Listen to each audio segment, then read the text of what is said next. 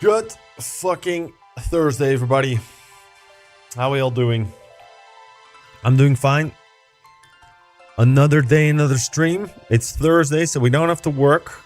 But we are going to be working. We are going to be working our way towards getting that Deadeye prayer. Because it's the last item that we need from Titans. And then we can finally start hitting up Zulrah. So, don't want to make it a too long intro today. We got some stuff off stream. And, oh shit, somebody just got... Oh shit, grats. Somebody just got the cloth from Doom today. Holy shit. That's a big one. That's Confliction Gauntlets right there. Yeah. So what have we been doing? Off stream, we have been doing a little bit of crafting. We're up to 84 right now. So we only need 3 more levels so we can boost up for Anguish. Only 1 more level till we can get a Fury. And yeah, last stream we got the Twin Flame Staff. So today we only have 1 item left, and that's going to be the Deadeye Prayer Scroll. Once we get that, we're going to see if we can practice some Zulrah on the main, because we can't use the agility shortcut on the Ironman, so getting back there is kind of a drag. So I kind of want to get my practice in on the main first. And then, because I've only ever done Zulrah once on the main for the diary. And then once we get that, we can buy a Chally. We can get Elite Void, and then we can spend the chins that we saved up to get the like 83, 84 ranged. And then, yeah, we're going to get started on some CG on Sunday, I believe. So, don't want to take too long on the intro. Like I said, we're just going to hop in and see how this goes. We've been doing mostly solo runs because we got a little bit more lucky on solo runs so far. So, that's what we're going to be doing today. And I think we're just going to hop straight into the fight. Hope you all enjoyed the stream today. Let's get that loot.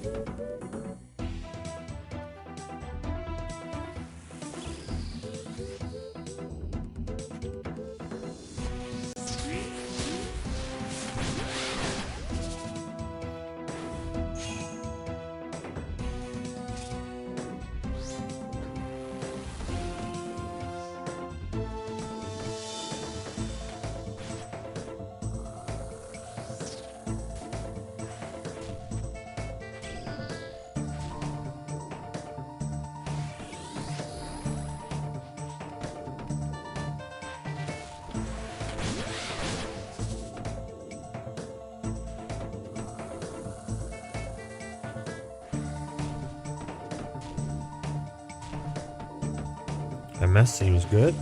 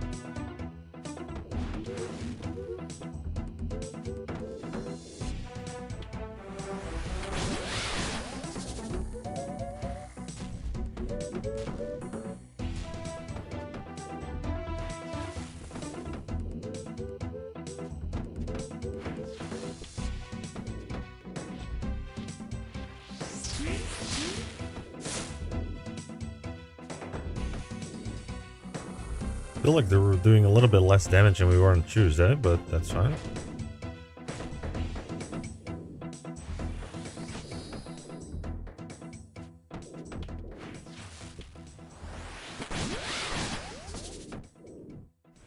Hey, Zero IDs, how you doing, brother? Welcome to the chat.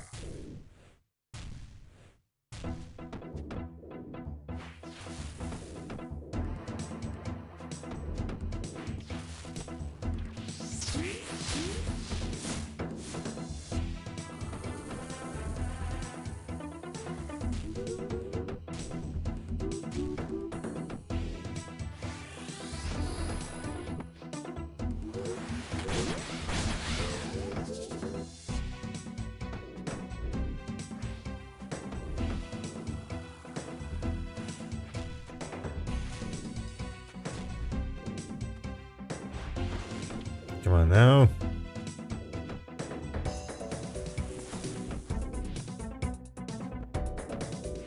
Alright.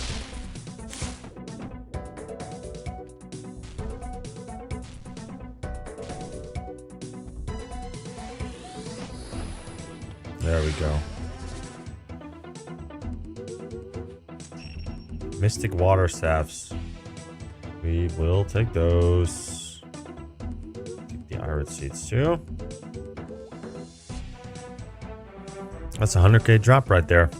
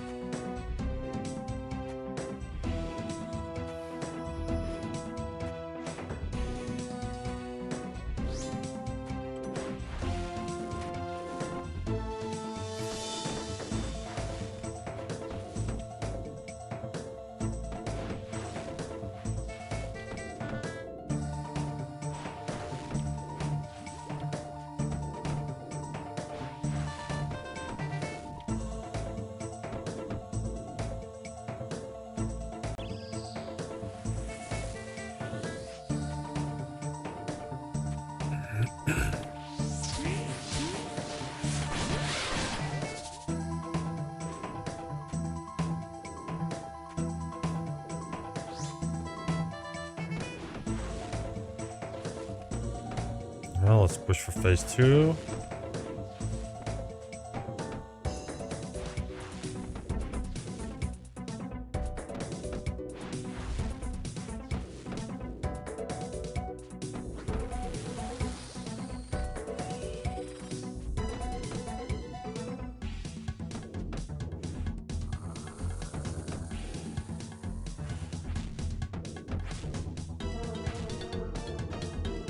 Not sure what the fuck happened there, but I for sure clicked.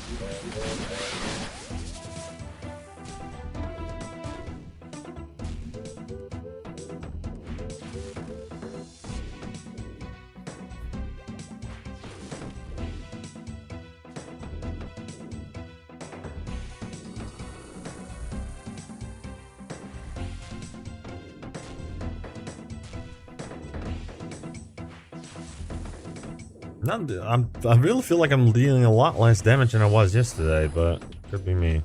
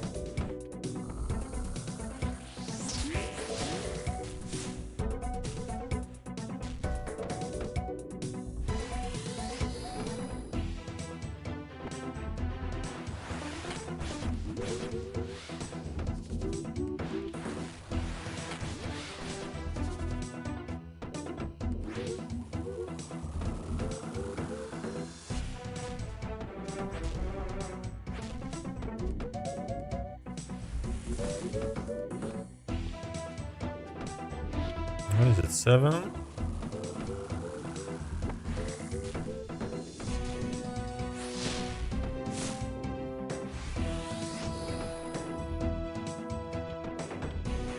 Alright. There we go. Oh, I kept my my thing on. What's it called? Collection log. Collection log. Hey, and we're done, baby. Just like that, first fucking trip of the day.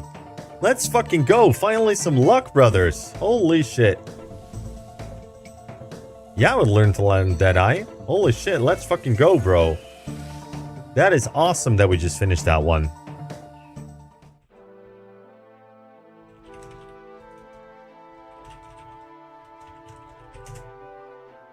There we go. Finally got the Deadeye prayer. First fucking trip. This is gonna be a day, boys. This is gonna be a day. God damn it, that's so nice that we got that. Second kill of the day as well. Alright, we will take that for sure. Let's restore her a little bit. Now, what I want to do is I want to get started on learning Zulrah. Let me check that prayer out. There we go. Deadeye and Mystic Vigor. Holy shit. Okay. I was not expecting it to get it that early. Like, I prepped prayer potions to be here for like an entire full day. So I'm glad we got that. All right. Shit. I think we're just gonna do some Zulrah practice then. Let me see. Close this down.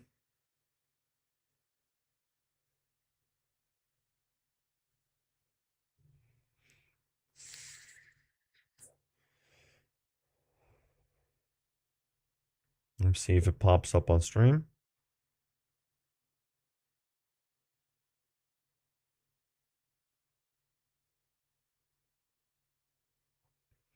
It does not. There we go. It's been fucking ages since I played on this account, bro. Like, I never play it anymore. We look at fly. We look at fly.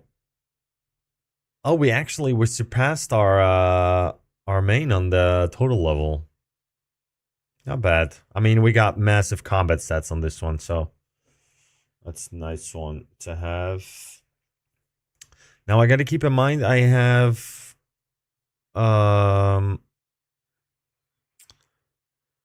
what's it called again?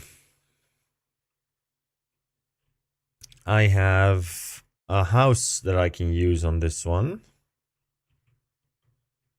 So we're going to go with a ranged and melee setup.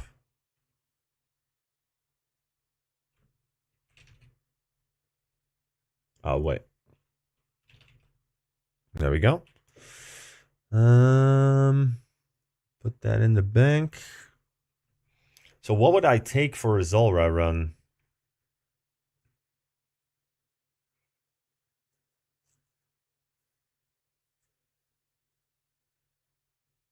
I gotta see like what kind of fucking gear I have on this one. Jesus. Serp helm? No. Like, it's honestly been so long since I played this. So this is gonna be my gear switch.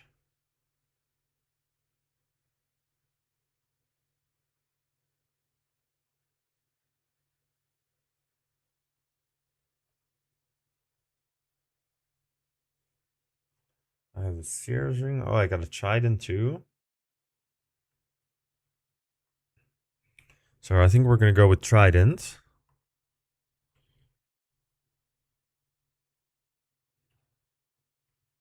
Let me see what kind of...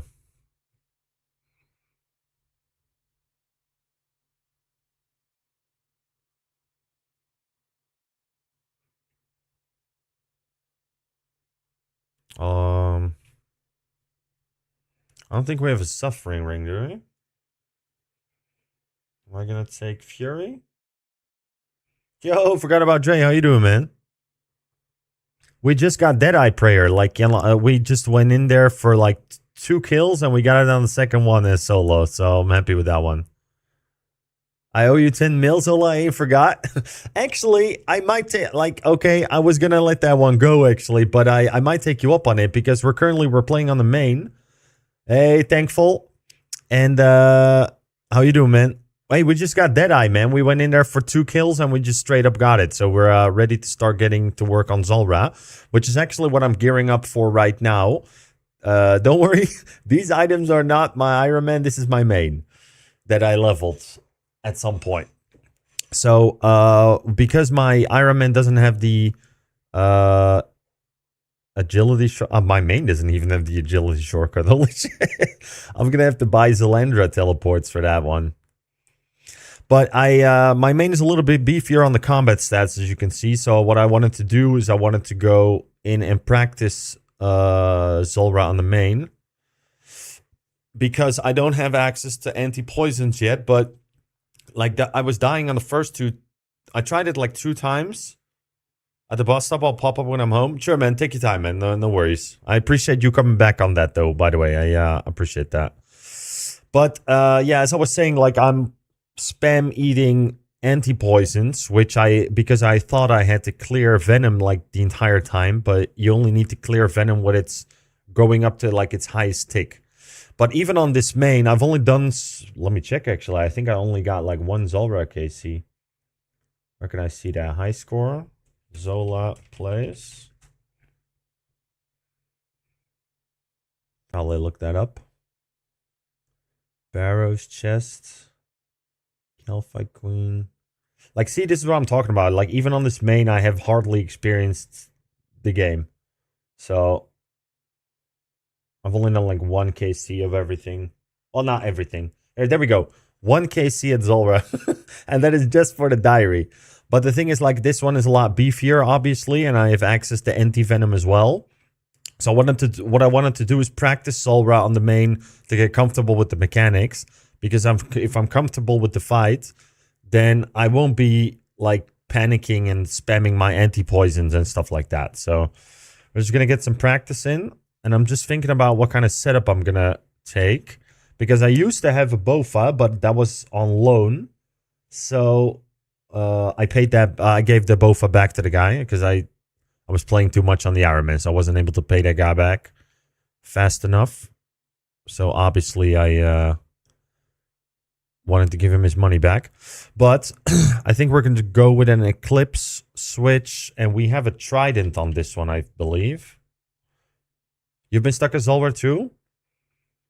Well, I thought you did like hundreds of Zulrah kills already. Aren't you like super far into the game? I don't think I'll want to be doing a next switch. So I think I'll just go with Fury.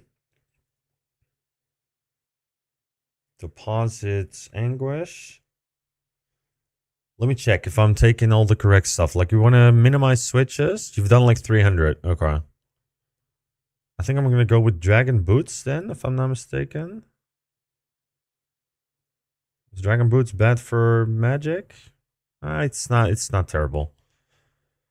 Just searching for a blowpipe. Ah, okay. Yeah, I do have that one. But, you know, like, I don't like playing this main anymore. It's just GP scape. And I'll be honest, I got a lot of help with a lot of stuff from people in clan as well. Like, the Bofa that I had on loan, I've had that for about, I want to say 4 months without paying the guy back. So, he's a friend of mine. So, it did like but he needed the money. So, and I wasn't playing the main, you know. So, I just figured, like, fuck it. Just give it back. At first, I was going to pay him back with, like, dupes that I got from playing the Iron Man. But, we're not there yet, so. Give me a second here. So, I don't need to get Blood Bark because I think I have... Yeah, I got Virtus. I have Virtus shit. Alright. So, I'm thinking this. That's a 4-way switch. I do want to kind of take my magic cloak as well.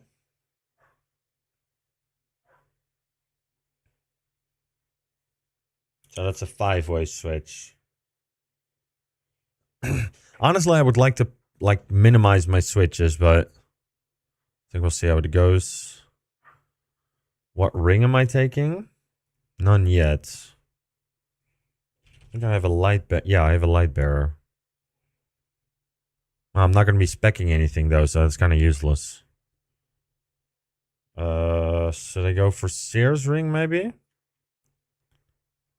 Sears ring, eh. Recoils, right? Yeah, sure, of course. Actually, I got 12 mil on me right now. What do you feel like I should I buy a suffering to practice? Because I can always sell the suffering back after I'm done, right? Like, I just want to like get into the fight as easily as possible. I don't know if I can buy a suffering with this, but oh, and it's quality of life. True, that is true, but we're not going to be... I'm definitely going to be trying to get a suffering for when I'm farming Zulrah on my main. Or, sorry, on the IRONMAN. But, see, we got the maxed house on this one. That's so good. Oh, wait, I got to change my spell book. Put it on standard. Yeah, there's I've seen that one. It pops like a mega icon in the screen, right? I think I've seen that one. I can't wait till we get a house like this on the IRONMAN, man. It's going to be so useful. Alright, let me check what a suffering is worth.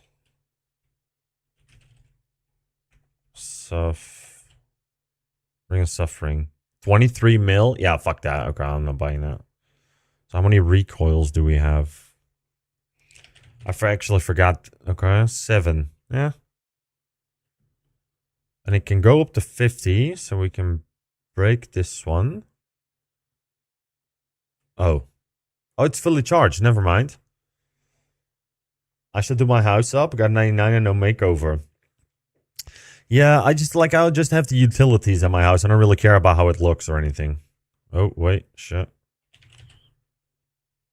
I'll take an extra recoil. Put that one down there. We'll download the recoil plugin.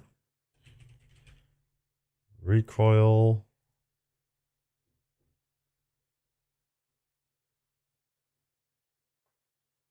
We are not wearing a recoil. It's not. Oh, okay. It's down there right now. Scale. I'll put it like that. Okay, so now it's good. Yeah, okay, that works. Okay, so we got a 5-way magic switch. Definitely gonna take some tellies home. I think I should have Zulrah teleports. There we go.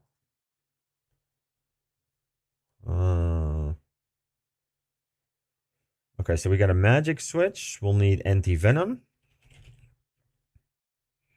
Do I have that still? Extended anti-venom. Okay. We need a ranging potion. Actually, I might... Let's bring a regular, actually. Put that one up there, actually. Bring a prayer potion. 1, 2. And then sharks. Do we have... Yeah, we do. Some double eats.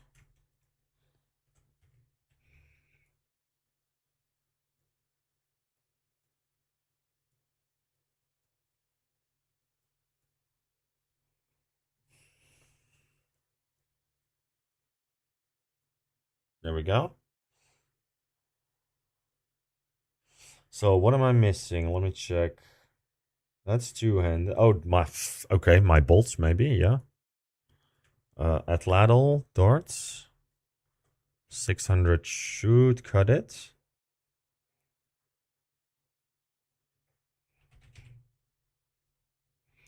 Like, keep in mind, I've only done 1 KC as Zulrah, so I fucking suck at it. And the way I did it was with a twin flame staff and full ancestral, obviously also on loan. So I'm not expecting to down it in one time. We're gonna get some practice in, and we'll figure it out. Okay, so we got the ranging pod, we got the anti-venom. The prayer pots should be fine, I believe. We got trident. Let me check trident for charges. We're good on that. I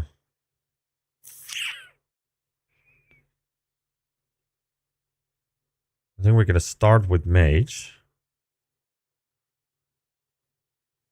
Trident is one-handed though, right? I think it is. Let's see if do I have a malediction ward? Yes, I do. I almost forgot how easy it is to get stuff here. Alright. So if I switch this. Yeah, okay, perfect. So let me see what else. Am I missing something? Not really. I think Barrow's gloves is still the way to go. All right. So there's a plugin for Zulrah. Zulrah, do I already have that one? Zulrah plugin. Zulrah rotations. All right, so he will start like that, and whatever he pops up as, I gotta click it.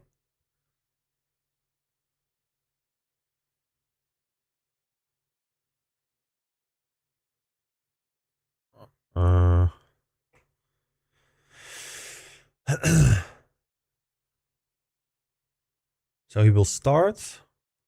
Yeah, but I thought you only had to click what he does the first time, or do you need to click twice?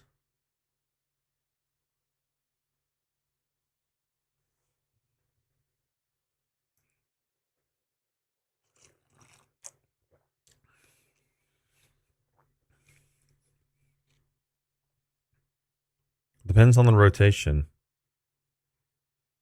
Oh, there you go. So what? How do I know by this plugin if it's a JAD phase? Like what in the plugin will show that? Or is like JAD phase always on the right side? Like for example here.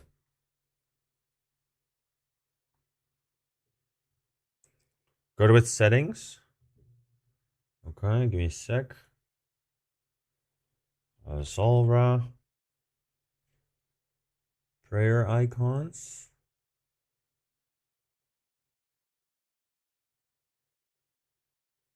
Wait, is this going to show me what prayer to use or what? Set phase images to use prayer icons.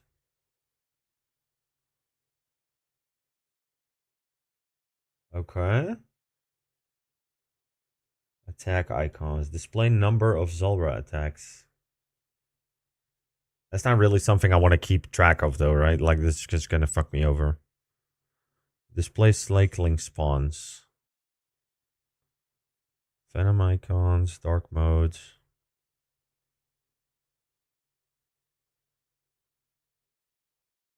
All right.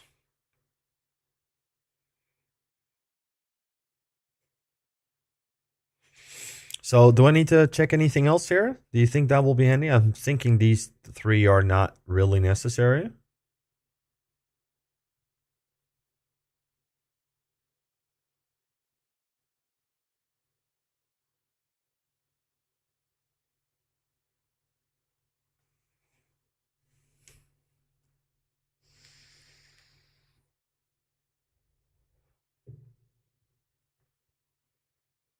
I'm just gonna watch a quick guide meanwhile real quick. Like a Zulrah for dummies or whatever. Zulrah for idiots. There we go.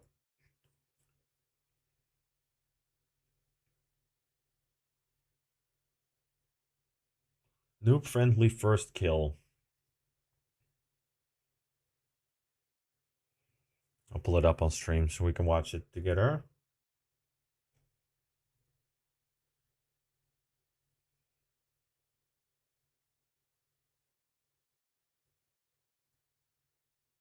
Don't worry, I'll fix the... Yeah.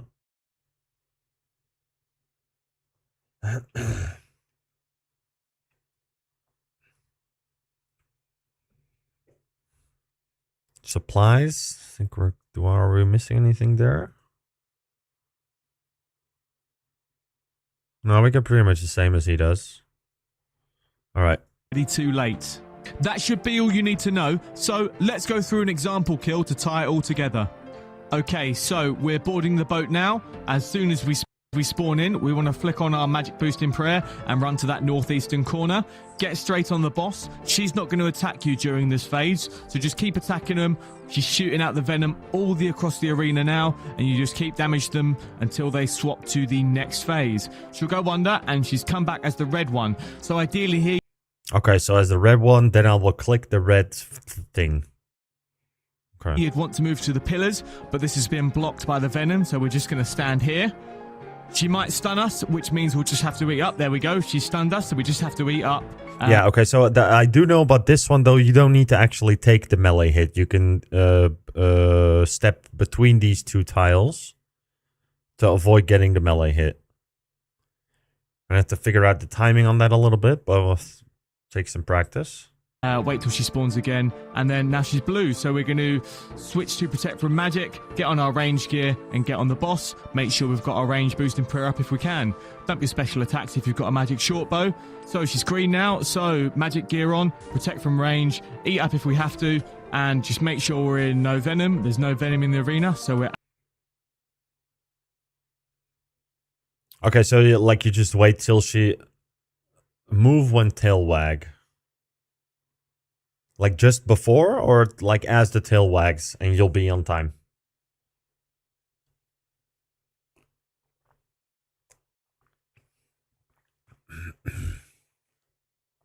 Once it starts. Okay.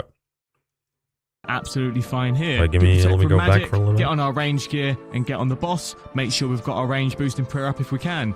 Dump your special attacks if you've got a magic short bow. So she's green now, so magic gear on, protect from range, eat up if we have to, and just make sure we're in no venom. There's no venom in the arena, so we're absolutely fine here. Back on the boss, damaging them. She's spawning in some snakelings with that white little launcher there, so put your Ring of Suffering on if you haven't got one already, or a Ring of Recall, whatever, you know what I mean? And there we go. They've attacked me, they've been killed. I'm not in the venom here, but she's come up as the red one, so we need to move to behind the pillars. We go through the venom, it doesn't matter. Get on the boss, behind the pillars. We can't get stunned if we're behind the pillar, so that's good. This is a load of free damage, and that's what we like. She's blue, so protect from magic. Switch to your range gear, get on the boss. She'll obviously damage me with magic here, which is protected against, but, oh wow, that was a 40, yeah. So that's what the range one can do. So you just need to eat up after that. She's green, protection from range, magic gear on, get on the boss. So she spawned a bunch more venom on me, so we need to run to the other side of the tile. That's fine, we take a little bit of damage, but we eat up as we run through, and we get back on the boss. No problem. Snakelings again, killed by the suffering, nice and easy. She's blue, put on your range gear, protection from magic, and back on the boss. We're getting low now. I think a Jad phase should be due soon, so we'll make sure we're healed up nicely and get ready for that, because that can damage you quite a bit in a second. Yep, move to outside the venom. She's green, so protection from range. Get on the boss. Okay, that's the Jad phase, so we want magic up, range up, magic up, range up. Get on the boss, magic up. Yeah, so this part, like Jad phase, as soon as she shoots magic, I'll pray range, because the damage is already calculated before she shoots it, right? I know that part, but what procs... Yeah, so what procs a Jad phase? Is that her percentage of HP? Or his, or whatever? Or is that, like, after a certain amount of phases? Plugin should show. Wait, but Zulrah...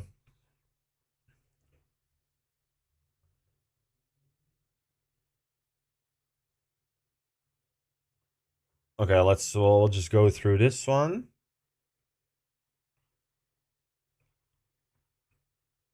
So this is a Jad phase, like with the things?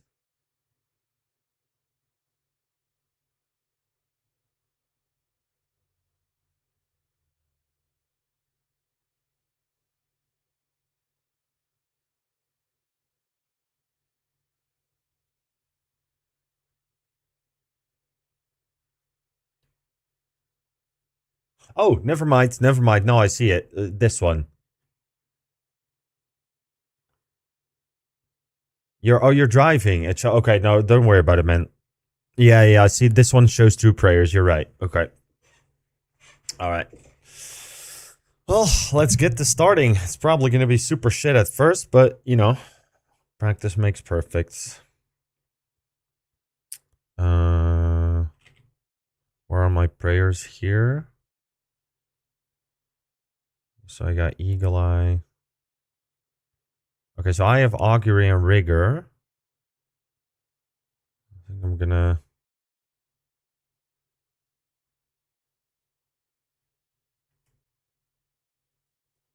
Nimble prayer reordering.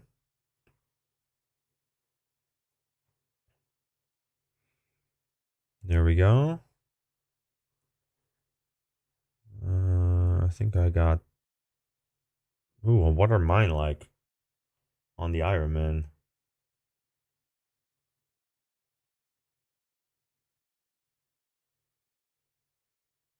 Nah, fuck it. Should be fine. Civil prayer reordering. Alright, let's give it a try, I guess. I'll drink my extended anti-venom.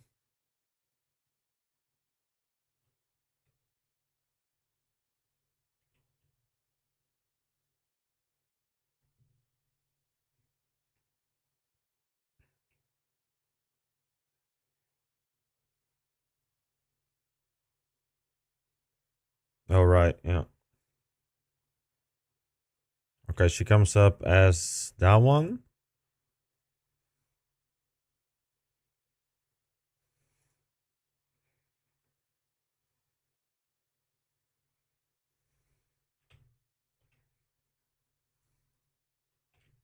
Oh, wait, that's magic. Never mind, lol.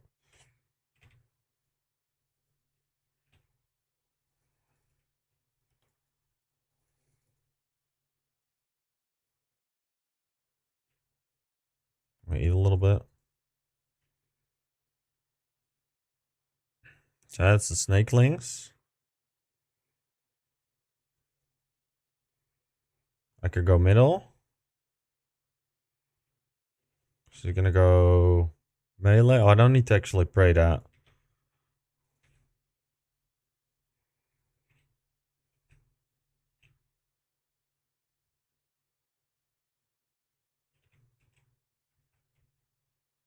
What is this? Magic? Oh, this is the switch? Okay.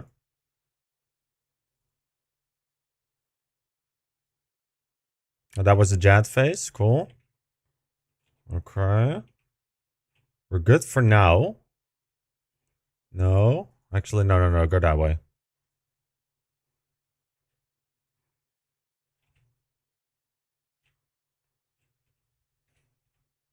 That's magic. Arranged. I was praying the wrong thing. I don't have a thing on. Why am I not?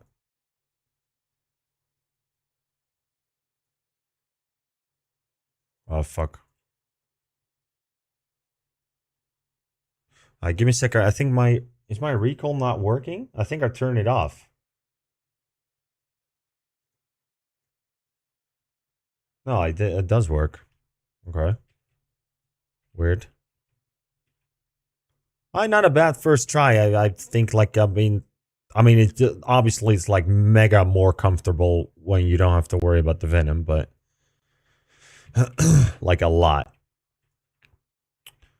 But I mean, if we get enough practice in, we get a couple kills. I think we can get at least one cheeky kill with you know, with the IRONMAN.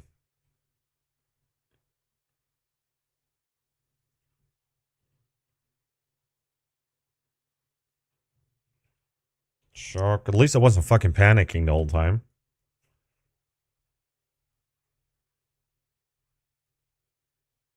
Let me cross these a little bit.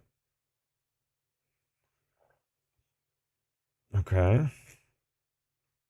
If you need help at all, let me know. Sure, man. I will definitely let you know. Just gotta get used to the fight. I've heard like everybody keeps telling me it's not a difficult fight. It's just, but I don't know. I've just never done it extensively before. Pardon me. We drop that one.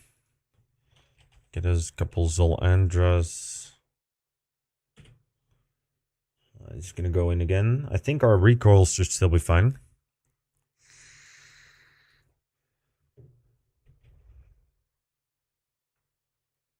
So we're gonna start with magic. Or do we still have anti-venom? We do. No, Iron Farah. I'm not playing on the Iron Man right now. We're actually, I have a main as well, which I got bored of very fast. But we're practicing Zulrah. So because we just got Deadeye Prayer on the Iron Man, like at 20 minutes ago, but I don't have the agility shortcut on my Iron Man either to go here. Plus, I figured I might want to like try to fight and get comfortable with Zulrah, and then we can go into Zulrah with the Iron Man. Shitty part for you is swapping gear. I camped Nox, Halley, or Bofa. Yeah, but you know, like we don't have access today yet, so. Well, I could get a Nox Halley to do this, but that's gonna defeat the purpose of learning it on the Iron Man. So the reason we're fucking stacked out with all this shit is because we just want to practice Zulrah. Get comfortable with the mechanics, and then we're gonna go in on the Iron Man with shittier gear. Isn't it better to learn with gear you have? I see what you mean, but I still even suck at the mechanics of the fight. Like, I just want to get comfortable with the actual fight itself, and then I think once I get the mechanics down, you'll start panicking a lot less as well. So since I've only killed it once on the main as well, we're just gonna do that first. Thank you. All right, we're gonna pop a new this one. Oh, let's see how this goes.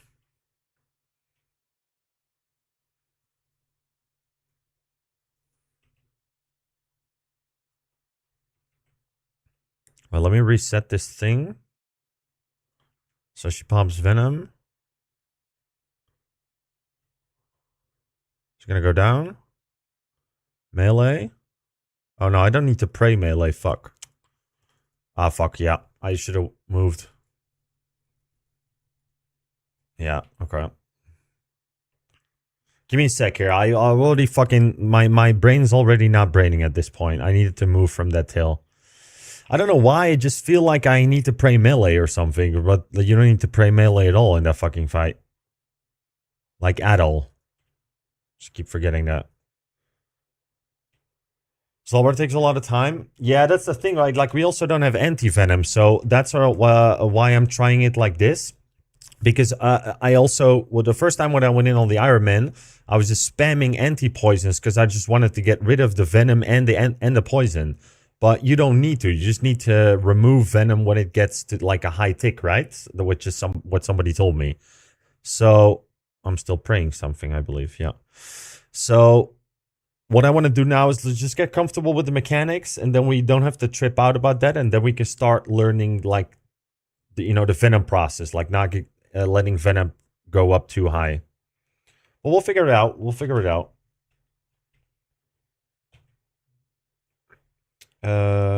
good on food. We didn't really use anything. I think we should be fine. Our first trial went a little bit better, though. It's not good to lie, but we'll see how it goes. We're still stacked for everything else. Just gonna hop back in. All right, we can do this. Magic boosting prayer. Hit her a little bit.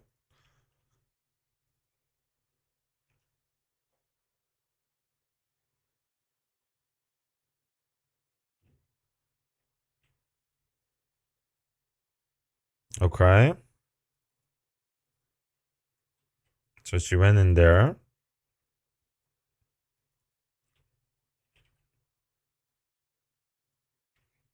Now she goes up as magic. Wait, am I...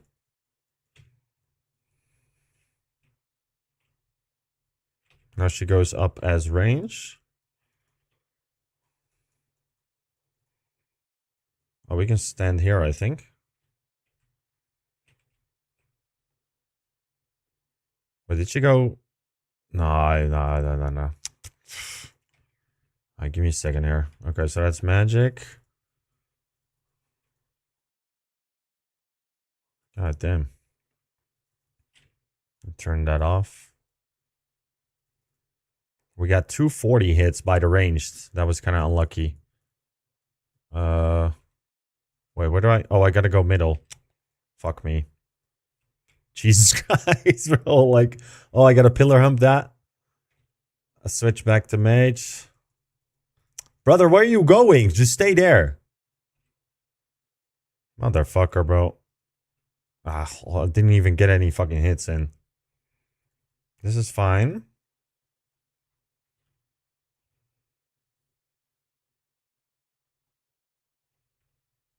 That's mage. Switch to range.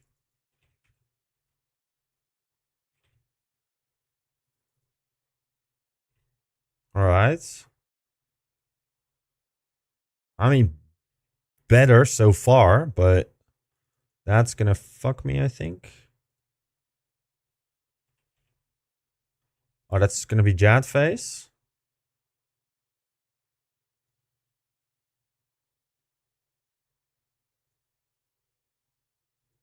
No. I've already fucked that one.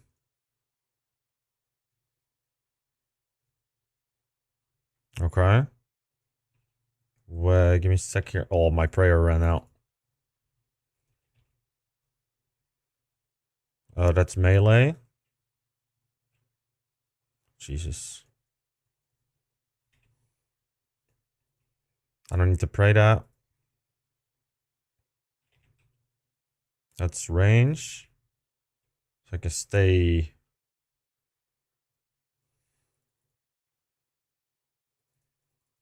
Just attack. Come on now.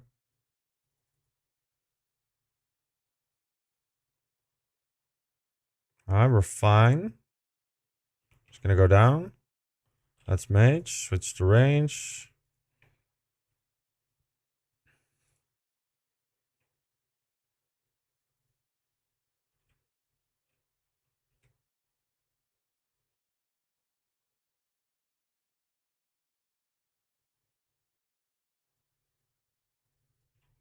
What you gonna do now? That's range. Oh. Ah, fucking hell. I could have just killed it. I got scared. I got scared with my fucking ring of recall because I was taking damage. I was like, what the fuck? But of course you take damage from them, but they'll just die from it. Ah, yeah. Hello, Yellow IV. How you doing, man? Okay, let's go back. Damn, I fucking panicked. I thought I was gonna die there. Alright. Oh, we didn't switch the malediction ward either. I'll take a couple more.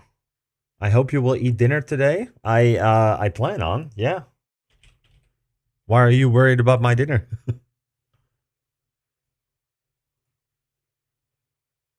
Alright, let me see. So Zulrah teleports. Put that down there. We'll bring some new recoils. We could have had that one actually, to be honest. I feel like.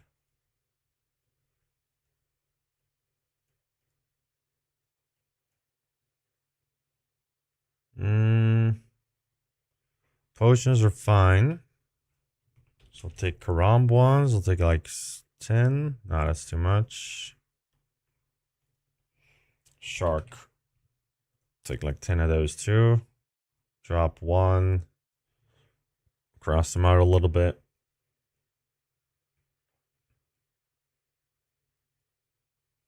Why did I eat it? Spam clicked it. Okay, well, not terrible, not great. Just gonna hop back into it. I could have just killed it there. I'm like, damn. Wait, how am I anti-venom and shit? Drink ranging potion. All right. I mean, it went panicked a little bit less. We're not going to talk about what happened towards the end there, but you know. Let me reset this.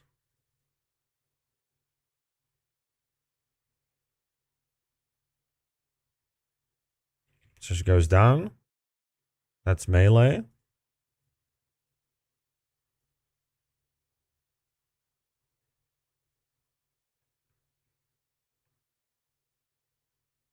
She'll go down. That's magic.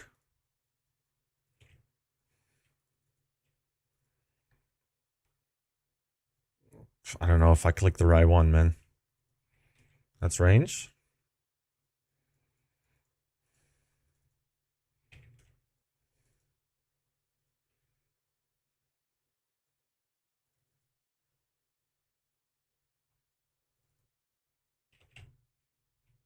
That's magic.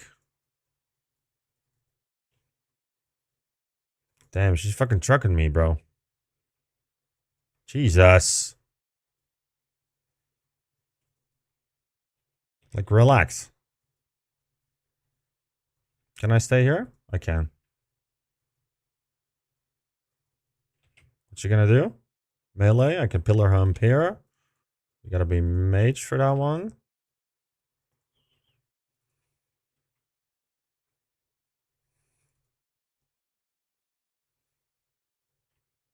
That's range. We can stay magic.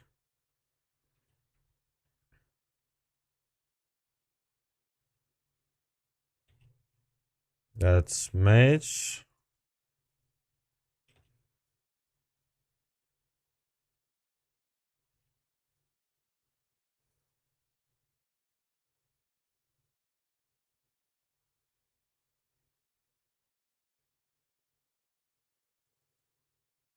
Not entirely sure. Oh, that's gonna be Jad face.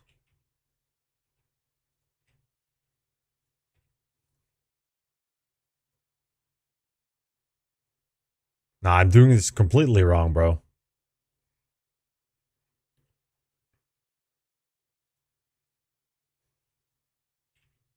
Terrible.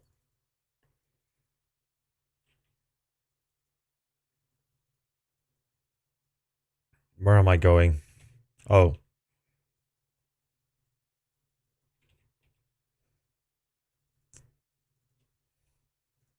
Come on, kill it.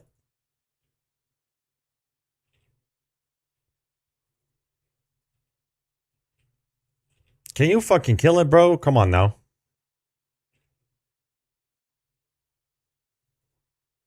Alright, okay, okay. I mean, we got it. Alright. Well. Why do you got full Virtus on, but only Athletal? Brothers. You guys, what I'm doing here is we're not playing on the IRONMAN right now. We're just playing on a main that we have available so we can practice the fight. We used to have a BOFA set here as well, but that was alone. And this one is pretty much also alone. So the only reason we're playing on this account is so we can practice the mechanics. So relax the fuck out. We're just practicing the mechanics because we suck at this fight. We've only done it once. Twice now, actually. And then we're going to go on the IRONMAN with our shitty gear and try it as well. For Jad face, pray the opposite as soon as you see the current one attack come out. Yeah, that's what I was going for, but I fucked it up, you know, so it didn't work out. All right, our Zulrah KC is now 2 in total. That's great. Okay, let's go again. I think our recoil is pretty fucked right now.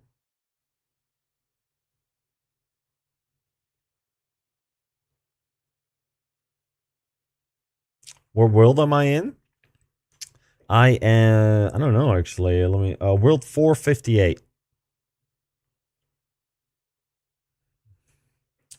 Let's see, we've got another recoil.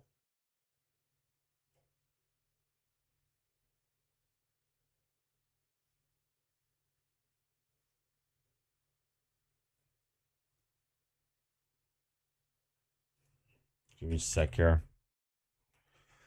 All right, so that should do it. Drink some house tellies. Soul Andra.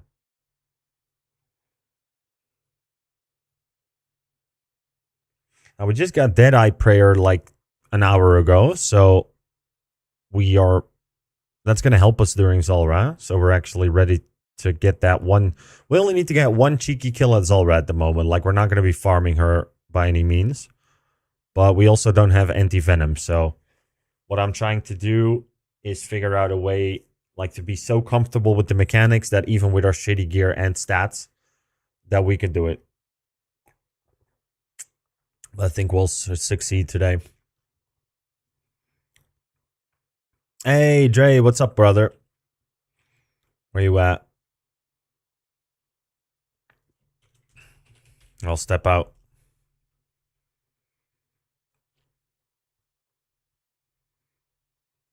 my winnings from the bet. Thank you for my winnings, brother. I appreciate you coming back on your word, or not coming back on your word, but being true to your word, I should say. Thank you about that.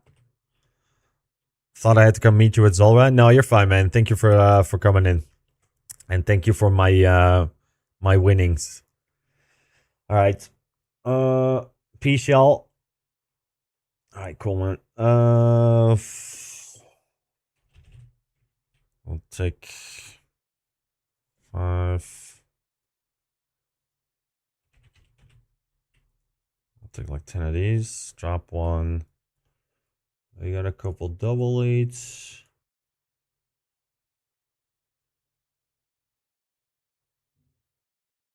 So I got. Take normal antipods bought from Karanja. Sip them whenever venom hits you for 8 and will reset to poison 6. Yeah, exactly. That's what the first time I already tried Zulrah on my IRONMAN once, but at that point I thought I had to like continuously remove venom and poison, so I was just spam eating my fucking super anti-poisons, and it was not a good time. So, but then after I figured, just like you said, like you need to wait until venom goes up to, well, 8 in this case, and then you clear venom down to poison, which especially if you're doing super low damage. Pardon me. That's not going to work out.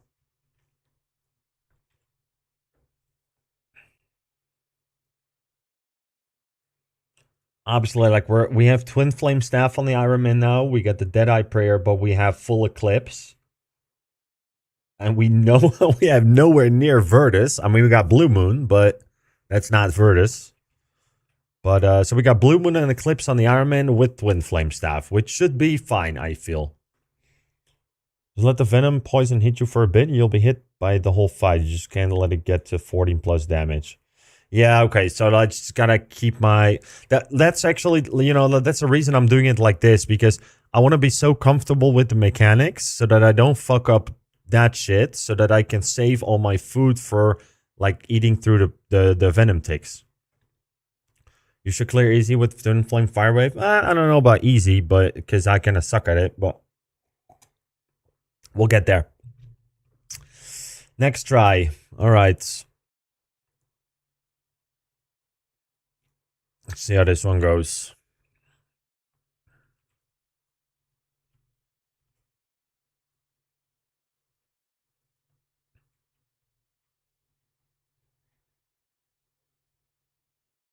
Twin Flame slaps. Yeah, I'm happy we got it. Okay, so that's magic. So I gotta switch the range.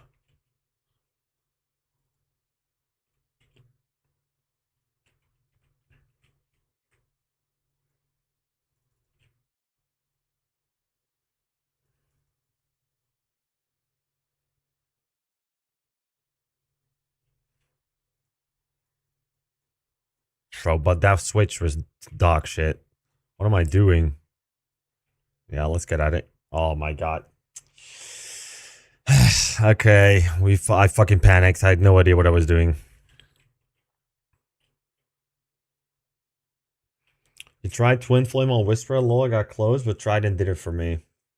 Yeah, that's I thought we don't have Trident on the IRONMAN though, obviously. Like we'll need a high Slayer level for that. That was a terrible try. Holy shit. That was super dog shit. But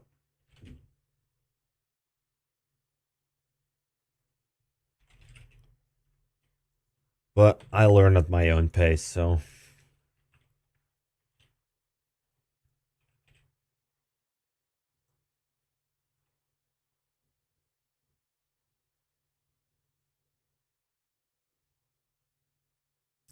Look up Zulrah Alpha Bravo Charlie Delta pic off Google. Have it next to your OSRS client.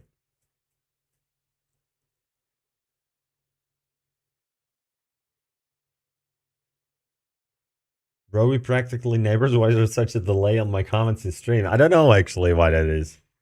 If you can follow the phases, much easier over time, mate. I'll look it up. Give me a second. I don't want to confuse myself too much with like all types of different strats, but I mean it's worth figuring it out, right? Alpha Charlie Bravo Zulrah.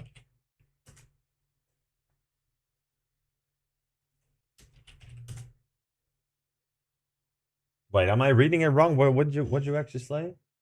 Are you comfortable with Alpha Bravo Charlie Del? Oh, like the wind directions, is that? Look up Zulrah. Oh, give me a second here.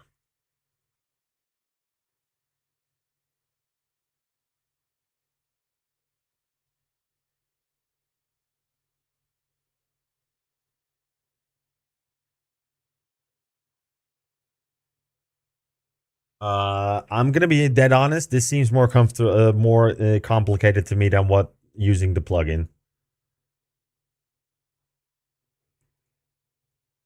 But that's just me.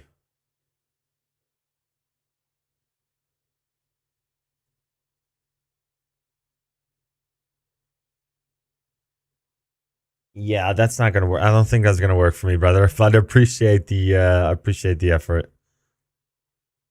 Thank you for the follow, Kitty. Appreciate that. Yeah, you know, I found it. I found it. It has like a list. Well, I'll pull it up for you. What's up? How am I? I'm good, man. How are you? Like this is what I'm looking at, but this does not look comfortable for me to use. Sorry. I'm just gonna stick to the plugin for now. You're also good. That's good to hear. I am from the Netherlands, actually.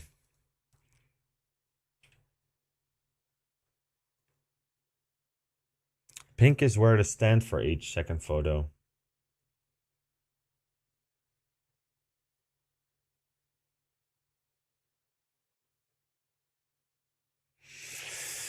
I don't know, man. It looks kind of convoluted to me, but that could be just be me.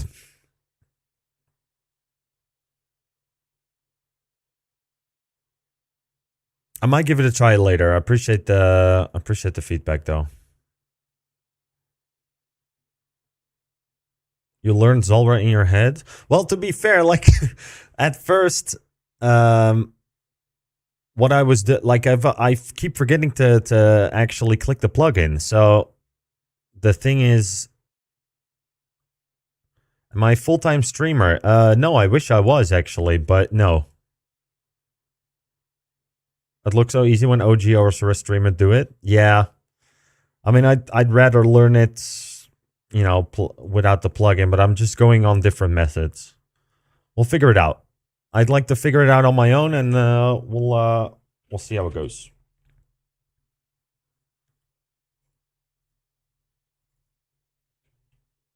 Yeah, I know it's a bot. Well, thankful I'll actually make you mod.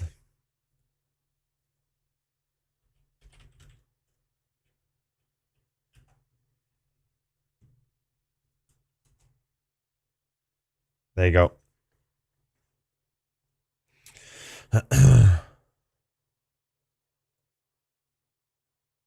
We get ranging pot.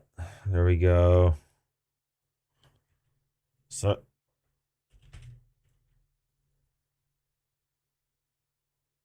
sorry if I'm a little slow with the restock every time, but I got a lot on my mind today, so.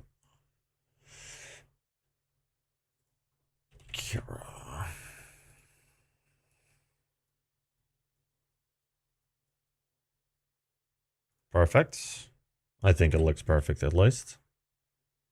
Yeah, there you go. There you go with the sales. Oh, you'll have to see it. You can always see them coming. That's the funny thing about it. They always start the same. All right. I don't have the buffs anymore.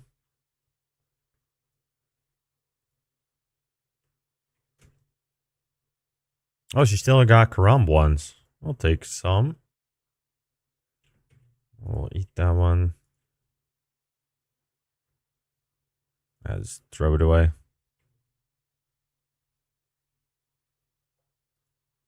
Let me double check actually what she has. No. Dumbass. There we go. All right. I have to refresh stream to get mob powers. Well, there you go.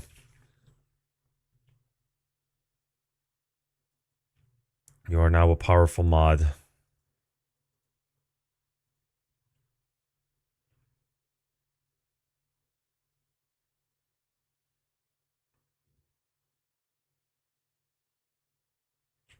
Just gonna go down.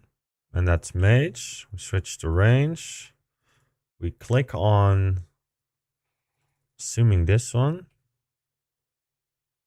Actually, I have no idea if this is the correct one.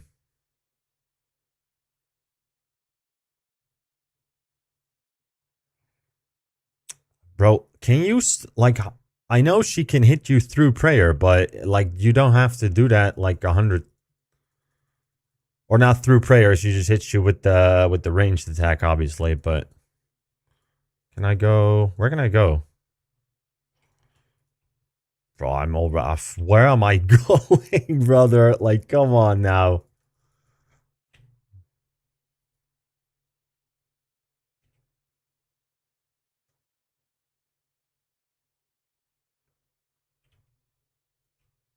Oh, this is perfect.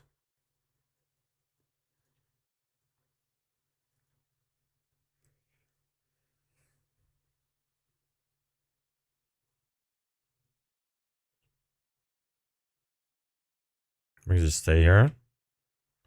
Is this gonna be, what is this gonna be? It's a regular ranged phase. I have no idea how the phase thing works, to be honest. I'm not taking damage from venom.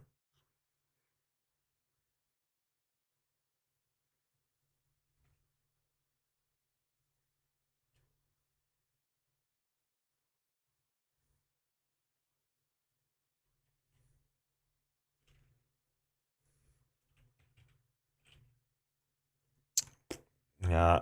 Was that a Jad phase or what was? Oh no, I was just not protecting from.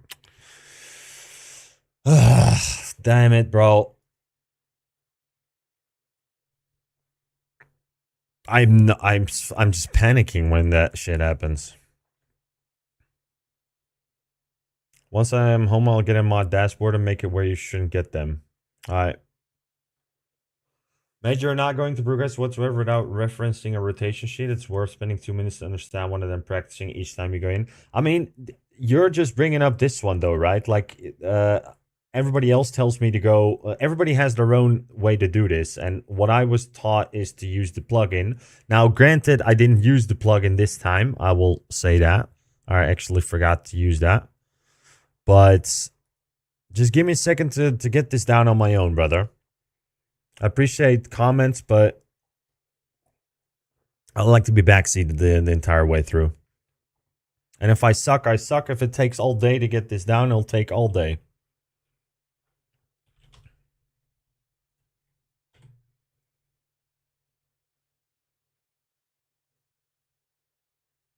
I have my own way to learn shit.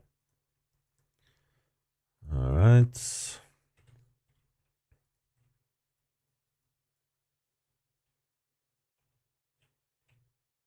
Go back to the house.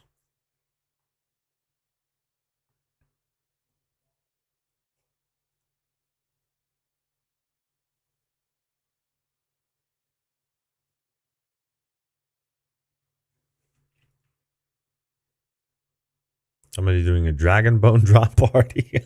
Okay, I guess. I think I'm gonna make a loadout. That's gonna be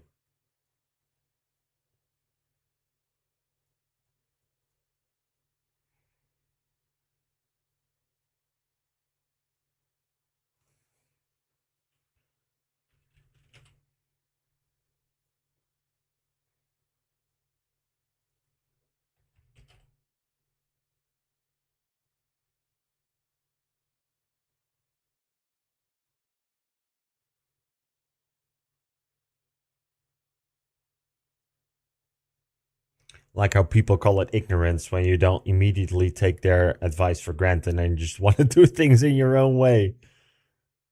Good luck, brother. Thank you. Hope you have a blessed day. All right, let me see. Some prey pots.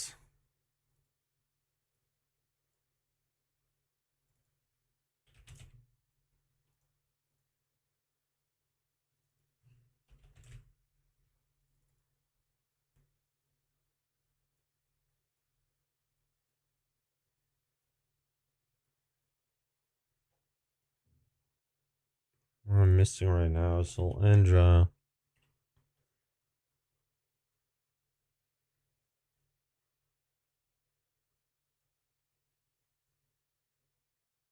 Oh, I like mine to look.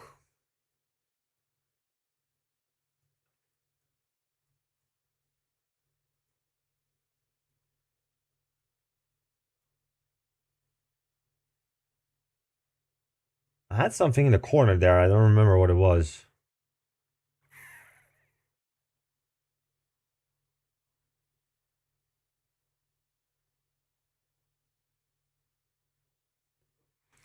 Just trying to help boss, but you see this back sitting. I have 9k. Brother, I believe you're probably the best Zulrah player that has ever lived. I'm just saying I want to do things in my own way. And I've already looked up your advice. I said it looks convoluted to me. So I'm just going to do it in my way. And then if I don't figure it out or if it doesn't work, I might try your way. I don't have to try your way right now. Just relax for a sec. If you enjoy the stream, keep watching. If you enjoy seeing me fail, if you don't, then don't. Like, I don't have to immediately go do your way. Some people really need to relax on that stuff. What do I have in the corner there? I don't fucking remember. Oh, recoils. Fuck. Sure, of course.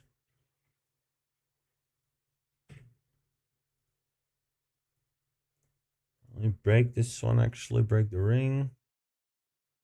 So that's the new one. All right, we got 2 full recoils now. Well, let me make a loadout before I forget. Zulrah.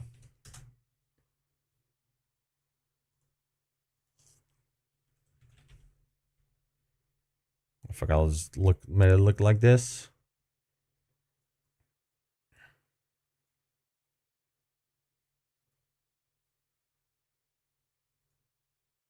All right, cool. And we're gonna hop back in.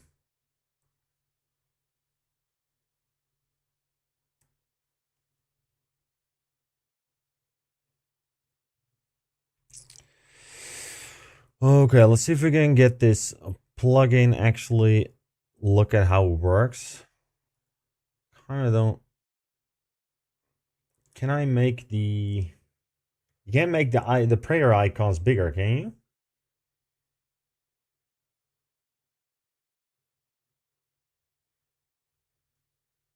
I just have to suck less by looking at them. Okay. There we go. No, wrong prayer.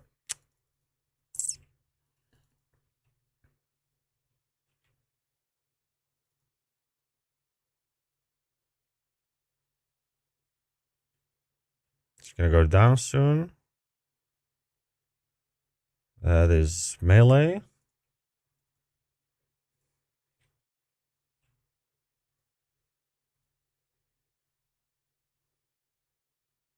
It's gonna go down. That's magic. So we switch to range. Assuming it's this one. So after, she's gonna be mage. No, what the fuck? That's not. Okay.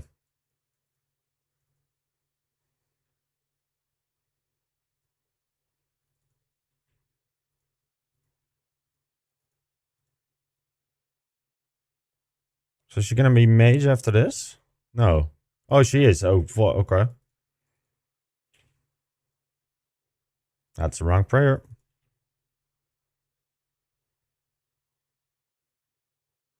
So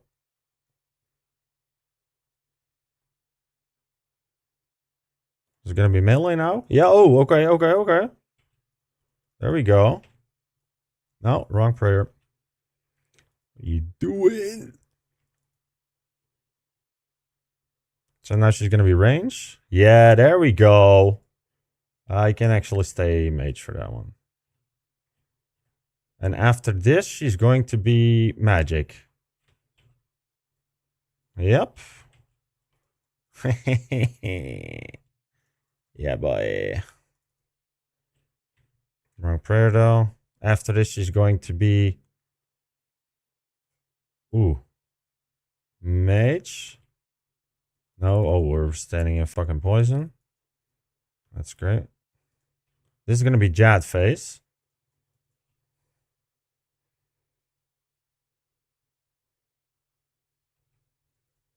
Give me a second here. So,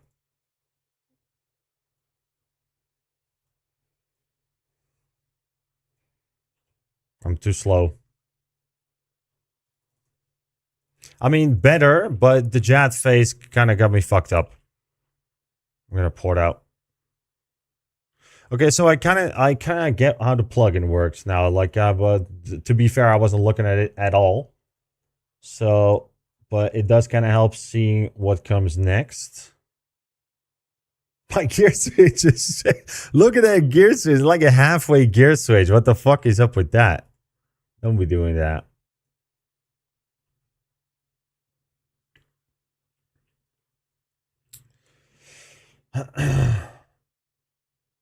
My people then from Salt Lake City. You gonna, I don't know, but Den Haag. Yeah, the Hague is pretty far from me though. I'm not like, it's not. I wouldn't say that's close. I don't need something to... Give me a second here. I drop that one.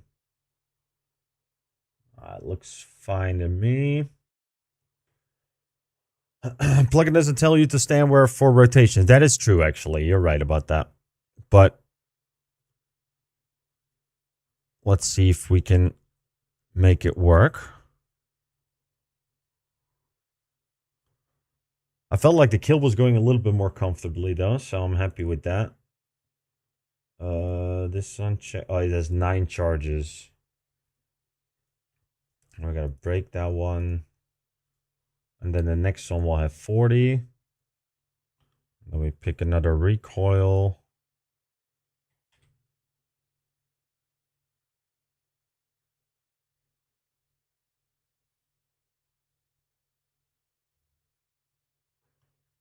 Oh yeah, I think it does show that actually. You're right. Because it has the X thing. Am I tripping or did my fucking Zulrah icon just disappear?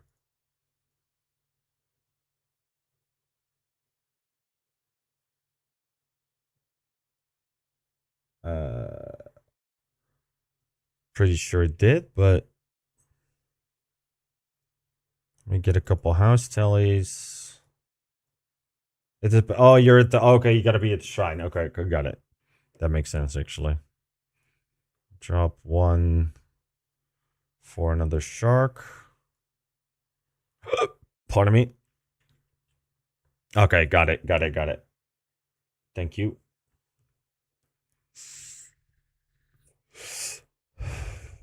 We got 1 minute 20 left on the anti-venom. That's not going to be enough.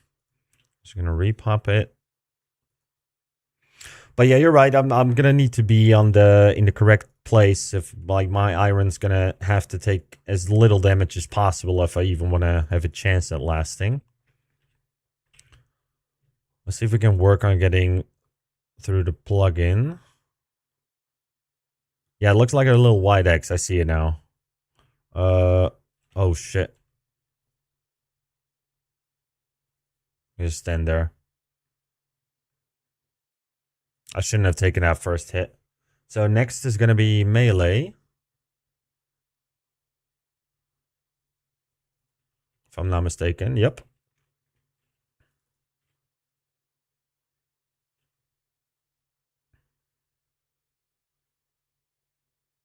Should I eat like here at all? Or do I always keep myself topped off or not really? After this is going to be mage.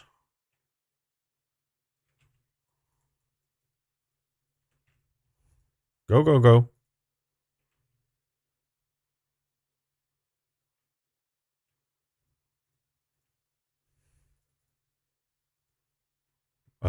This is range.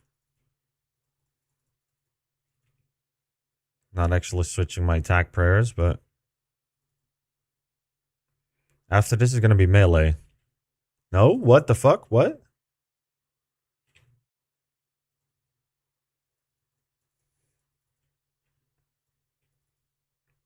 Did I click the wrong one or?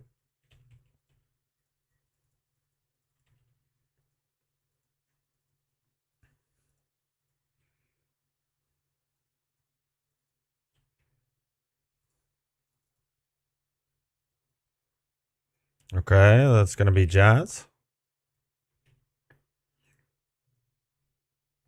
Oh no, that's not a Jad phase, actually. I just thought since she was there, it was going to be a Jad phase. But that's not the case. You can pillar hump on here as well, I think.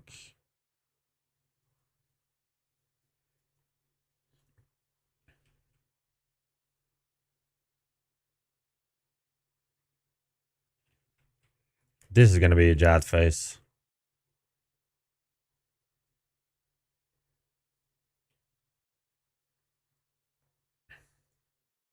All right. I mean, it was more comfortable.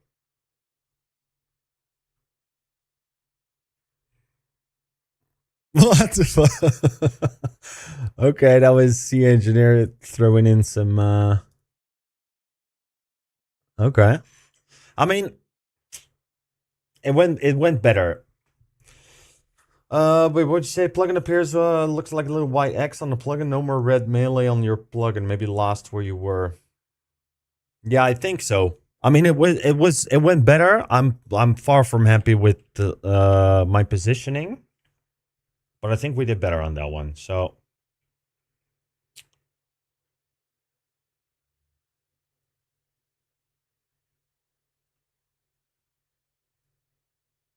Yeah, but earlier, Jorgensen, it's not that I don't appreciate the comments. I just have my own process in learning this shit, and numbers of times upon times, I have eventually I will end up with a suggestion I get in chat, but I just have to arrive there myself at my own pace.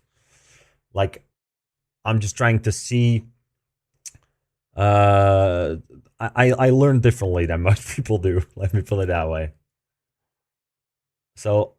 I appreciate your suggestion, obviously. Don't take it the wrong way. Wait, did I have a 6-way switch before? I don't... Oh, yeah, I did, actually. Okay. Oh, good, mate. I got you, fam. I do appreciate you coming in and helping out, obviously. So we break that one. We're going to need to buy some more.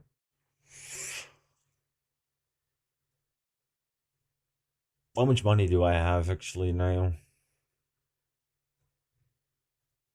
22 mil. Would it be worth, like, should I buy a suffering or no? I don't have a suffering.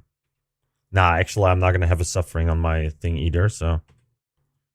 Just gonna buy some recoil. I'll buy 100.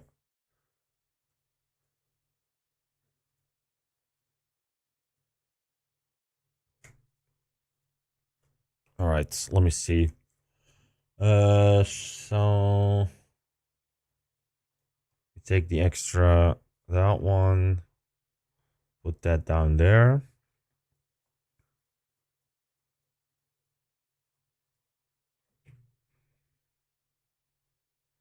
Yeah, looks perfect. Run recoil per kill is plenty. I mean, I think that depends on the damage that you do, right? Like the longer the fight is, the most of the guys that I've seen, they would advise that at least take a backup one. I thought recoil only hits who hits you for 10 HP and then vanishes. No, it has charges, so it will kill anything. I think it will do 1 damage, but the pardon me, the ads only have 1 HP, I believe. So I think that's why it kills them. And then, well, you know, for multi-kill trips too, yeah. Yeah, but I can also see my IRONMAN just fucking noodling all the time, and then I'll still need 2, so. Alright, let's see if we can get another one. That one went better. I'll see. I kind of felt like the plugin was fucked midway through the kill. But see if we can get it to work now.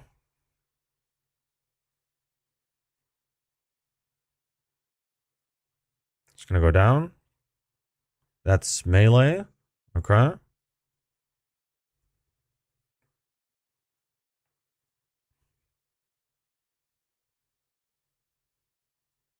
It's gonna go down. That's magic. Switch to range. And we click on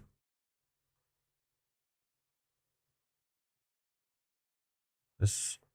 Oh. What am I?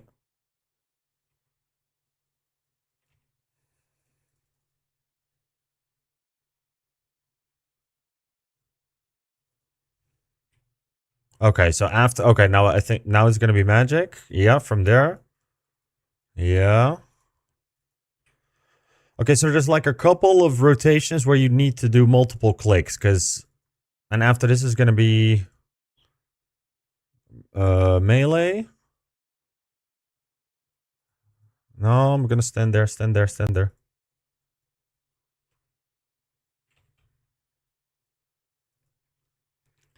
So we're on melee right now. After that's going to be ranged on the left side. Yeah.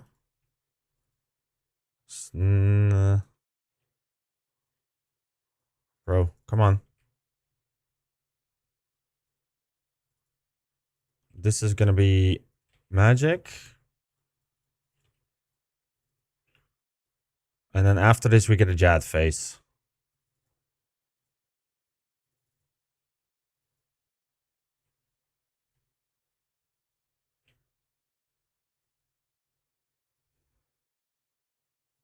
Terrible. What are you doing? Oh.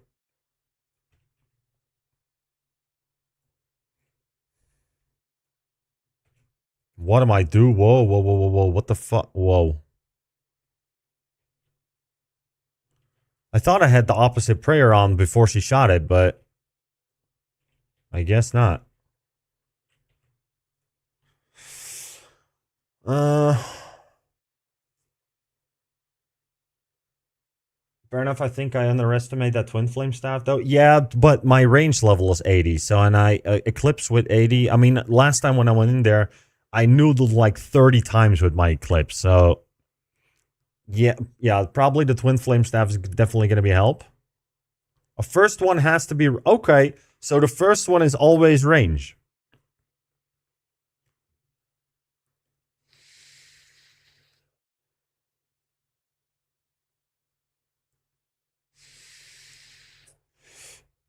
That's good to know, actually. I didn't know about that.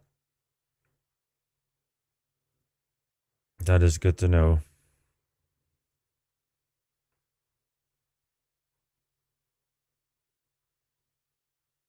Oh, for that rotation. You prayed mage. Wait, so can I read the plugin from left to right?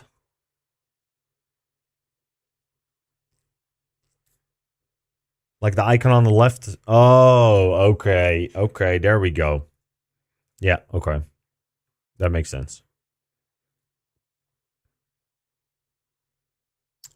Yeah, okay. I thought it just showed me like two icons, you know, like just to show me that it was a Jad face. But if I can read it from left to right, that makes sense, actually.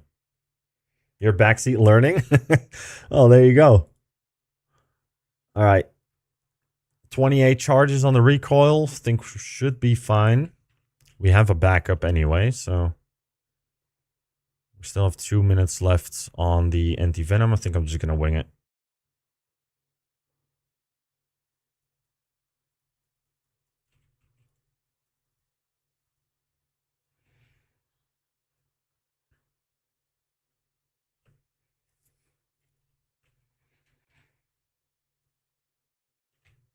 I'm just going to go down. Melee. Okay. Don't have to pray anything yet. Oh, whoa, whoa. Now she's going to go down again. It's magic. That's not...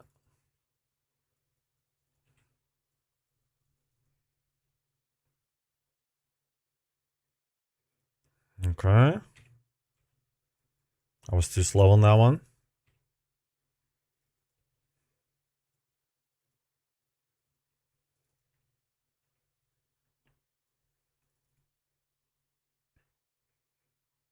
I'm safe here. It's going to be melee. I need to stand there.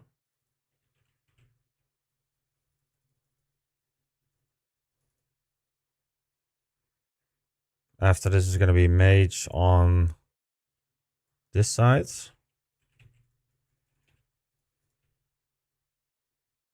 After this is going to be range top side.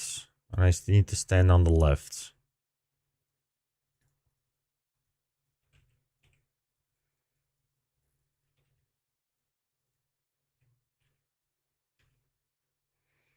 After this is going to be mage top side. And I can stay here.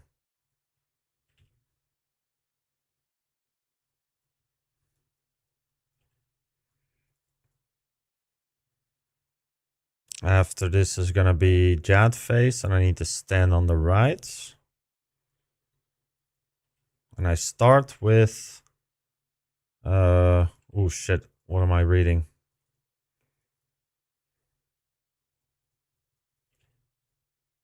I think I start with range.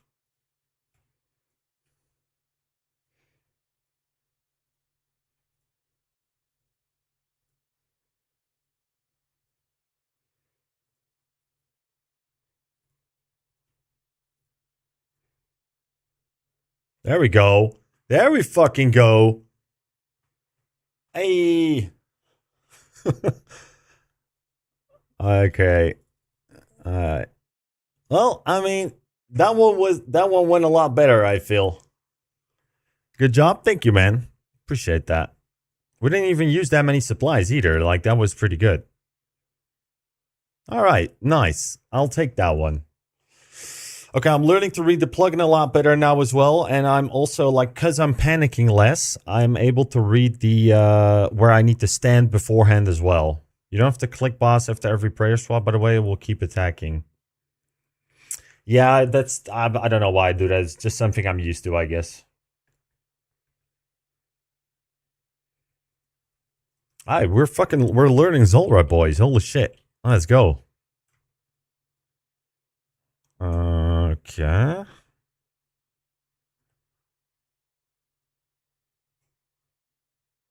We also didn't use that much prayer either. Let me equip this shit real quick.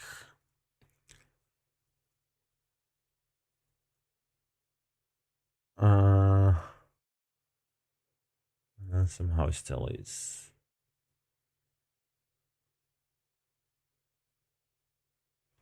Either way, it works. Yeah, I find myself doing it sometimes. Yeah, I don't know what. Like I said last time on stream, it's. I think it's something that I picked up when I play WoW. I'm just used to.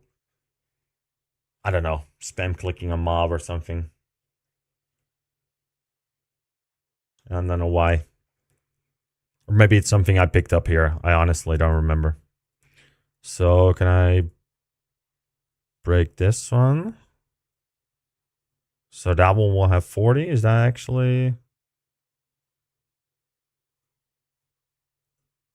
No, no, no, no. Don't break it. Okay, so this one does actually have 40. All right. Damn, that was a better kill. That was a better kill. We'll see if we can replicate that.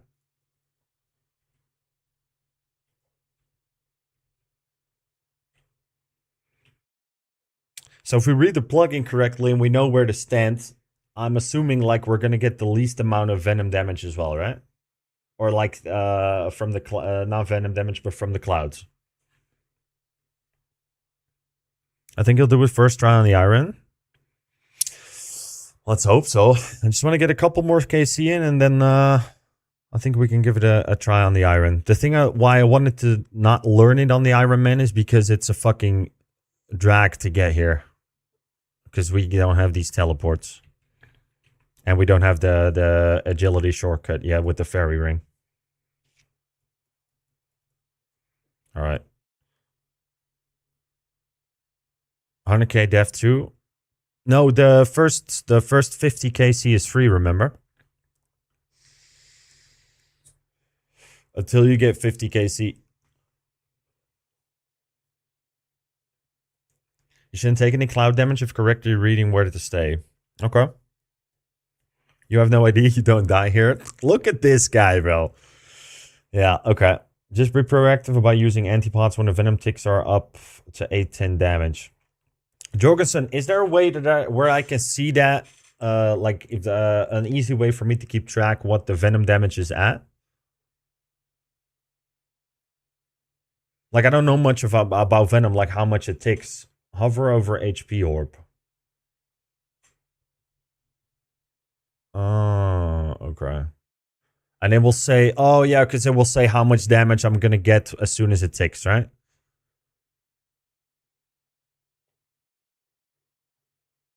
All right, all right. No, well, let's get in another kill.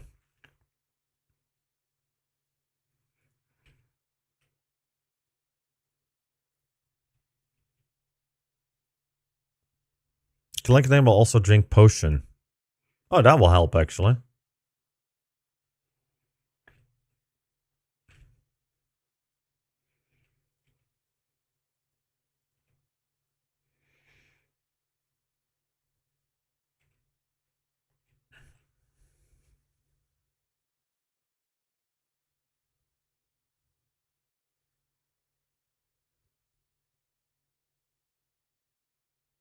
Well, we got lucky on that.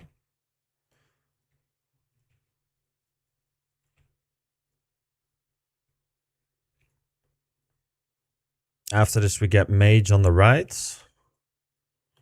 We need to stand here.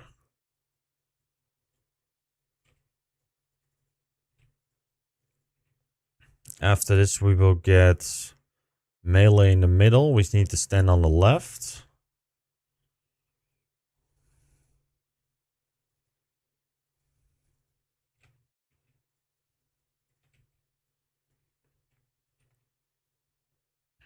After this, we will get ranged on this side as well. We can stay here.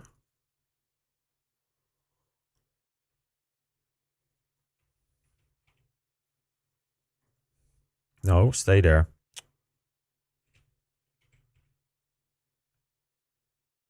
After this, we will get ranged top side. We can also stay here. After this, we will get mage on the right side.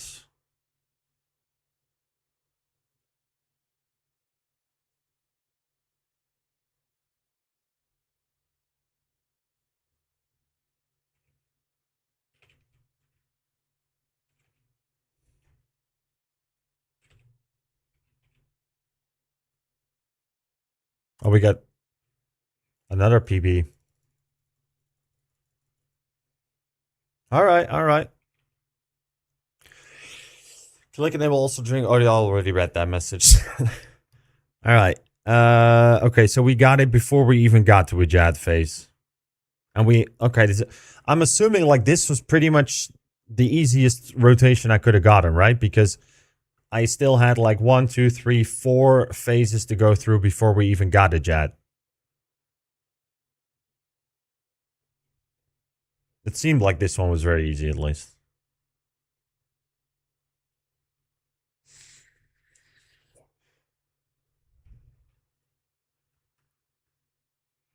We'll get a couple more KC and then we'll give it a try on the IRONMAN. See how we fare.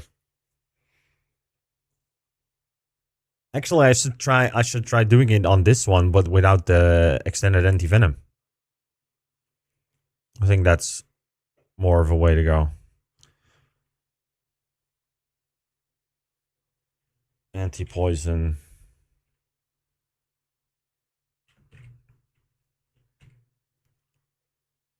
Should I bring regular anti-poison or super anti-poison? Or doesn't it matter?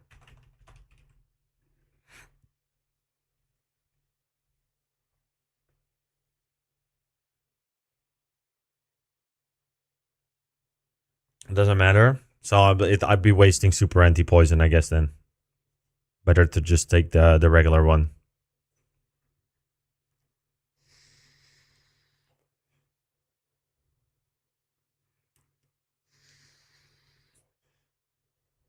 Doesn't matter? Okay. Cool, cool, cool.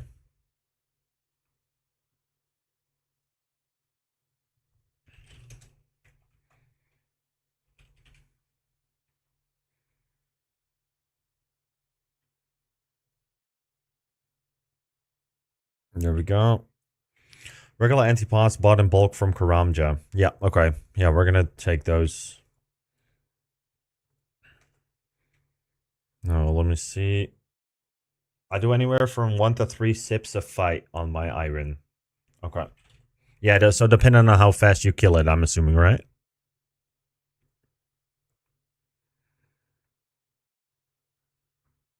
Probably won't need to get more.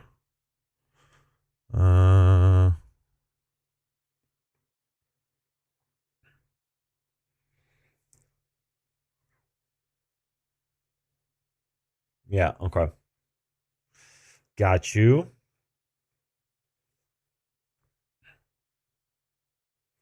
How's my recoil doing? 28. I just use Lunars. Yeah, Cure Me. Yeah.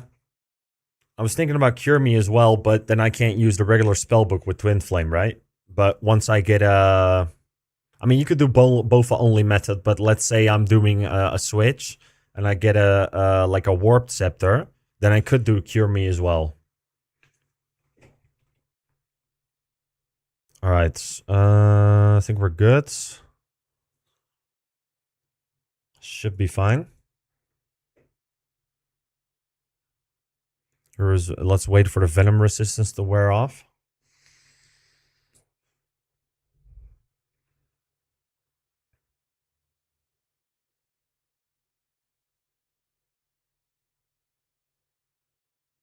Yeah, I don't have a Warp Scepter yet anyway, so we're not going to be using that. But I just want to, get your 1KC, then leave till Nox Halley. That's exactly what I plan on doing. We just want to get the Chally and the ability to leave Void. Alright, we're going to start in this, obviously. Pop. Range Potion.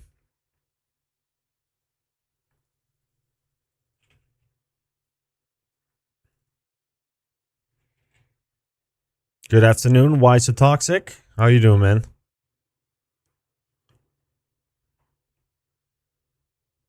Just gonna go down. And that's range.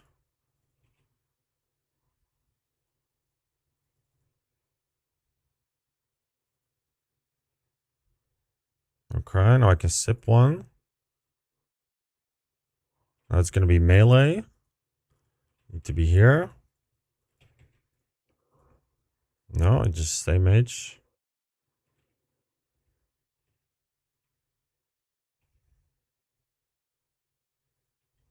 After this is going to be mage. I need to stand in the middle. Is that correct?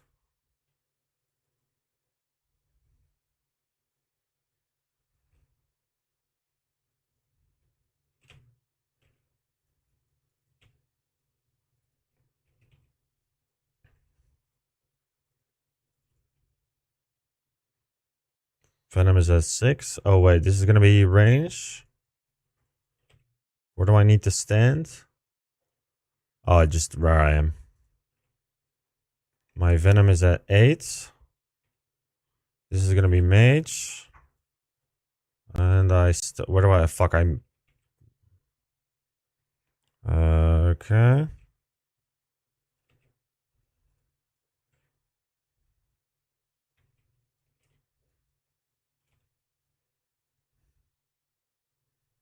I'm in the wrong position.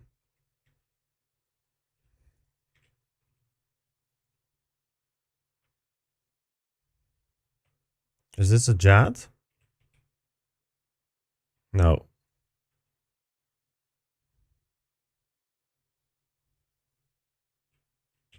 This is gonna be Jad. No, also not. But I'm losing track of the...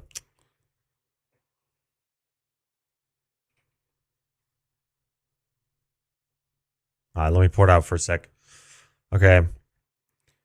Well, going for Zulrah anyways, or for Serp Helm and BP? Yeah, well, I'm going for Zulrah now because I want to get the diary kill. Pretty much that's the only thing we're getting now. And so we can get a Crystal Halberd. And we get access to Elite Void. And then we're going to do some chinning to get 85 range on the IRONMAN. And then we can do CG. Please give us game audio. You don't have game audio right now? Oh, because I switched clients. You're right. Yeah, sorry about that. There you go. Now you should have game audio. I didn't even know that that was off. Sorry about that. Alright, so I kind of lost track of the plugin. And because I was trying to figure out my, my thingy. Nobody knows what I mean by that. I was trying to get... What am I trying to say here? I was checking my Venom damage and there I lost my positioning. You have 40 KC mage only, just with Twin Flame and Arims. What was your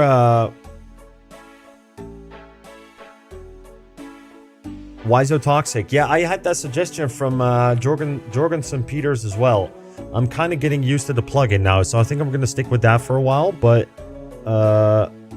let me see. You got 40 KC mage only, just with Twin.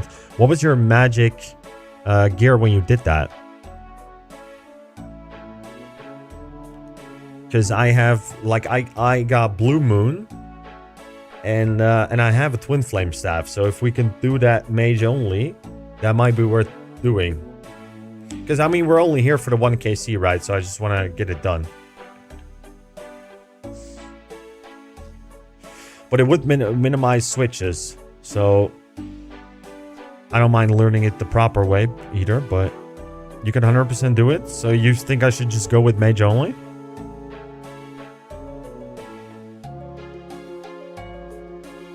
Hide behind pillar on mage phase. Oh, and just don't do any damage, basically. Like you just full on hide.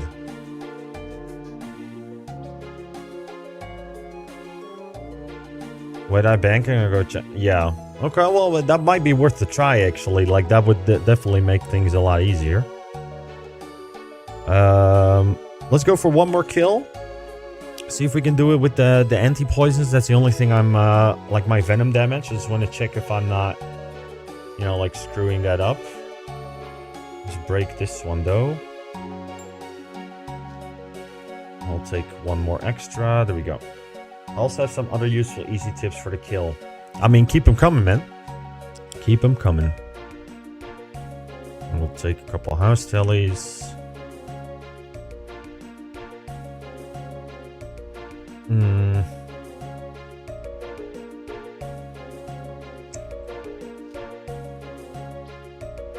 Someone told me, and with that it made it so much more sense. Alright.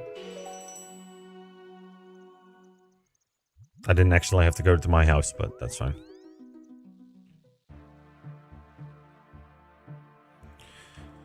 Alright. Oh, I'm gonna read that in a second, brother.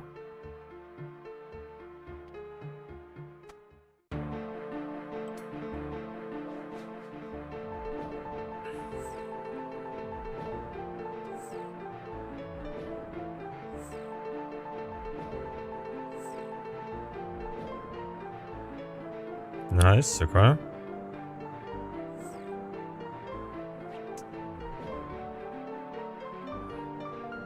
Move. No, no, no, where are you going? That's mage.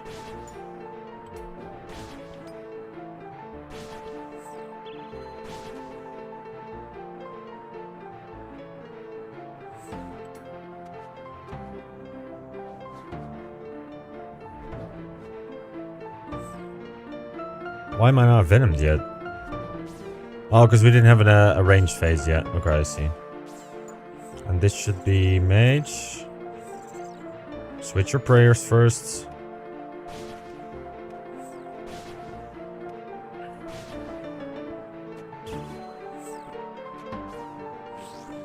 After this is going to be melee.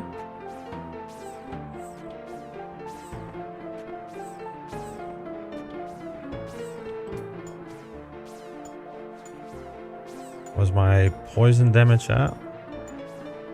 Okay for now.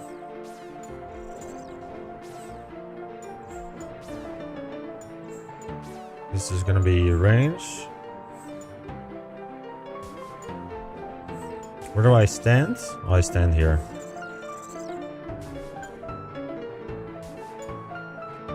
This is gonna be mage. Where do I stand? On the right side.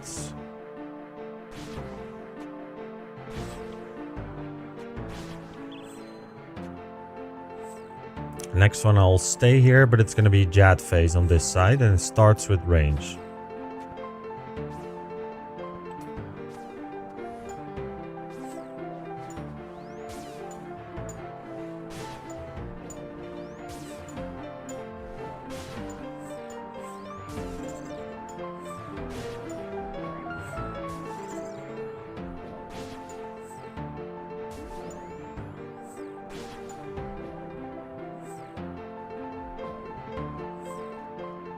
Where do I go now?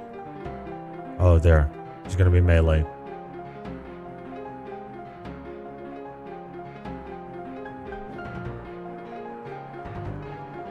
Hey, yo, move. So this is gonna be...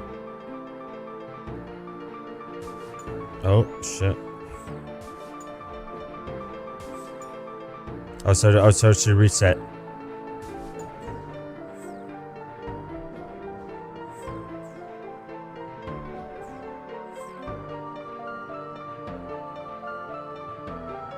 Yeah, okay, melee.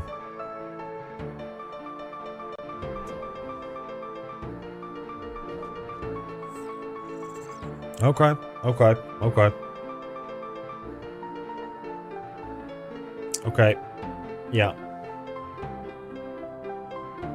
The same for irons. Let me see. When Zulrah is left, stand on the left yellow square with green cross. When... Wow. Give me a second here. Zulrah's left, stand on the yellow... stand on the left yellow square with green cross. Then when Zulrah's on the left, stand on the right yellow square with green and red cross. When Zulrah is in the middle, you stand on either one depending on the venom clouds. On the right square and red melee phase. Sorry, I need to... Yeah, I mean, I'm gonna be honest, like, when I'm reading it now, I'm like, what the fuck? But, okay. What do you guys think? Like, should we just go with the mage only and see if we can get it down?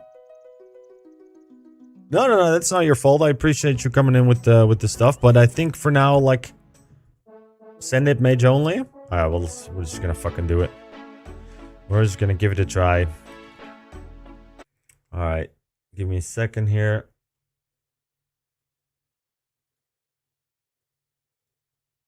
I'll make sure I fix the sound and everything now.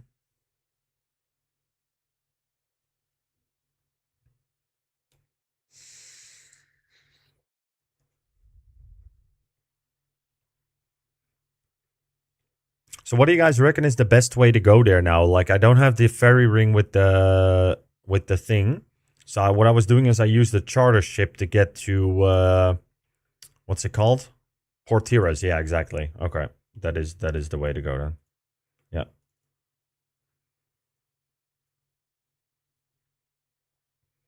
Let me check game audio. There we go. Portiers from charter. Yeah, exactly. Okay. Thank you, guys. All right, so we just got our Deadeye prayer. So I'm happy with that. And we're going to do a little bit of prayer reordering because it kind of sucks that your account... Good luck on Iron. A spoon pet on first KC. Holy shit, you lucky motherfucker. With my mage only setup, I did consistent 230 to 1.49 PB kills. Alright. Sorry, my cat just came in. Needed some attention.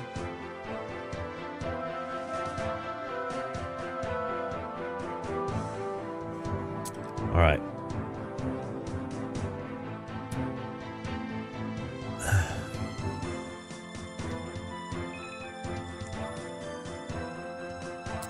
Let's see. We don't have a Book of Fire, so that would help, but I think we're just gonna take this one because of the accuracy. Not showing off? No, but I mean those are good kills, right? So definitely. Definitely. So let's see. We got Fire Wave. Now we still need to get our Mage Cape and everything. Bring these. Bring that. We'll bring the recoils.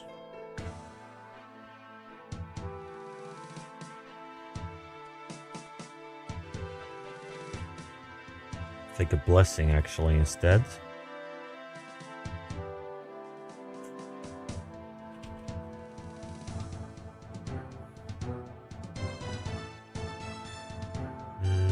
Yeah, that looks good. Now we'll equip this one. That's the backup. Put that one down there.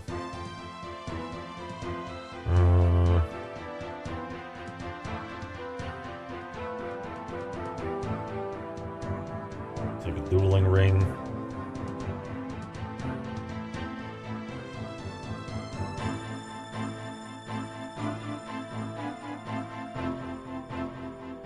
Switch that to auto cast the Ferox. I need to... Oh, we're gonna need to buy anti-poisons first, right? Give me a second.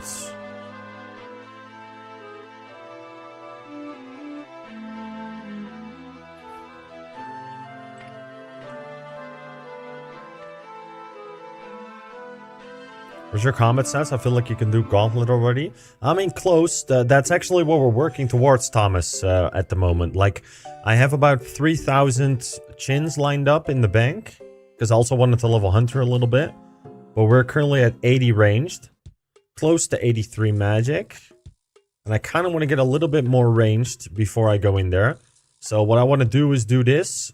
And that will take care of Crystal Halberd. Elite Void. With the Elite Void, we're hopping straight to chinning to like 84, and I think we're 84 we can pretty much send it. I have about like 45 CG KC on my main, so I know what it's about. Like, I've completed it a bunch of times. Like, I'm no pro at it whatsoever, but I know how it works. So I think if I play it well, then we should be able to get in there. So we're definitely close, yeah. Taibua One Eye.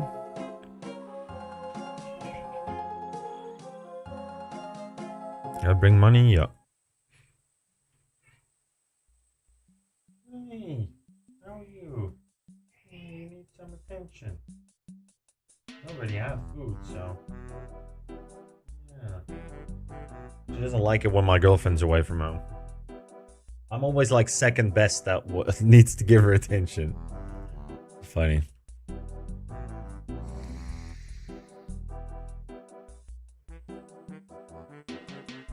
I think I trade that one, right?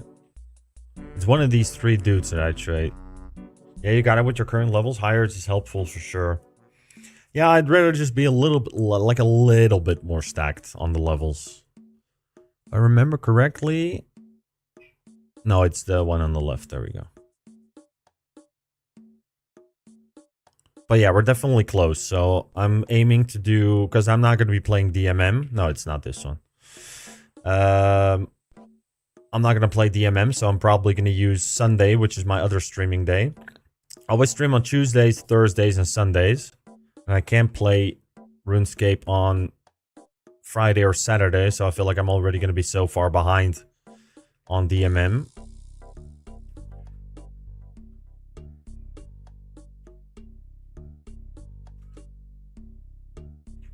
Where do I buy the stuff again?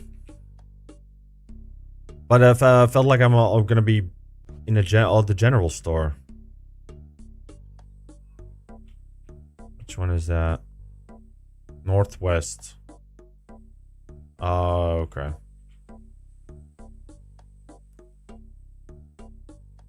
Wait, no, that's this one. Sorry. Send parcel? What the fuck is send parcel? I've never seen that option.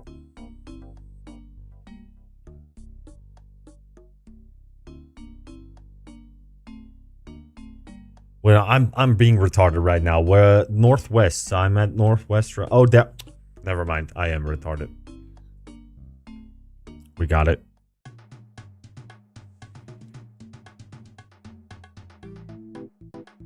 There we go. Yeah, I just finished my CG Prison Center, so I can't decide if I want to try DMM. Okay, okay. Congratulations, by the way, man. Congratulations on the job. Swap shift click to use. Let's make some 4 dosers.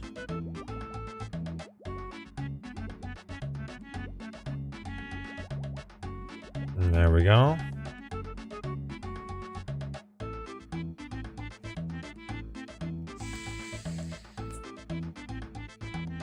Yeah, you don't feel like CG's a prison, thankful? Or did you get spooned there? Oh, okay, you do. Okay, never mind.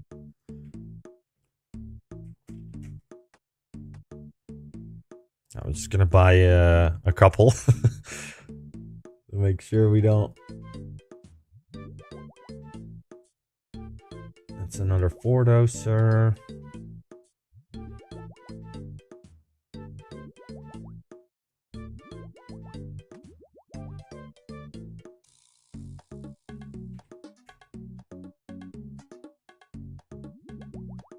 There we go.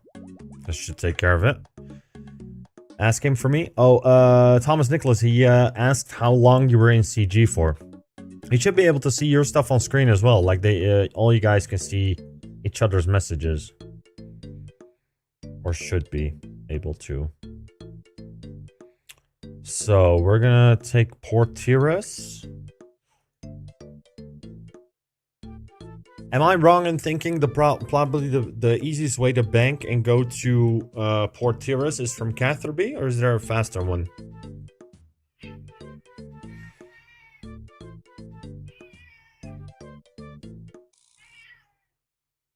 $291 KC, 3 enhanced 6 seeds. You're fucking lucky motherfucker, you.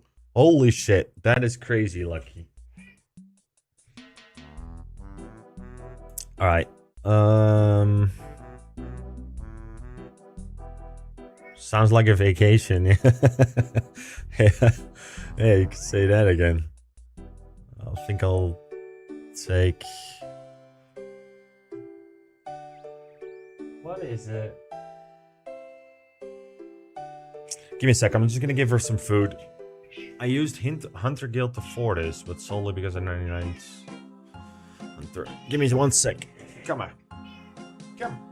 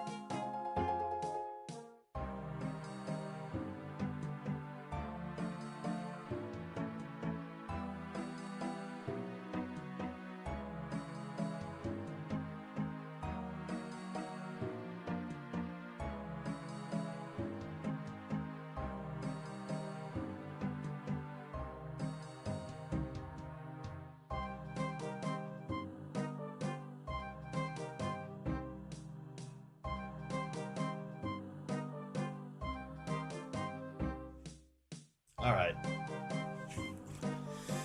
Did I ever see your CG, KC? No, I did not, but I can look it up. Thankful. Let me see. Which one is that again?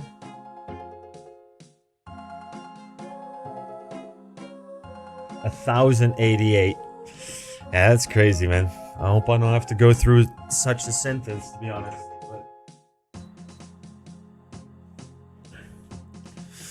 All right. I'll put up the heat in the room a little bit.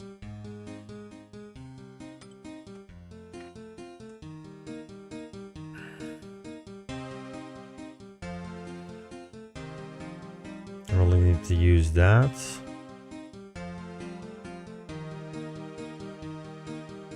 $1,088 KC for 1 enhance and 28 armor seeds. Holy shit.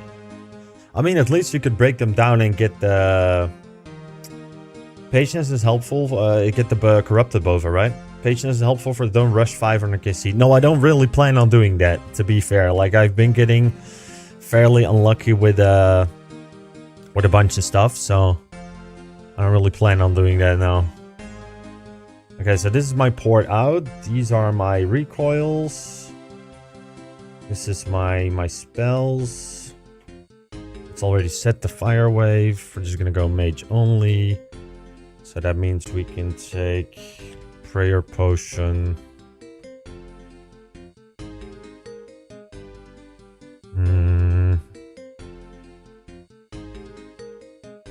Where the fuck are my prayer pots? Oh, there we go.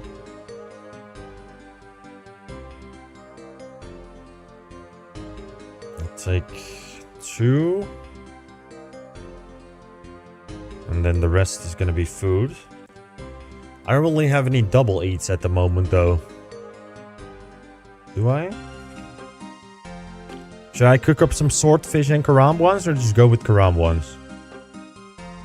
Like full.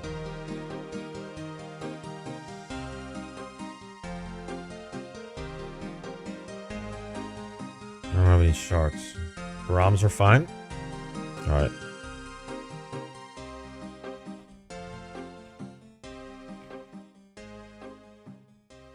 I think we should be fine like this. Oh, we need some money for the... You use Karam once. Okay.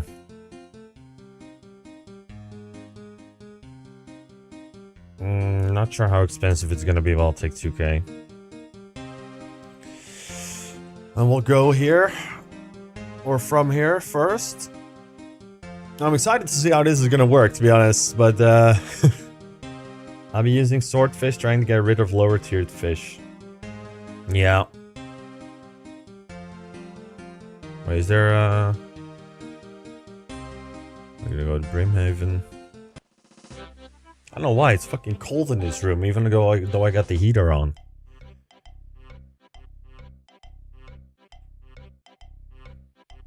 Yeah, there we go. Charter. Oh, charter to Port Tiras. From my last trip. So all I gotta do basically is when he goes into mage phase, I just gotta hide behind a pillar for where she's gonna pop up and just basically avoid that phase altogether, right?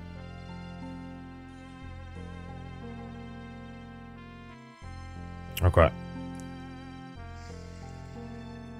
We should really, like, we have a lot. The only quests that we still have left, like these ones, basically all of them will give agility experience. So that should get us pretty close to 76. And eat during that phase.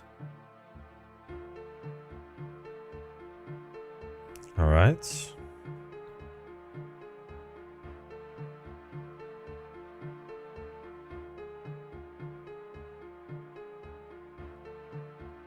There we go. Alright, so mage only. Good luck, thank you. I'm just gonna hop in, we'll figure it out on the fly.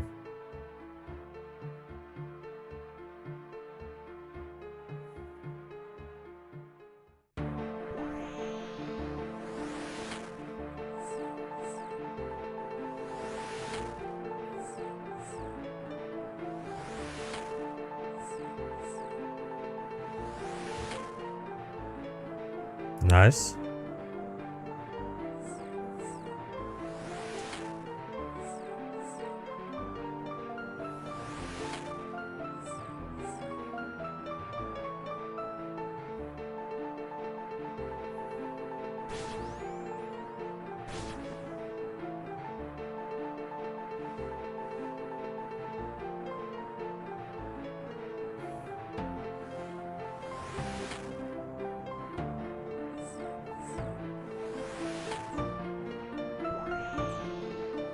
After this is gonna be mage here, or we're just gonna hide.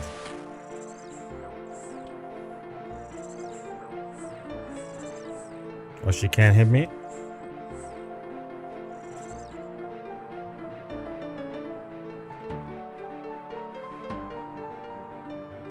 After this is gonna be melee.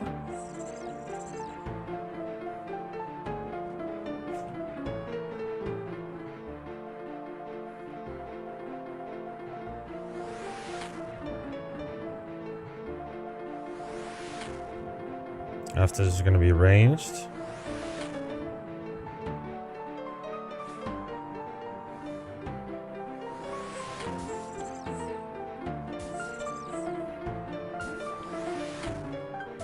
After this is going to be mage here.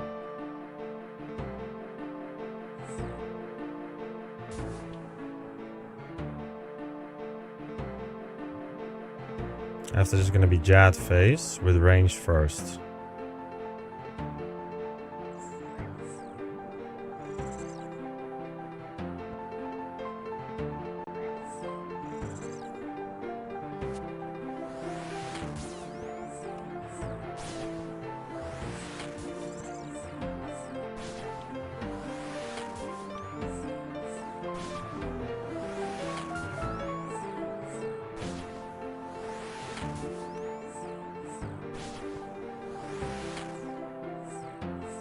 Now it's gonna be melee. Oh. Wait, what?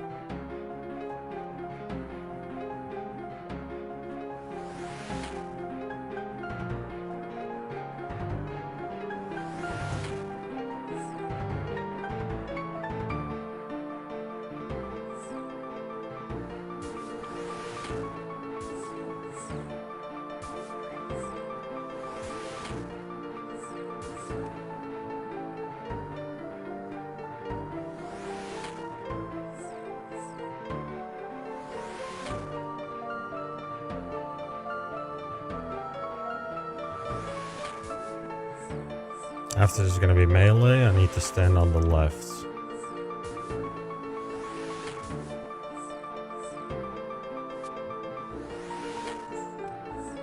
Easy modes. Let's go, baby. First fucking try. The collection log. Hey, let's go. Yeah, boy. Yeah, boy. Alright, awesome. That was a lot easier. Like, we didn't even have to actually get the thing. Grats, bro. Thank you, thank you. Appreciate all you guys with the help. And we got it down. Ah, alright. Maybe not the most clean one, but I think it overthinking it. Yeah, we were definitely overthinking it. Like, knowing this, we could have... I mean, it's good that we got Deadeye, but we didn't really need to get Deadeye to do this. But yeah.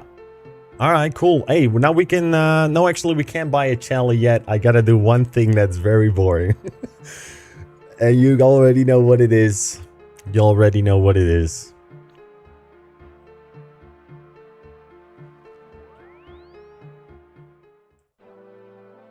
I gotta do a bunch of chompies. Yep. I mean, I've done all the rest of them, so I don't have to do that many. That I will help with CG. Exactly. That's what I wanted to get it for as well. So it's, I mean, I'm glad we got, like, we have everything that we need from Titans. We now have the Zulrah kill. Am I, oh, you have completed a hard task. There we go. Okay, yeah. I thought I didn't get it. Alright. Chompy time then, I guess.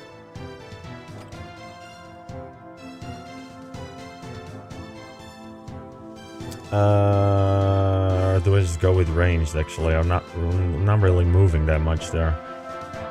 Alright, let's get the chompies down. And thank you guys for all the support and the tips that you gave me. Jorgensen and Thankful, Wiso Toxic, all you guys. Appreciate that. And we managed to get it down, so I'm happy with that one. Black D heights. And then...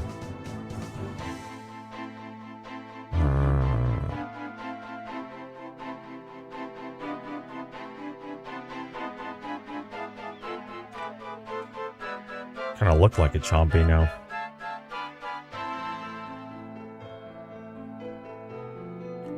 Let me get set up here for a sec. I mean, best ring that we have. I should start organizing my bank, bro. This is terrible to look at. I know. Now we got Ogre Bow. Ogre Bow. We made Mithril Brutal arrows. Mithril Brutal. Wait, are these done? Yeah, they are, right? So that's two-handed. Okay, that takes that. And then we got Ogre Bellows. And we'll need this one and that one.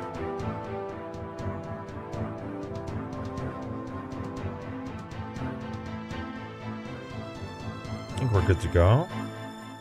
We already turned in the medium diary, so we have a 50% chance to spawn 2. Let me actually turn off the recoil thing.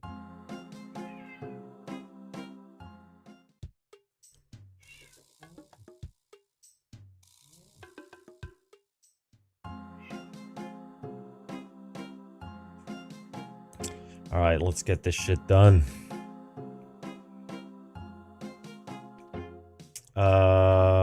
BKP? Yeah, there we go. I gotta go get my 1k kills soon. Yeah, you told me about that. You told me about that. We're gonna do some together, right? You wanna do some now? Or are you, you still driving or working or something?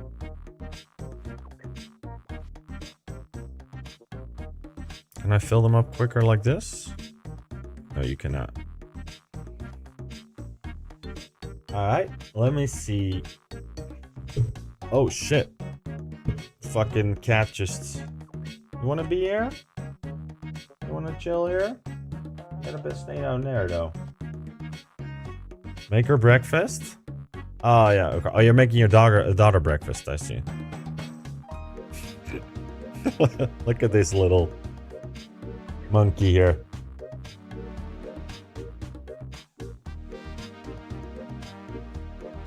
Oh, you've been on camera, you. Yeah. Funny. No, don't worry, don't worry. Alright, let's get some toads. Let's get some toads.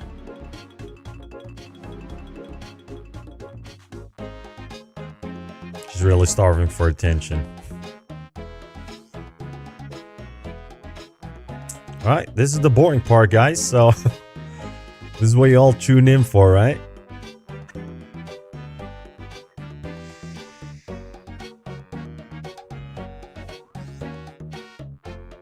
Oh, there we go.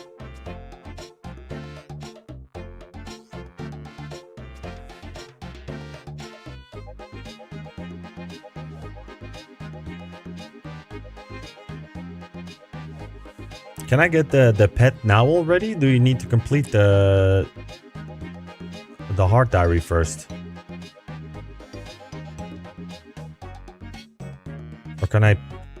Or could I get it now? If I pluck, like, you get a chance when you kill. No? Oh, okay.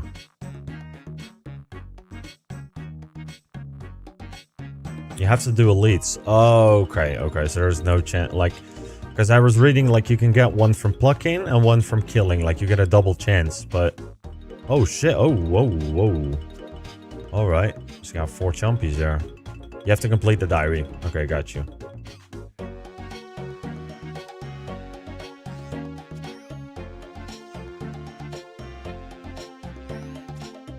There we go. 0 chance now. Got it. You got it. Oh, shit. There's a lot of them spawning. I mean, this should go pretty quick. Like I said, we already completed the medium part, so we only need to do, like, how many do we need to do? 175 more? Because I think you need 125 for the regular diary. For the medium, I mean.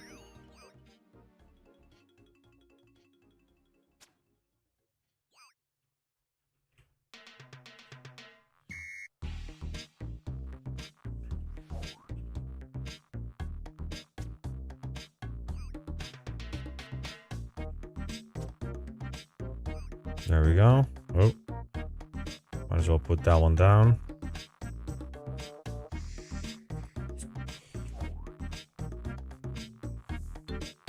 That's Western Provinces, right? There we go.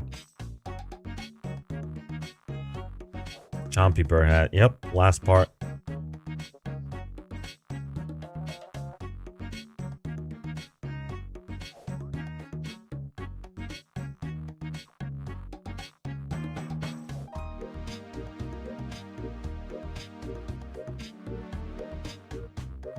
So what are you guys up to? Anybody grinding anything special or anything specific?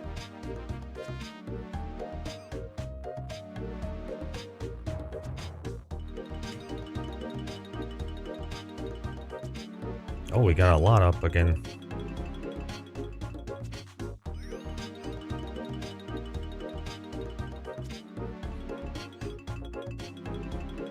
I'm excited to get a Chally, man. That's gonna be such a nice spec weapon.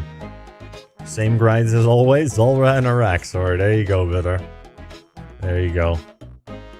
I have a feeling that you're gonna get something at a Raxor today.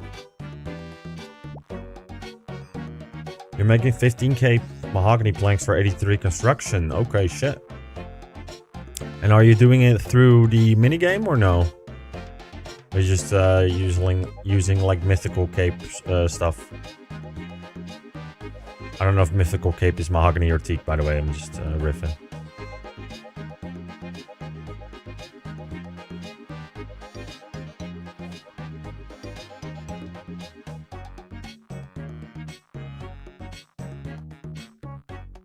Yeah, mahogany homes. Yeah, okay, nice. I did my mahogany homes up until 70 as well. It went pretty fast, I would say. So I think I'm gonna do the same till 83 because I kind of want to get the outfit too.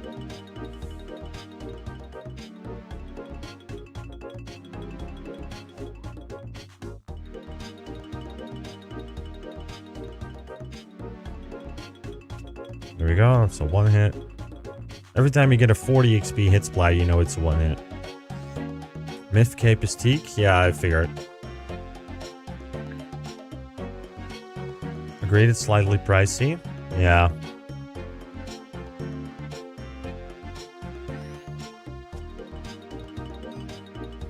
You did T garden benches, right? Yeah, I heard benches is pretty fast as well. But obviously, like, very expensive to do, I guess. I think I'm gonna work on making construction one of my first 99 skilling skills as well. Well, not the skilling skills, I would say. Just so I can get like an infinite house teleport, you know? Oh, mahogany for 13 hours. Okay. 150 million. Damn. You must have gotten all that money from from doing so many CG, right? Now, come on, stop noodling. Yeah, having the construction cape is so overpowered, man. Like just infinite house tellies. I'd take that anywhere.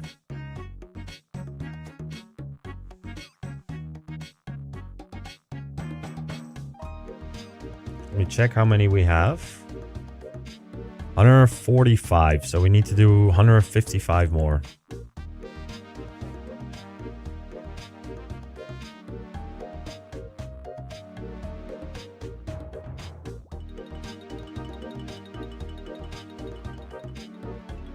This is gonna take a while, but you know, it's for a good cause. Hunter cape for bank, construction for house. Yup, that's the play. You wanna sit on my lap? Oh, you're kind of...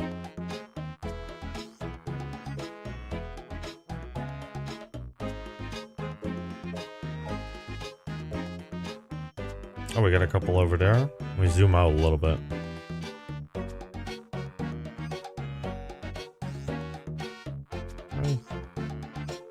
Don't be ripping up my pants. Come on now.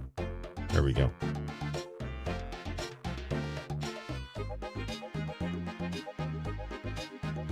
Alright, that's a death.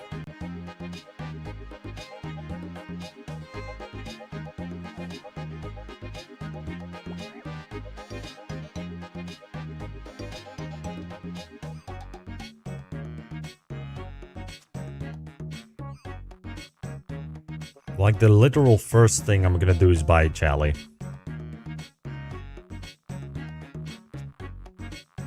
Once we get this done.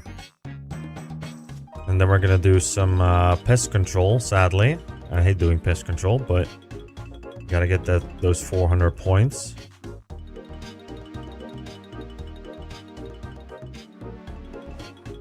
We have regular ranged void already, but the 2.5% damage increase apparently translates to like 12% more experience when you're chinning. Because the damage hit splat increase works on all the mobs, obviously. So you get like one more max hit for every monkey you're hitting. So it's definitely worth it, I guess. I mean, we're gonna need to get Elite Voids for Doom anyway. 5% mage, 2.5% range. Oh, okay. Oh, so it's even more for mage. I didn't even know that.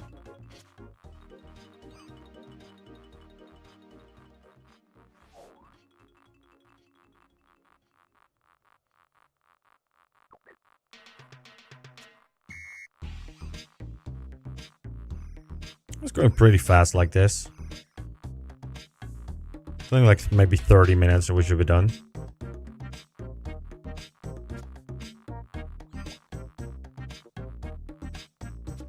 We don't use void for mage? No, not really. Because you want to get the magic damage, right? Like the percentage magic damage. So if you're bursting, you would take your best magic gear, I guess.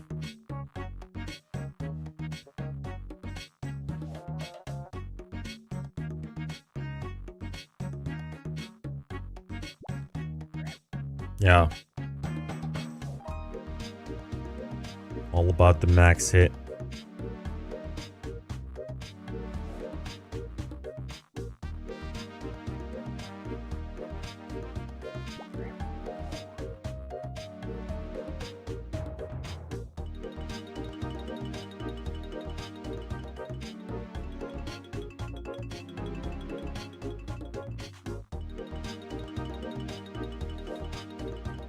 Now, can I get some fucking spawns? Come on now. Well, for bursting, you bring prayer gear. Would you though?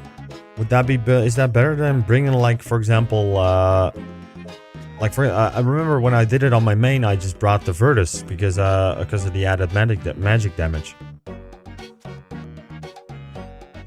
And I had, well, obviously, like I had, what's it called? I could either go with a cult, or I think I also had prayer bone necklace or whatever it's called. The thing you get from the bone crusher, combining it with the Vorkath thing.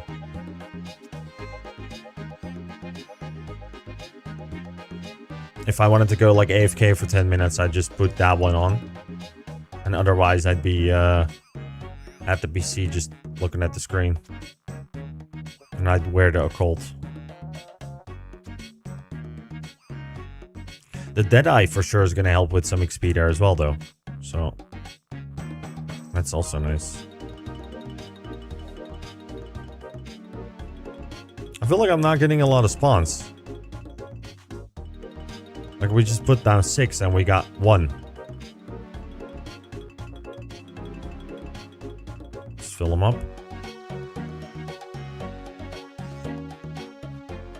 Just check the bow.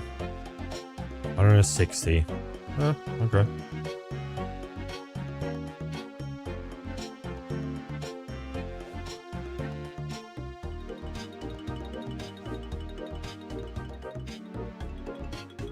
gonna make sure I keep some down.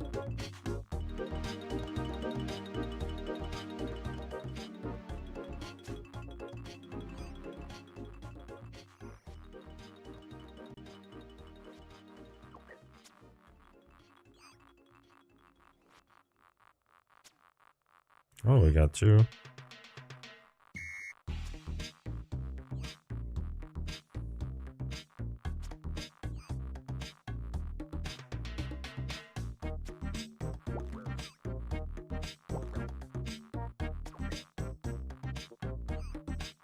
Come on now.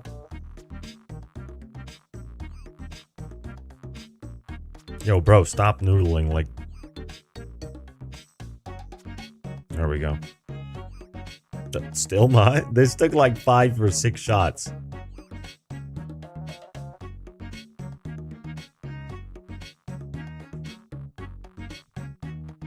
What are you trying to do, baby?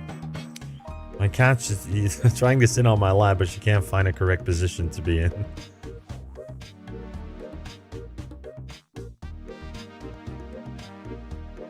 Fill up some swamp bubbles. I don't know if it matters if I block my,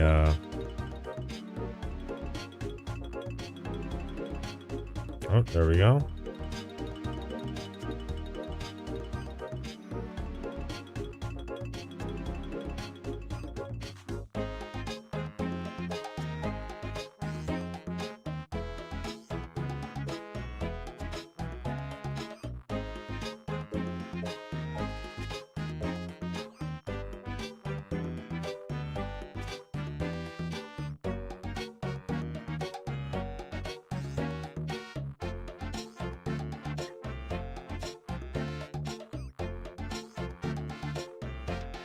Oh.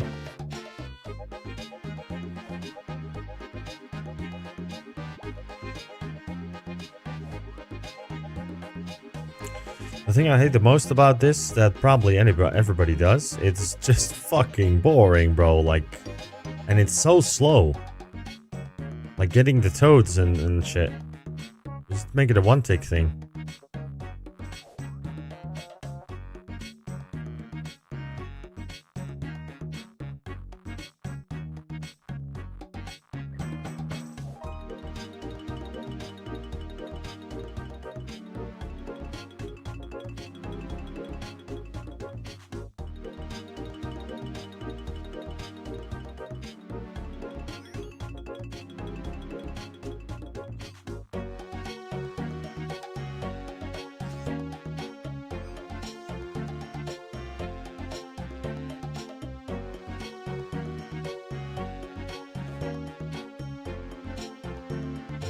Put a couple more down.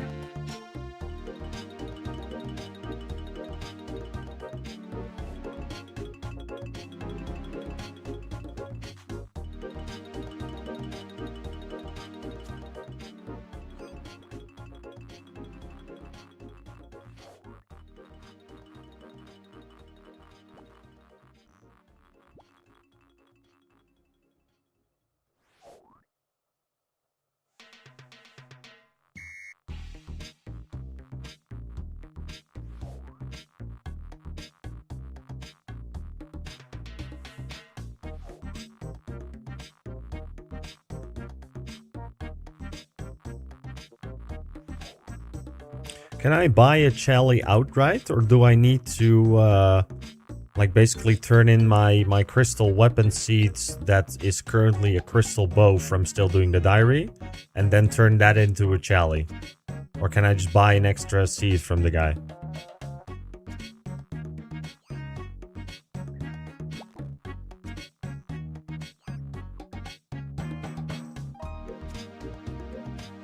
Come on.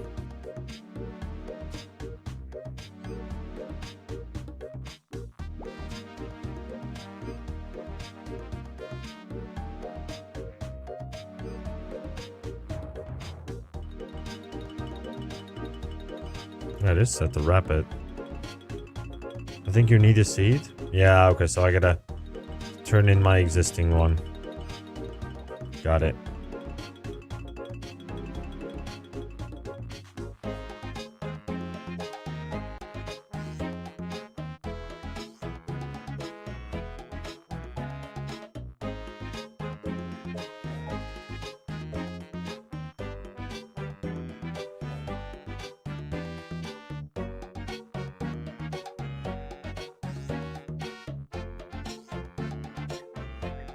Bro.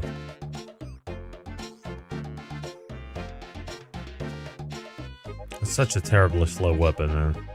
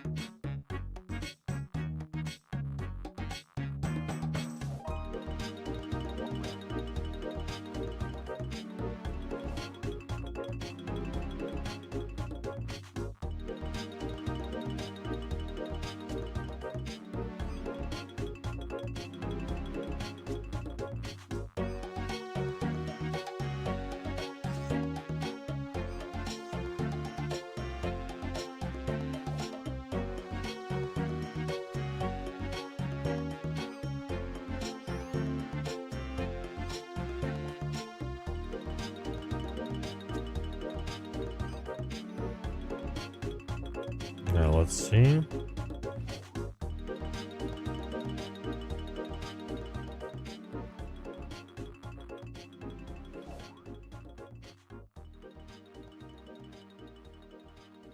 There we go, we got 2 more. 3 more. Attack it, come on.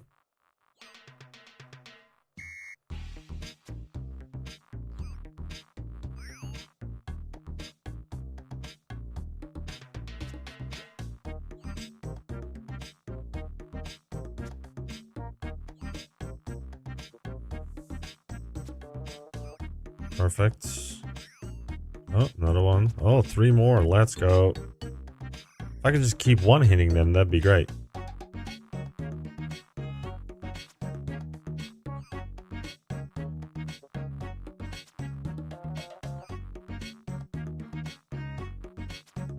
Perfect. All right.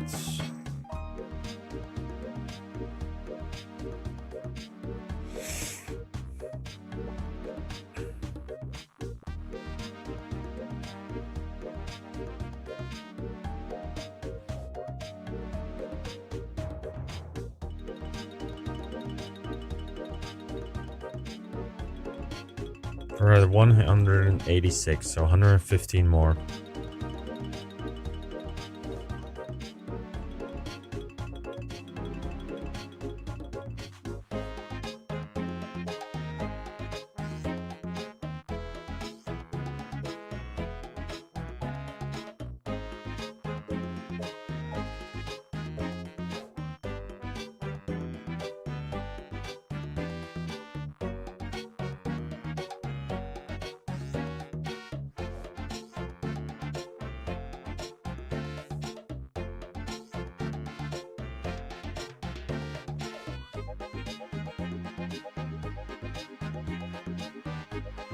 You know what I think RuneScape does very well?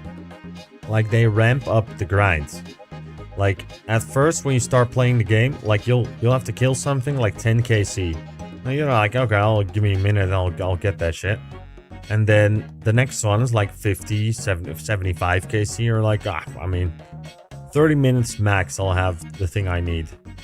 And then after that, you're going to the hundreds. You're like, okay, a couple of hours, maybe end of the day, I'll get the thing I want. And then, like, by the end of it, you're gonna be farming 2k KC just to get some fucking pigeon pet to follow you. And you're gonna be happy about it too. Because, I mean, like, you're already that deep at that point. It's just, you know, you're not gonna give up now. So yeah, I feel like they're good at making you addicted to stuff like that.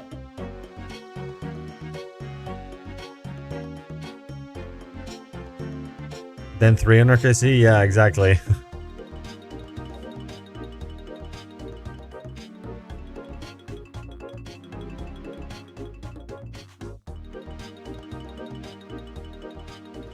If you guys appreciate the stream, by the way, throw a follow or a sub if you're on YouTube. It would really help out the channel.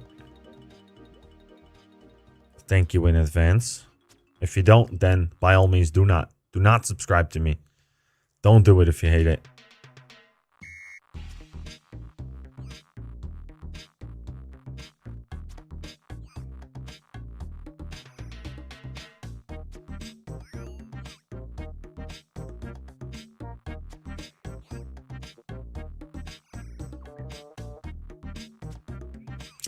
You can only shoot them after they eat the thing. Okay. That actually makes sense. I was like, why am I so slow on attacking them, but...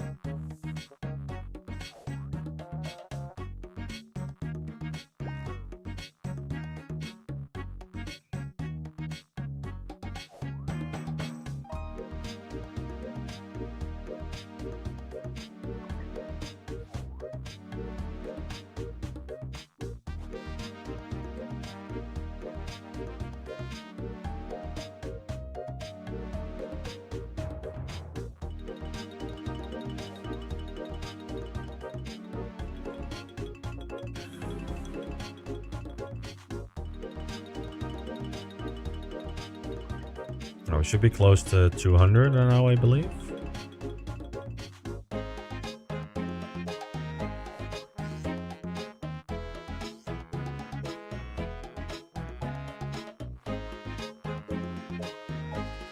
$195, yeah.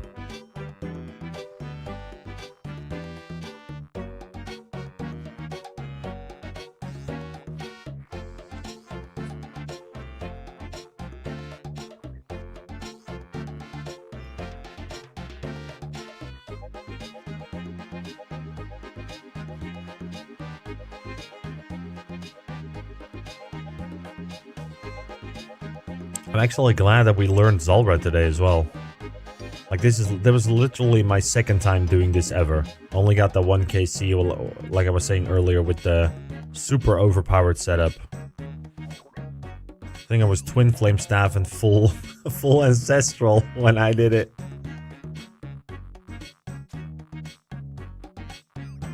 I might have actually done it the same way as with mage only, and then also like hiding. Now that I remember, but it was must have been like 5 months ago. Definitely a while.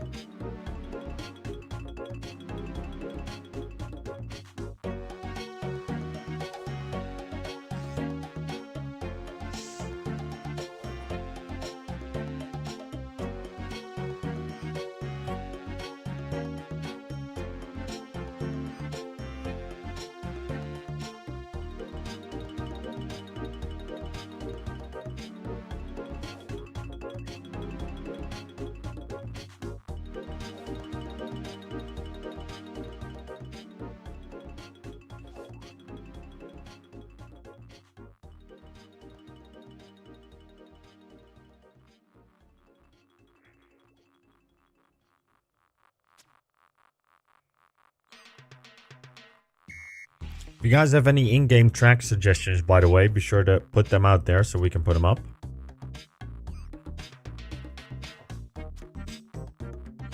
I'll start with my favorite one.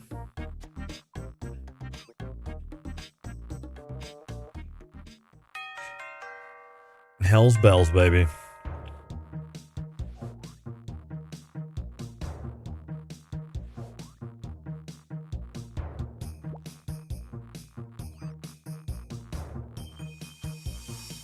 This is such a gem.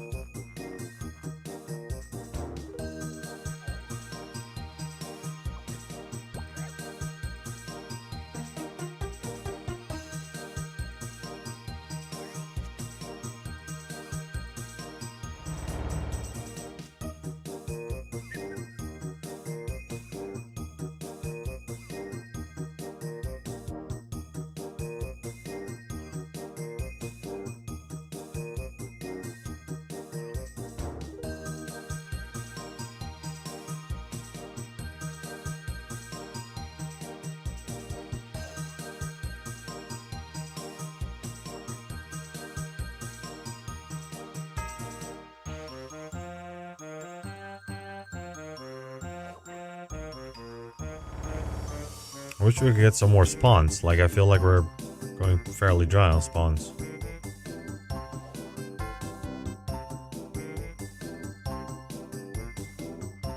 Oh, there we go. Just need to complain about them.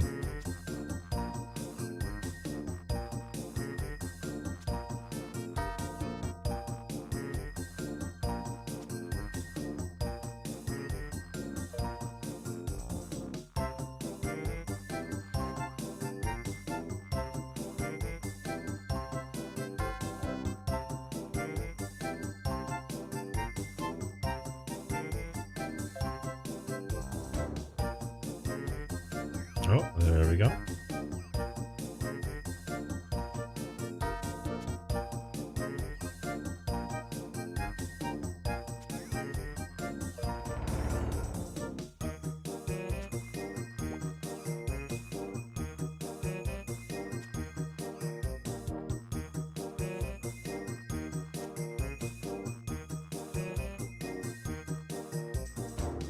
There we go. Now we got them breaking in a little bit.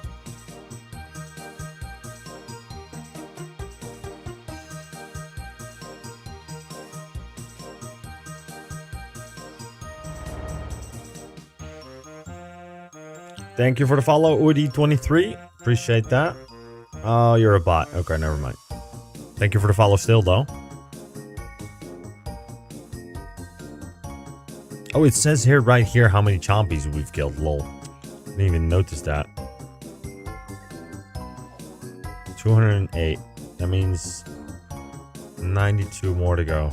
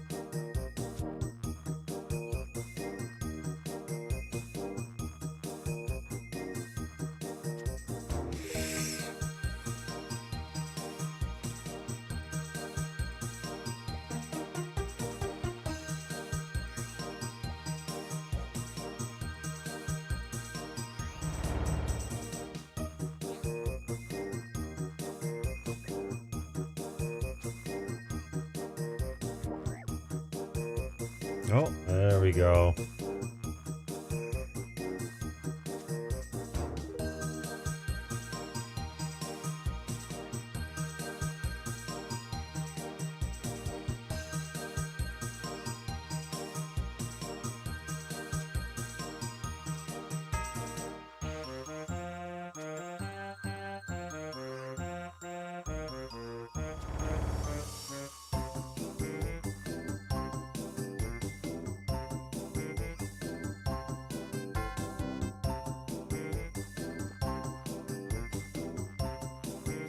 You just hot, buddy.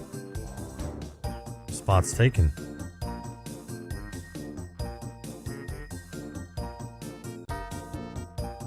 $85 more to go, peeps.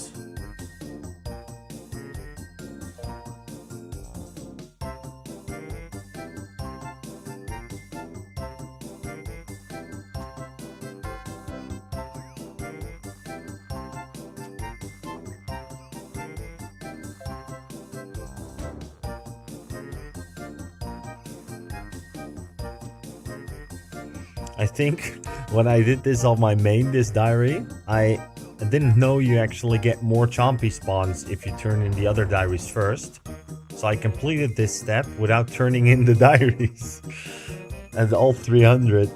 So that was kind of painful, but you know.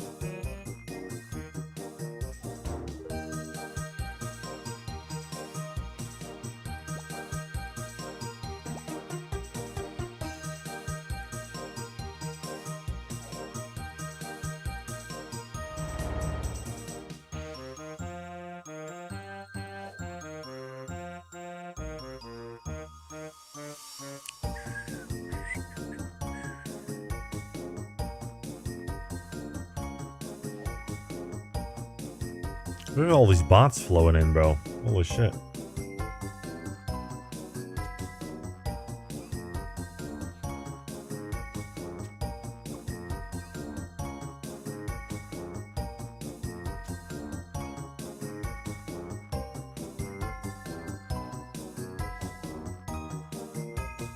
I'll stop them after breakfast. You got it, fam. Thank you.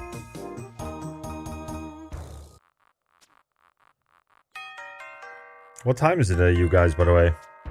Since I'm assuming you're from the US, right?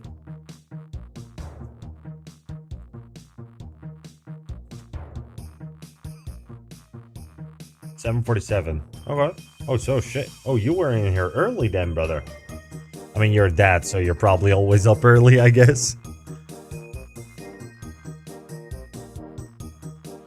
Oh, you work nights. Okay, I got you.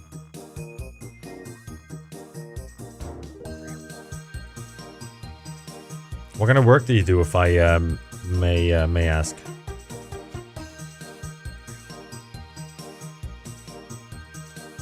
You were working days. You switched back last week.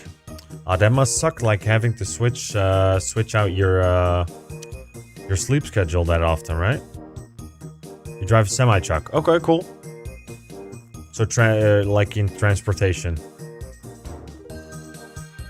or like logistics. The correct term, I believe. Oh, there we go. There we go. Look at the... Ooh, now we got some spawns. And we're one-tapping these. Logistics, yeah, okay.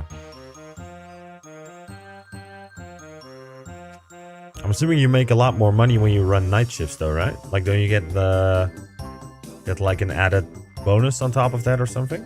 Or is that not how it works?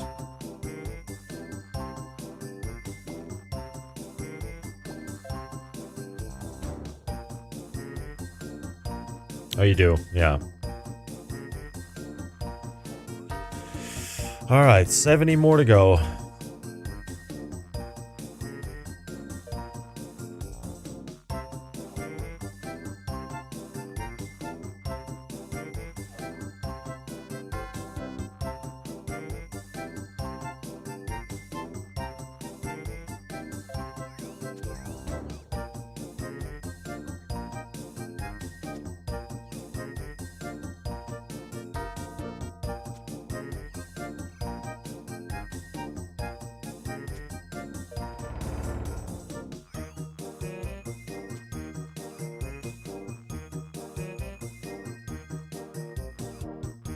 So 1,000 is for the elite diary, right?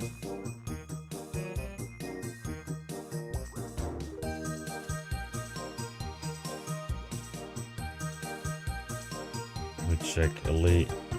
What do I get from that? Western Provinces elite.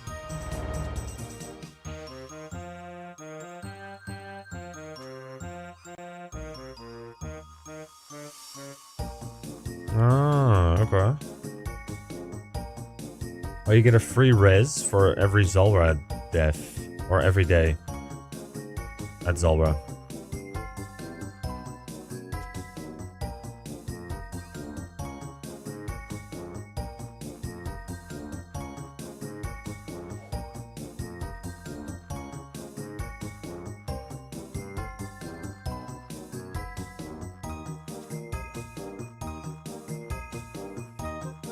Nothing good unless you want an easy pet.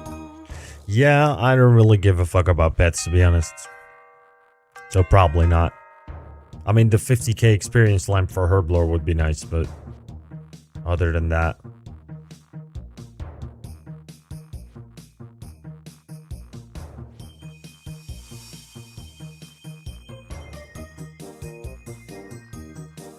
I mean, obviously at some point I'm gonna complete all diaries, but I guess there's no rush in working towards this one. Plus 93 Slayer. I mean, even if I was in a rush, I wasn't gonna get it quick.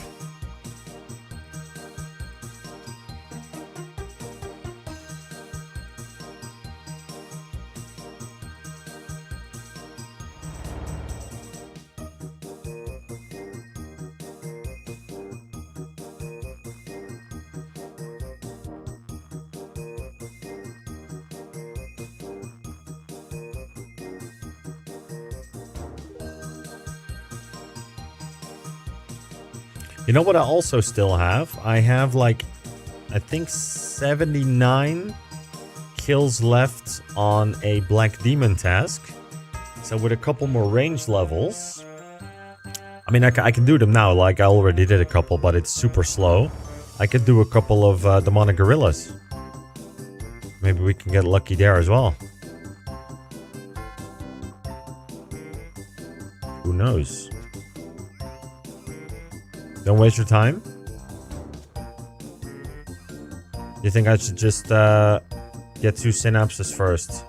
Oh, right, of course. Scorching Bow, yeah. And then Ember Light. You're right. Well, oh, there is something that we could do that's pretty fun, actually. I have a totem for Skatizo lined up, so I can do that too. Because I think we're already pretty much 20 shards deep for the Ember Light, so we only need to get like 10 or maybe 12 more. But, well, I've always been told you want to get Scorching Staff, Purging Staff and Scorching Bow first. Or would you say maybe get Scorching Bow and Ember Light first? Obviously you want to get all 3, but like seeing as I'm so close to getting the Ember Light already.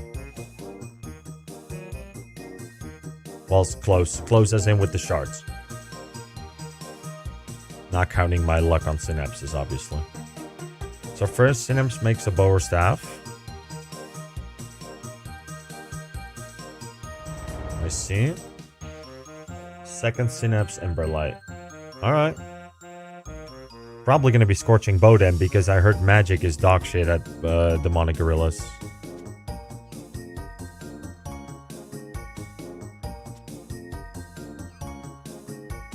Plus for Doom, it's gonna be nice. For Yama, you're gonna want a Purging Staff, I believe. Like, I'm just going off on what I was told. Like, I could be terribly wrong about all of this. The first one you can revert and swap back and forth. Oh.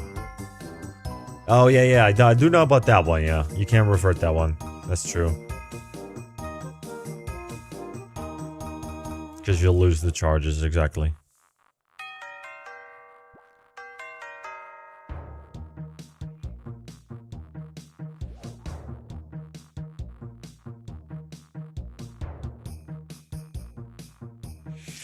I'll need to get a bunch of magic longbow unfinished though, right? Because you lose that, I'm assuming, or not? You will never use mage and range to get a real except Radiant Yama. Okay. That makes sense. Yeah, you lose the longbow. Yeah, exactly. Okay.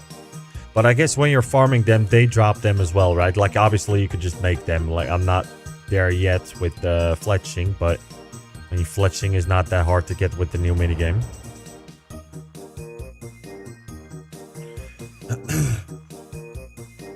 Yeah, Veil Totems. I did Veil Totems up until this point from like 50 or something onwards as well.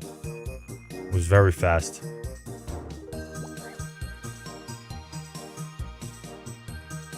Alright, we need 49 more and then we are done with this.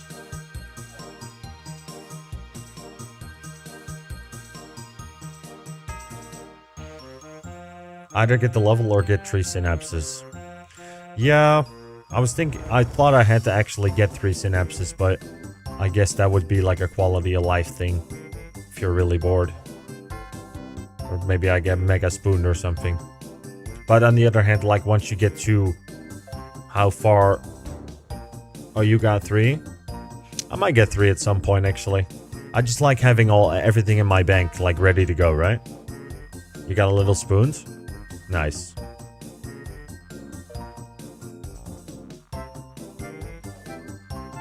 Alright, so Synapse first, and then the Monogorillas. Makes sense. A50 KC, 3 Synapses, and 2 Claws. Very nice. So you were kind of done with that after A50. That is very nice. Isn't it like 1 in 500? I got 1 Synapse once on my main, and I sold that instantly because that was when Yama was coming up, or had to be released still, and I think the price got jacked up. It was like 45 mil at that point. Went way down after that.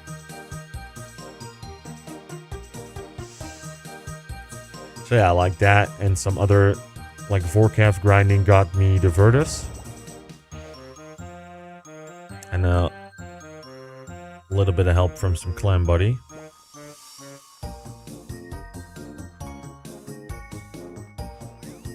Alright.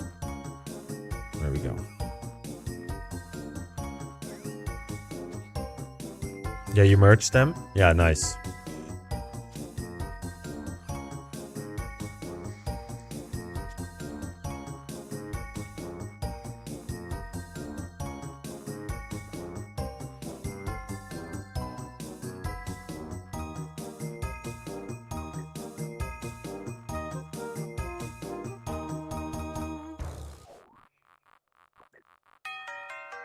What do you think my odds of getting my toddler to chill while I go to sleep?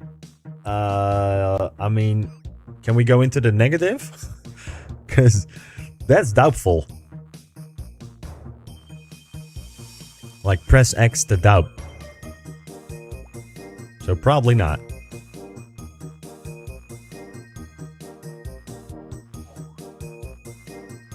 Me and the girlfriend are actually thinking about going or having children starting this year as well.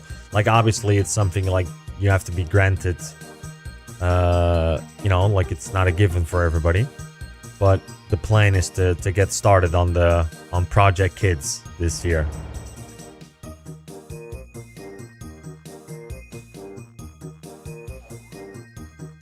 Yep.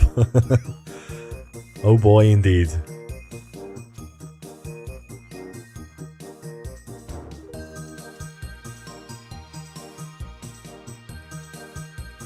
It will test your patience. Yeah, I'm expecting it to. I'm also wondering how it's gonna affect my schedule. So I wouldn't say we're on the clock to make this a full-time thing, but it's definitely gonna take a lot more time. Well, yeah, we'll see how it goes. You get a lot in return as well, from what I hear at least. I haven't experienced that myself, but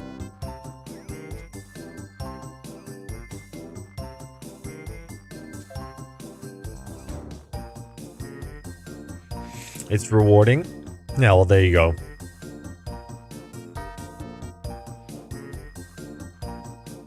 It's funny, like, I think for women and men it's different, right? Like, women will love the baby like as soon as it's, at least that's how I feel. I've talked to a lot of my friends, like a couple of my friends already have had kids, and some of them, like, what you'll see is the women will love the baby as soon as they're pregnant, but that's like a hormone thing because it grows in their belly, obviously. But and men will start loving it as soon as it pops out. Was that the same for you, Thankful? Like when you actually get to see it and feel it? Like that's your kid.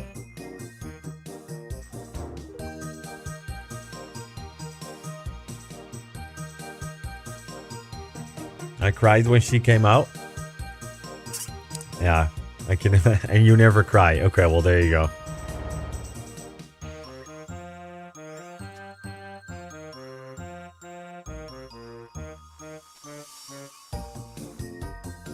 Oh, I hope I'm gonna have enough time to kill all these. Best we don't noodle.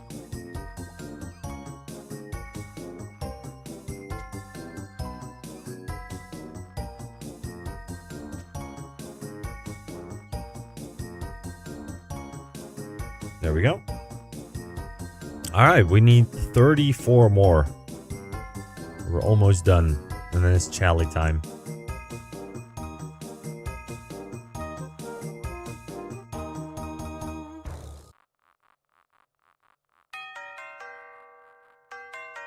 And then pest control time. Yeah, exactly. I'm glad I actually already farmed the regular ranged void, because then, I mean, 400 points is still going to take us like an hour or two, but at least by the end of the day we will have reached the goal that we intended to reach, which is getting Deadeye, getting a Zulrah kill, and getting ready for chinning. So we got what we set out to do today. And I'm going to do the chinning off stream, because I'm assuming, well, we got 3 hours. Might do a little bit of chinning on stream, actually. Depends on how fast pest control is going to be. We get 7 points per game. Oh, medium. I did medium for barrows, and I haven't really checked back after that. But 7 points per game should, you know, they're like 2 minutes a game, I believe. So 7. How far off hearts? Ooh, I should check that, actually. That's a good one. What combat level? I take the big boat. I'm combat level 108. I've been taking the big boat since I started grinding that one. I've been 100 plus for a while. But let me check the CAs after I kill these dudes.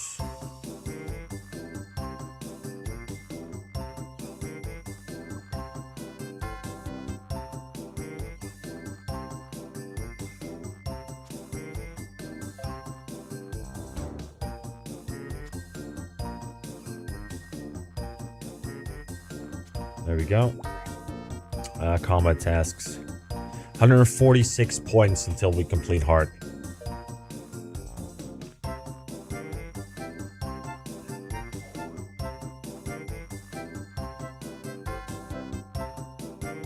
So yeah, I guess 7 points per game on the big boy boat. And then, so that's like 7 points per 2 minutes. 7 points per 2 minutes, 400 divided by 7. That means 57 games times 2 minutes. That's 114 minutes divided by 60. That's almost 2 hours exactly. See, I was right on the dot with that. No, that's not a lot of points.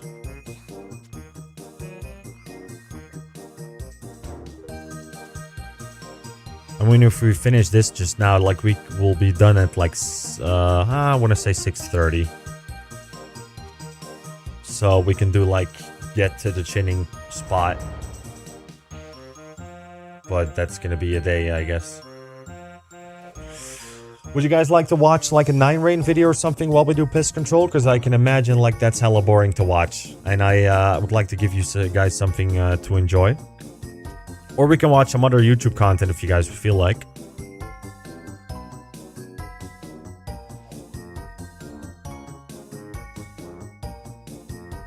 Just let me know. I'll be going to sleep probably. Okay. Well, if anybody else has some suggestions on what you would like to watch, maybe watch, like I said, like a 9-rain video, or maybe you want to watch the Winter Summit back or something. Then TOB Tuesday, like upcoming Tuesday. Yeah, we could give it a try.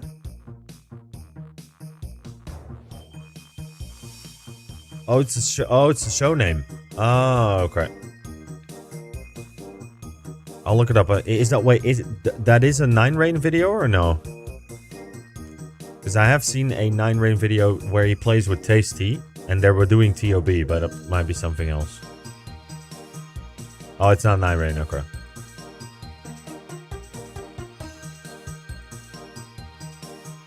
Maybe I'll put that one up then.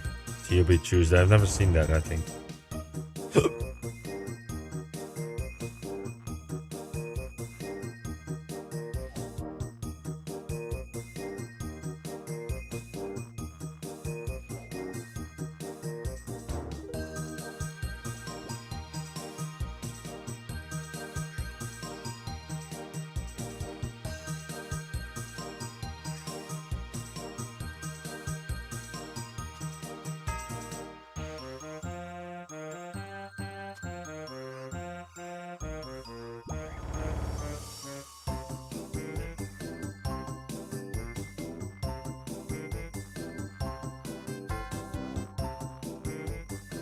So I'm assuming you got work tomorrow again. You're gonna drive. You're driving again,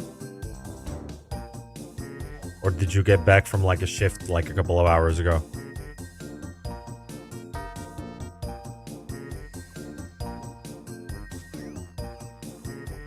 I will be tonight. Oh yeah, right. So you're gonna sleep through the day. Makes sense. All right, 20 more to go. We get some bubbles. Ooh.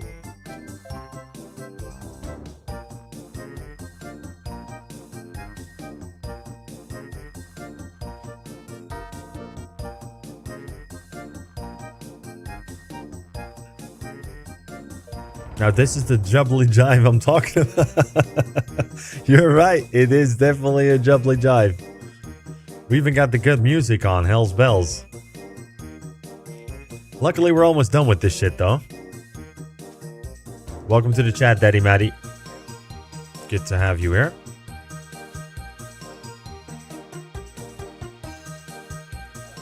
$18 more to go.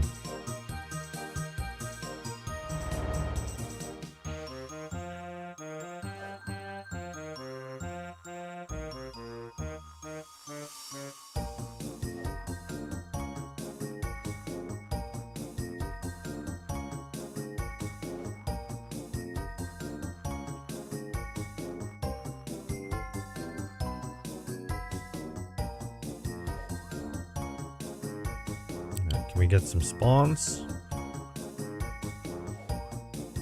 What's up, brother? Glad to be here. Watching you while I AFK Slayer. Huh? Just got Bella's Follies last night. Okay, shit. Congratulations, man.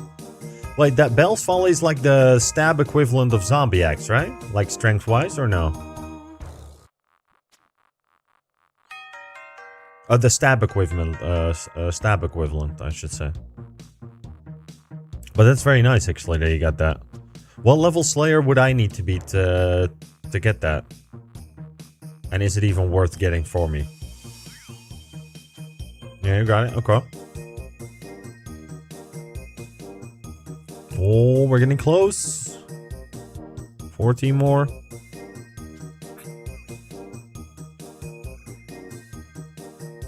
Oh, we're missing one.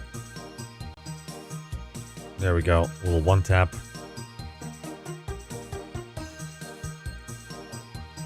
But I'm glad you're here to watch me, man. I appreciate that. I appreciate everybody that comes in here. I've said this before, but I've always find it like super special that people will take time out of their day to just watch somebody else play RuneScape. Like, that's living the dream for me.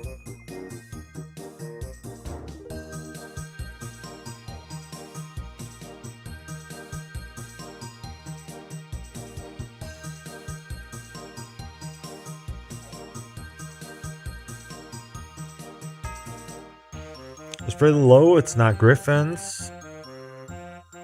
It's 1 in 300. You got it at 98. Oh, that is not a bad job then, I guess. Oh, there we go. We got a couple more. I can't disturb them while I'm eating, I guess. While they're eating. There we go. Now we're getting some spawns.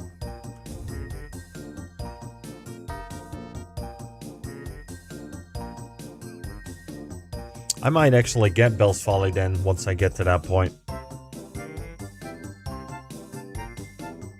I'm at 71 Slayer right now. Monsters. Griffins, 51. I could already do them then. Which Slayer Master assigns Griffins? Or can you get them from Duradel, for example, as well?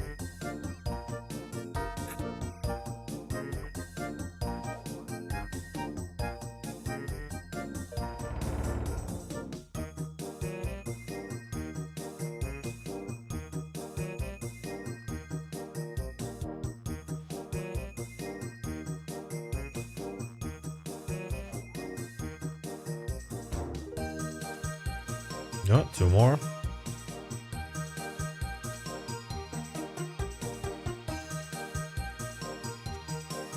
Look up the Heart Diary.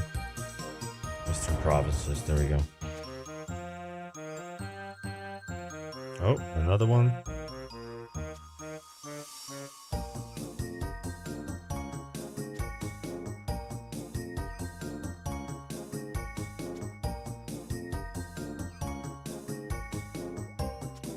This is a terrible weapon, by the way, if you think about it.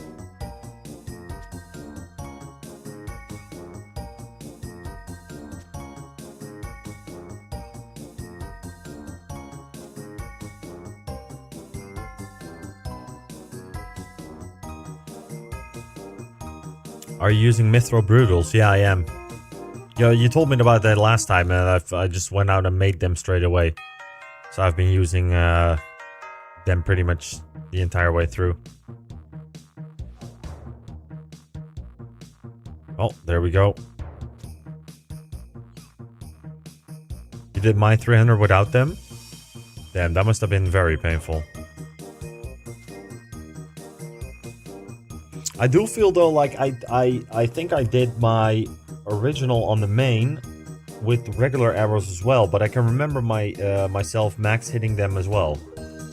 But maybe max hit them less often, or your accuracy is worse. I don't know about that.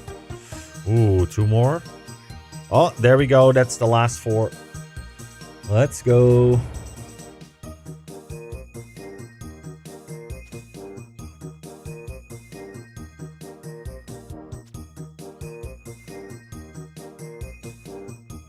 There we go. 1 tap. I just want a speedier bow. Yeah, same. Alright. 1 more. Now we're getting a shitload of spawns. Okay. I might as well kill them now that they're up.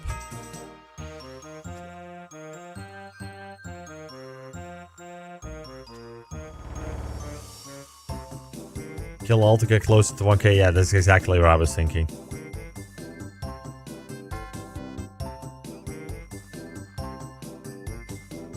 There we go. That's all the spawns. And now we're gonna go to rents, claim it.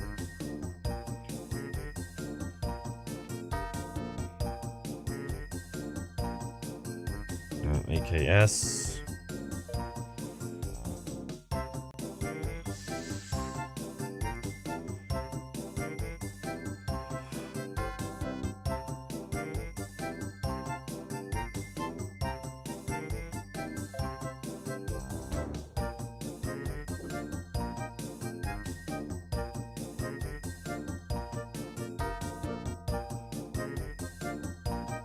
The collection log. Let's go. The collection log. Completed. The collection log. There we go. We got some. Achievement diary completed. Let's go. All right. We can drop these. Why I got 2 voices? Because I like 2 people cheering me on when I get collection logs, man. I just yeah.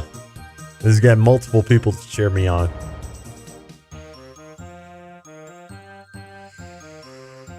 I know why. I just set it up once I started playing RuneScape at some point, and I never,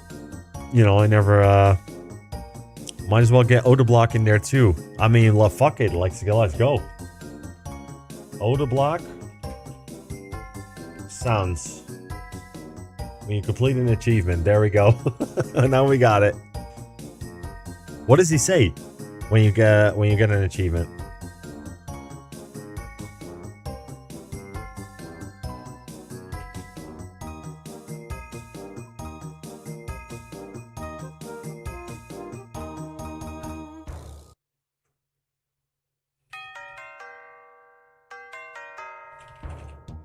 Crystal bow.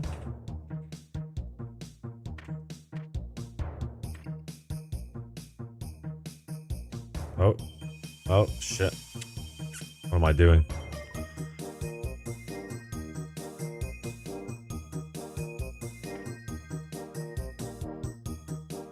The greatness of the achiever. We won! Okay. He's kind of loud, might have to turn him down. Try turning run off and on. Fist! I said fist!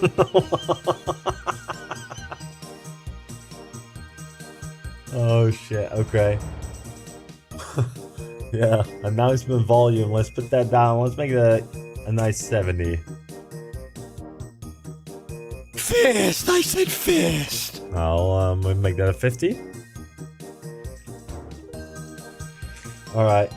I'm definitely gonna turn that on off though. Turn on run.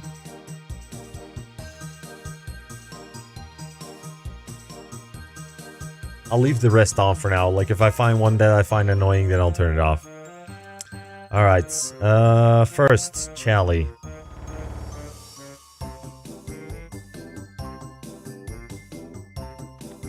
I don't like the bank pin one. Oh, that might turn that off too, actually, yeah.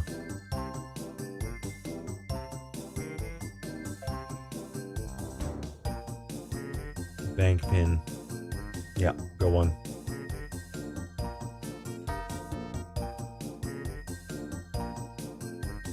Bam. And we get another lamp. Straight into her. What's happening? Okay. And that will take us to Herblore 72. Awesome. Oh, wait, that's the wrong teleport.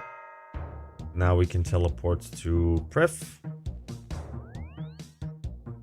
And now we buy the Chali, I think, from... I think it's...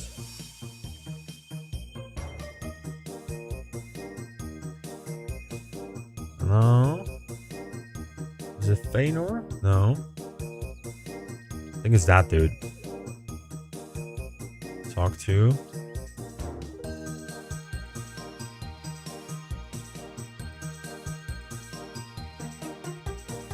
Oh, wait, no, it's...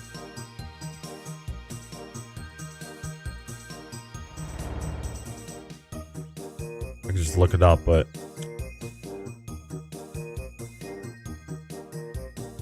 It's supposed to be around here somewhere. Fuck it, I'll just look it up. Where to buy crystal halberds. East Louine.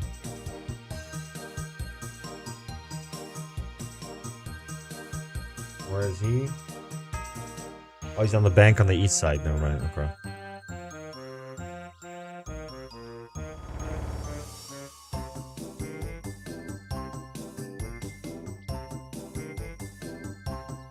Supposed to be there.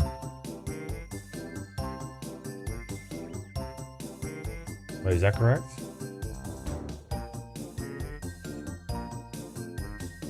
Yeah. Oh, there. Talk to Islouine. I'd like to buy a halberd.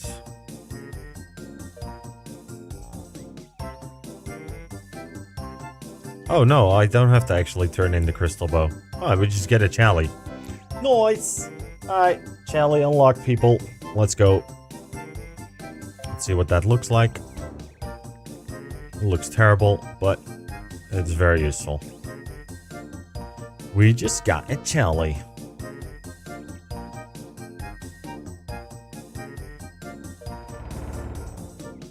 True, but you can get a shield. Yeah, oh, actually true. That I did actually want to get the shield because we're gonna need that in Inferno and a bunch of other stuff. It's gonna be useful. Let me put this one over there. I really gotta start organizing my bank at some point. Shield is a diary too, I believe. I already had the shield. Like, I started with the shield because I did my fight caves with that one. So I chose that as my initial reward, and then I changed it back to a crystal bow for the diary. So it's currently but it did cost me. I think it's gonna cost me money again. So I think I'll stick with it for now until I actually need it. I'd rather have a little bit of money in the bank. All right, now we gotta do the boring part. Well, the more boring part, like we already just did a boring part. I'm gonna go... I think I'll just go with ranged actually, now that I think of it. Because might as well train some ranged while we're in there. I'll acquire there.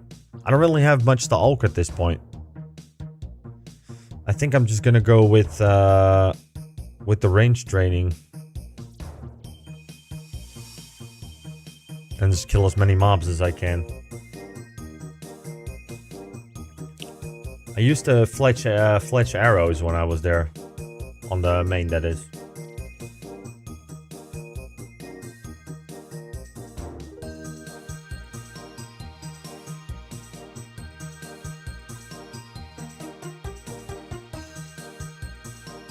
Yeah, looks good. Pest control.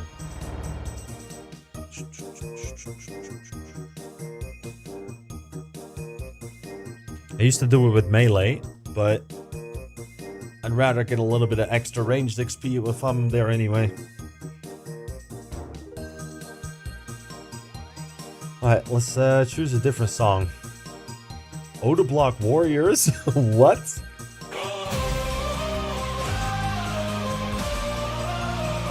No way.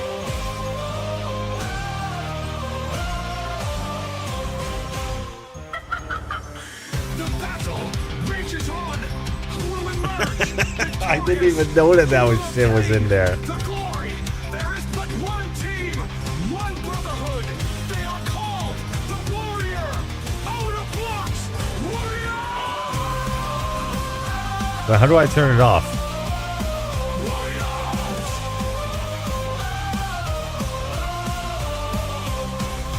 Late in the night, the boys continue the fight.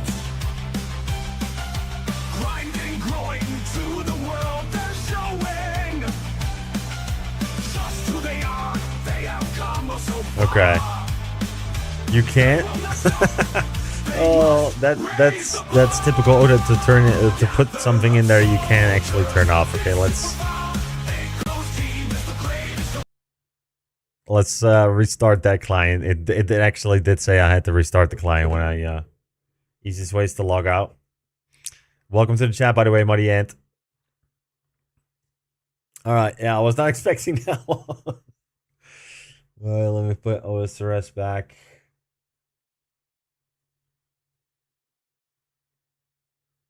Let me do game audio.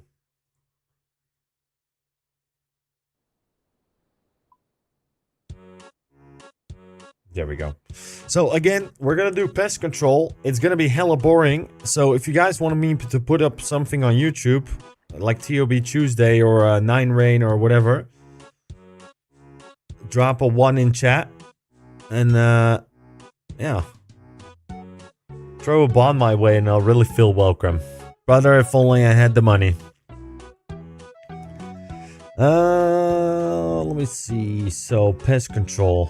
Nah, I know you're joking, man. Pest control. Wait, it says on the minigame. Pest control. 444. Isn't that 344?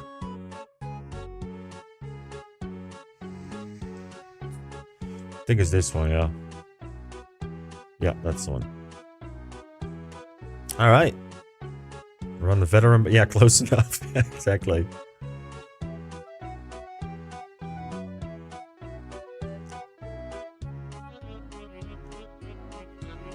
Alright, we're about to hop into a game. We got 1 point at the moment, so we got 399 more to go.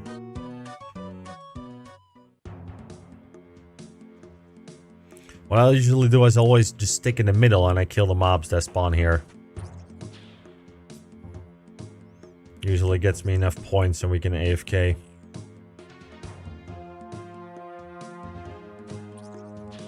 The noob spot.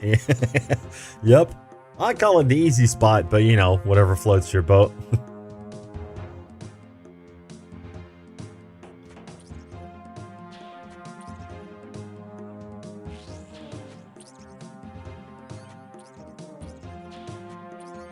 There we go.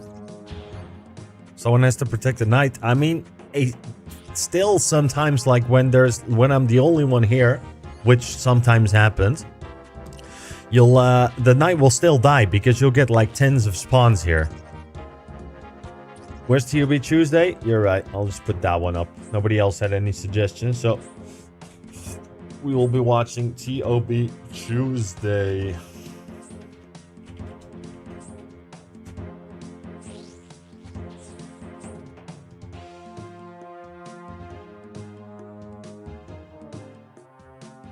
Greetings, ladies and gentlemen. Welcome to Tob Tuesday. Ooh, is that Prison Jodo? That... I don't know about that, though. I don't really like listening to Prison Joe's voice all the time. He's very, very loud.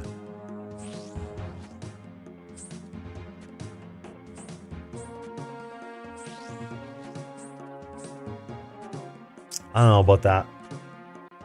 I got another suggestion for you. We're good with 9 rain again, but 9 rain tasty TOB.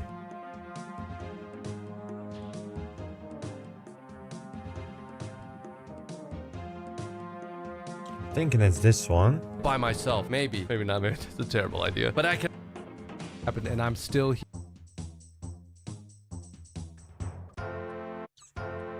There we go, 7 points.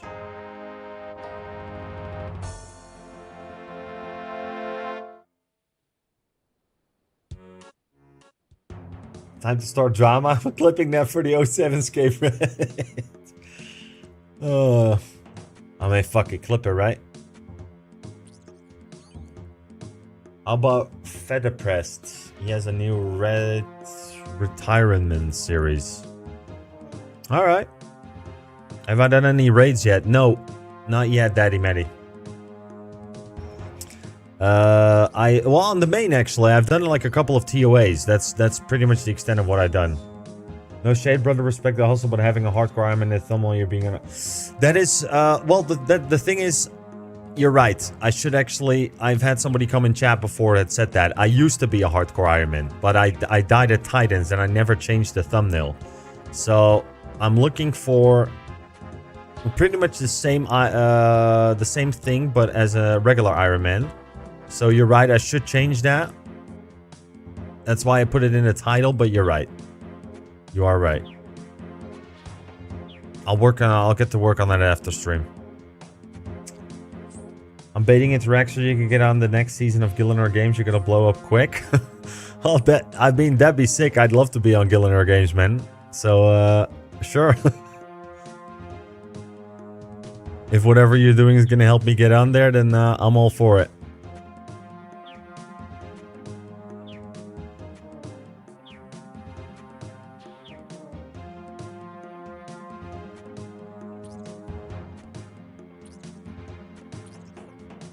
I made the thumbnail on Canva, by the way, so all I need to really do is replace the hardcore Iron Man thing, but the only regular Iron Man pictures that I found weren't as cool as that one, so I guess I just left it like that. Hardcore Iron Man gets more views, just a restart one. At some point, I probably will start a hardcore Iron Man again as well, but at this point, I can't really do this full time yet, so I also want to enjoy playing the game, and having to start over again wasn't really gonna, I don't know, wouldn't feel enjoyable to me at this point. So I just wanted to see, like, experience the entire game again. Like, I already started over when I started my main, because I started playing about 7 months ago. I'm a WoW transplant as well, and we started with a main first. I leveled that to like a combat level 122. And then we did like a couple TOAs. I did some 4CAF, stuff like that. But we still haven't experienced 70 or 80% of the bosses and the rest of the content. But I got kind of bored of my main really quick, so I restarted an Ironman. First as a hardcore Ironman, but then as we died at Titans because we wanted to go in there blind, which was fucking stupid, then I figured like, yeah, do I really want to start over again? And I felt like, nah, I just want to experience the game. I was still having fun as an Ironman. Like, being hardcore was more of an added bonus at that point. So maybe once I get to a point where I can do this full time, I will definitely be doing this all over again on a hardcore. But for now, probably not.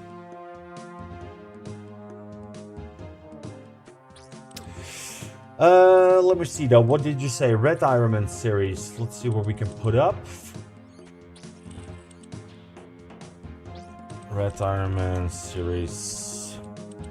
Do we have enough points yet? Yeah, we're good.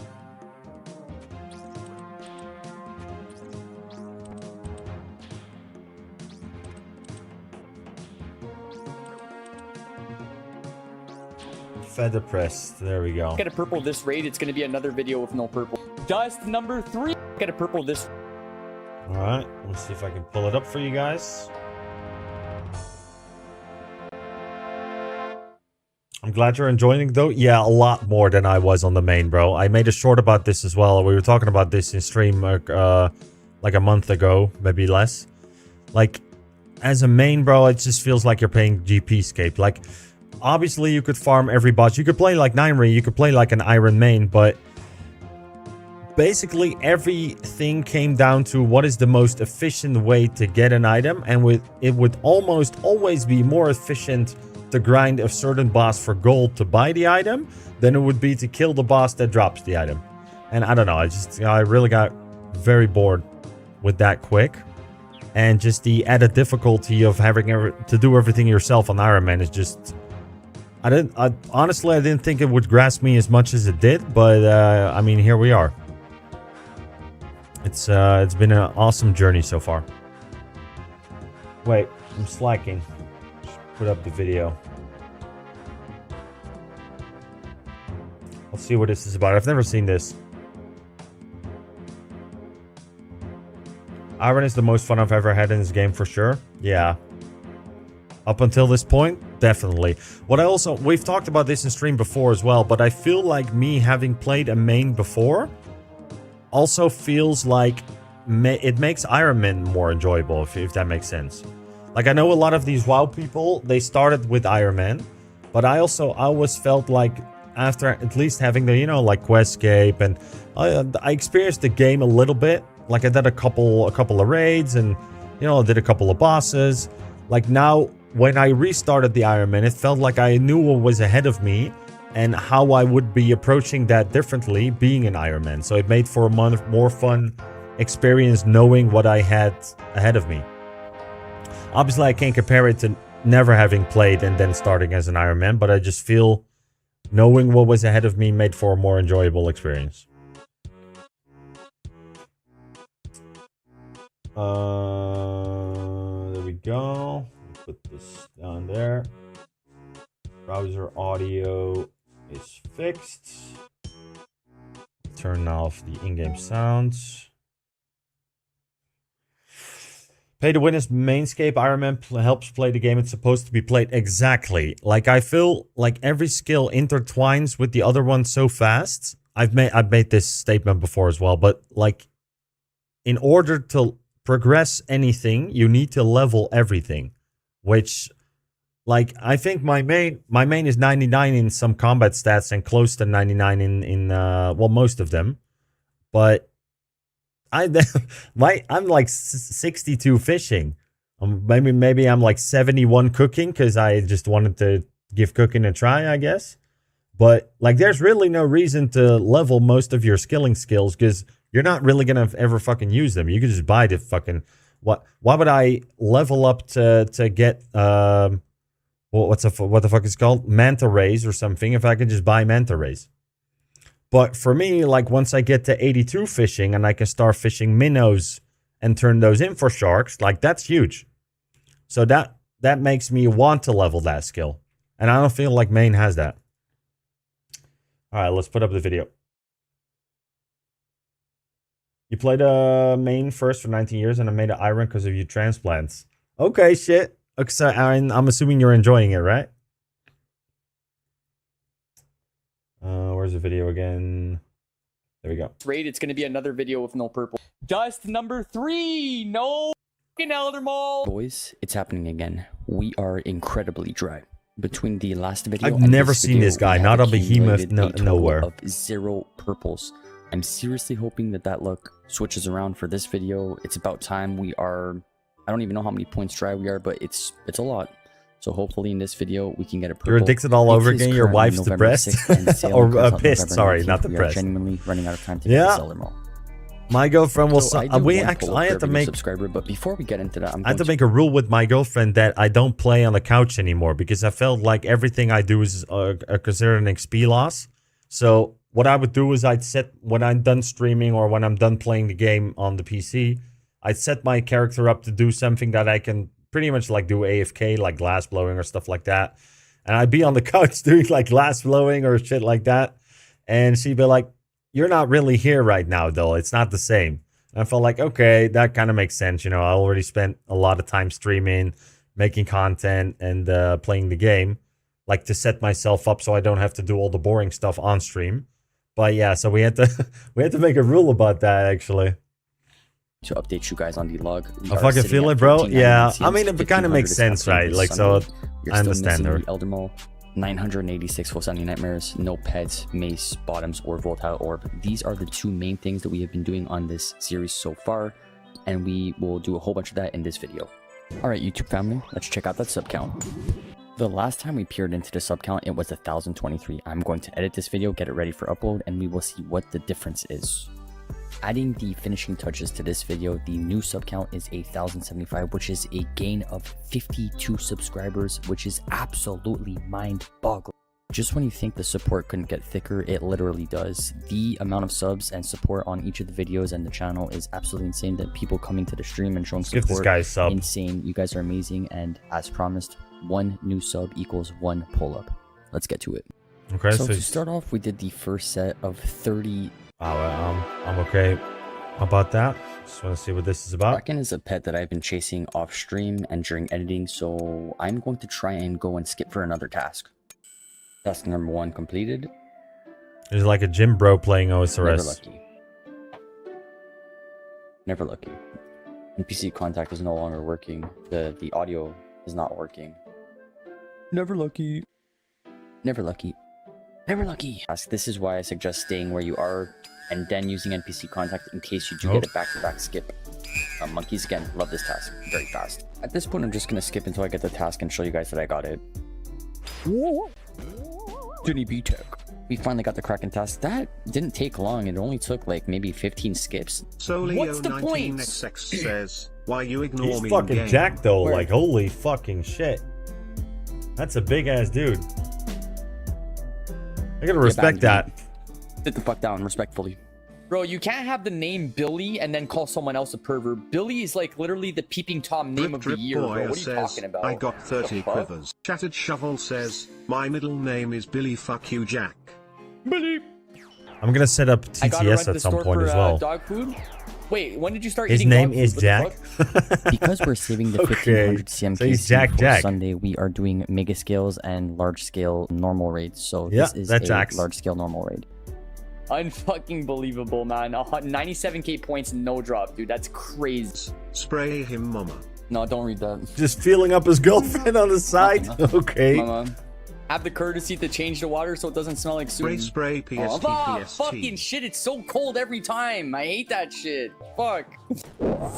I'm a fucking chinner. Look at this shit, brother. Damn. Look at the point gain. Oh my goodness. I'm good. Let's go. Good luck. These mega scales take a long time to orchestrate and complete, but goddamn, look at the points. And we got a purple Elder Mall. Never lucky. 300k, 145k personal points. White light, and that's the way she goes. That's really good. Thank you for the follow. They call me fat. Oh shit, they used to when I was younger, and then I hit the gym because people were calling me fat and bullying me, and now they call me Jack. Mr. Fat, welcome to the stream, brother. How you doing? Oh, I do have a Blood Fury. I do have one. Nice. I've been having a lot of junk food the last like 2 weeks, so I detoxed this week with no junk food, and I feel like a fucking meth addict. I feel like Jesse Pinkman right now. Like, I want to have a cookie so fucking bad, bro. I'm like, my skin is like, oh, fuck. It's not really my type of content, I'm not gonna lie. Like, yeah, I appreciate the guy, but I'm looking for something different to watch with you guys.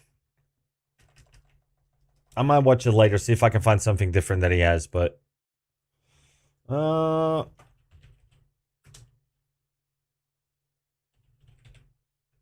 Non-red... GOB.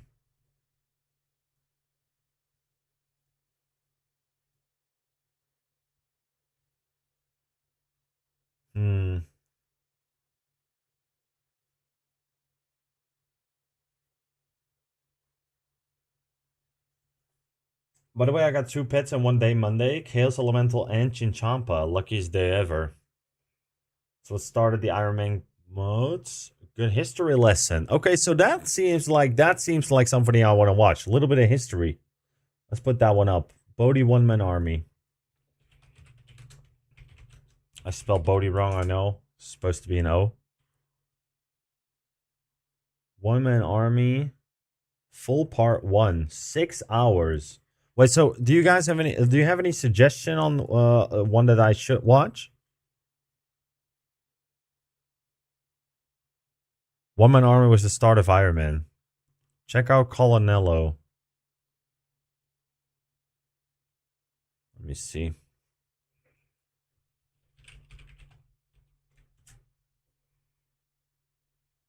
So that's a different dude. Okay, so we're gonna go with One-Man Army first, but we might watch the other one later. I'll keep it in mind. Remind me if I forget, by the way. One-Man Army Bodhi.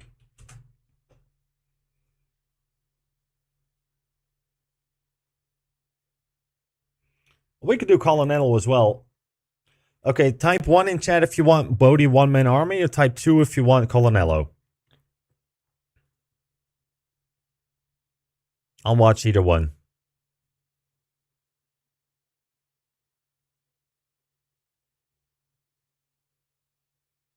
Alright, you guys want Colonello?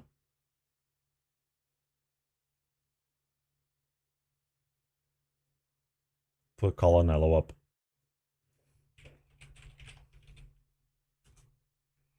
There we go.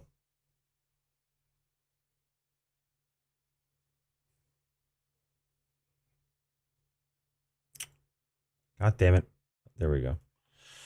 Let's see. What's his newest one? It happened again. RuneScape's Forgotten Disaster, the Fight Pit Massacres. Okay, shit. We'll put that one up. We've all seen them, so it's good up to you. Okay, when people talk about RuneScape's darkest moments, the Falador Massacre usually comes up first. An event where dozens of innocent players were killed after a glitch allowed them to be attacked inside safe zones. But not long after that, something eerily similar happened again. This time, deep underground in the Tsar Fight Pit. A massacre would take place here not once, but twice. So how did Jagex make such a critical mistake? And why was it able to happen again years later? This is the story of the Tsar Fight Pit massacres. Our story begins back in September of 2005, when Jagex released what is now one of RuneScape's most iconic expansions, the Tsar City. Hidden deep beneath Karamja's volcano lay a sealed ancient city inhabited by the Tsar, towering lava-forged beings with their own culture, currency, and rigid traditions. They were secretive by nature, rarely interacting with the outside world, but with this update, they made the unusual decision to open part of their city to adventurers. For players in 2005, this wasn't just another dungeon. It felt like uncovering a forbidden place that had existed long before your character ever ever set foot in RuneScape. From a How's technical the standpoint, audio, by the way? Is update it was good? enormous for the time. The Tsar City introduced 2 entirely new map squares, featuring what many players and Jagex considered some of the most impressive visuals RuneScape had ever seen. Glowing rivers of lava cut through jagged obsidian structures, while massive imposing creatures roamed the cavern. The scale and atmosphere good? were Okay, cool. immediately different from anything else in the game. The city itself was packed with new content. It introduced 7 brand new monster types, along with 7 new pieces of combat equipment that surpassed rune gear. There was even a bank and several shops, but these shops didn't accept gold coins. Instead, all business was conducted in Tokkul, the Tsar's unique currency. Tokkul couldn't be traded between players or bought outright. The only way to earn it was by engaging directly with the city, killing Tsar creatures, or participating in the activities the city was built around. In other words, We're gonna have to get some Tokkul soon too. We gotta like either buy or farm a lot of barrows so we can get chaos runes, because we're very close to getting a fury. I usually do glass blowing while I'm at work. So I think like maybe by the end of the weekend I should be 87, and then we can boost up for both an anguish and we can get a fury. We can get a fury by boosting up in 1 level actually, so. if you wanted access to the Tsar's most powerful rewards, you had to earn their respect. And central to that idea of proving yourself worthy in the eyes of the Tsar were the city's mini-games, one of which would lead to an event that players there would never forget. But in the real world, being remembered isn't always a good thing. Every day, data brokers legally collect and sell personal information of might be surprised for scam. That's where today's sponsored personal data removal is. Election workers, journalists started using /Colonello and use at checkout /Colonello. The Fight Pit was Jagex's second major PvP minigame, released after the success of Castle Wars the year before. The goal of the minigame was simple. A long ad, by the way. Everyone was dropped into the same arena and fought until only one player was left alive. That player was then declared the winner. The winner of each match was rewarded with Tokkul, based on the combat levels of the players they defeated, and they would be marked with a red skull floating above their head. The skull signified that they were the Fight Pit champion, and it would last an hour as long as the player didn't teleport, change gear, use overhead prayers, or log out. But what if there was like a Hunger Games type situation where multiple players couldn't decide who should be the winner and they refused to fight? Well, if a match dragged on for too long, the Tsar themselves would intervene. After 5.5 minutes, waves of Tsar monsters spawned into the arena and attacked any remaining players, forcing fights to end one way or another. If even that wasn't enough, the game began dealing unavoidable damage to everyone still alive, 1 damage every single game tick. Despite being a PvP minigame, deaths in the Fight Pit were safe, just like with Castle Wars. You didn't lose your items and you weren't sent back to Lumbridge. Instead, after death, you would be sent back to the minigame's lobby. That low risk made it easy for everyone to participate and encouraged players to bring their best gear and weapons. In the years that followed, the Fight Pit became incredibly popular. While the rewards weren't as good as those from Castle Wars, most players weren't there for efficiency. They were just there to have fun. And for years, that's all the Fight Pit was, a chaotic but mostly harmless minigame, until one day when everything went wrong. On May 13th, 2008, the Tsar City and its inhabitants would undergo a graphical rework. This actually wasn't something that Jagex themselves chose to do, but it was instead voted on by the players in a guaranteed content poll earlier that year. So this story could have been very different if the players chose for Jagex to rework something else. Anyway, as part of this update, the Fight Pit would get a slight facelift, but whoever was behind the rework made a big mistake. Players in the arena soon realized that they could attack other players who were waiting in the lobby, but players in the lobby couldn't fight back. If you were in the lobby and reacted fast enough, you could leave before getting killed, but players who weren't paying attention weren't so lucky. Now, at this point in RuneScape history,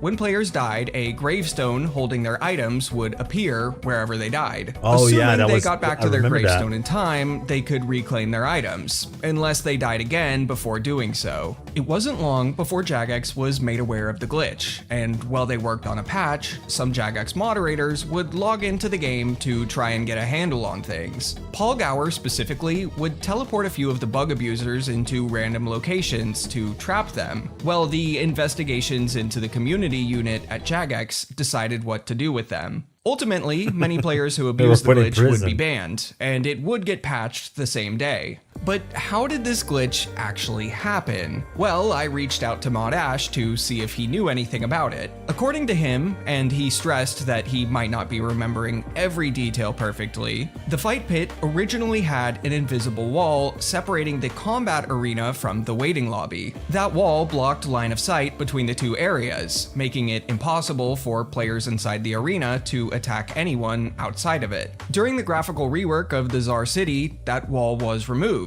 When it exposed a flaw in how the PvP code was written. The game checked whether the attacker was inside the combat area, but not whether their target was. So once that barrier was gone, players in the fight pit could attack other players standing safely in the lobby. But, as I mentioned earlier, this wasn't the only time this glitch appeared. In 2012, the Czar City went through another graphical rework, and the exact same type of problem surfaced again. For this version of the bug, I spoke with Mod Reach, who was directly involved in Jagex's response at the time. Like Mod Ash, he wasn't completely certain on every detail, but based on his memory, the issue worked pretty similarly. Once again, while the area was being reworked, the developer behind it made a simple mistake with the map editor that allowed players inside the arena to attack those outside of it. Thankfully, just like last time, gravestones kept players' items safe unless they died again before they could grab them. When Jagex was made aware of the glitch, Mod Reach went to investigate,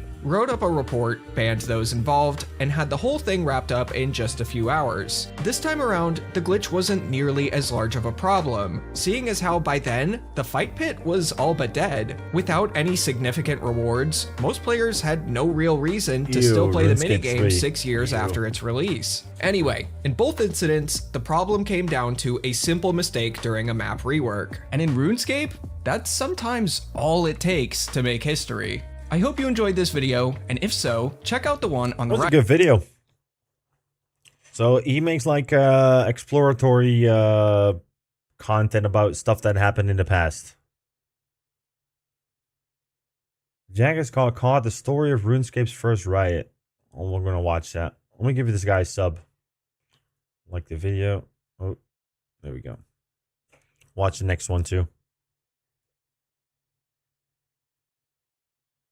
Rioting is one of RuneScape's oldest traditions. For nearly 20 years, players have protested everything from game-breaking updates to one-pixel changes. But before any of that, there was one riot that started it all. It was led by some of RuneScape's top clans, and they crashed a secret Jagex meeting demanding that the company finally listen to them after years of being ignored. But not everyone there came to help. One of RuneScape's most hated clans showed up to sabotage it. So, was the riot a success, or was it a total disaster? This is the story of RuneScape's first riot, and the frustrated clan leader who started it. Clans have been a part of RuneScape since the very beginning. In fact, the game's first clan, the Sabres, was founded before RuneScape even launched. In the late 90s, before Andrew Gower came up with the idea for RuneScape, he was developing games for a website called Games Domain through his then very small games company, Jagex Software. One of the games Jagex created during this period was called Cyber Wars, and it was there that the Sabres clan first formed. Andrew had discussed RuneScape with the Cyber Wars community while developing it, and once it launched, many of Cyber Wars players gave it a shot. The Sabres moved in almost immediately, becoming the first clan to call RuneScape home.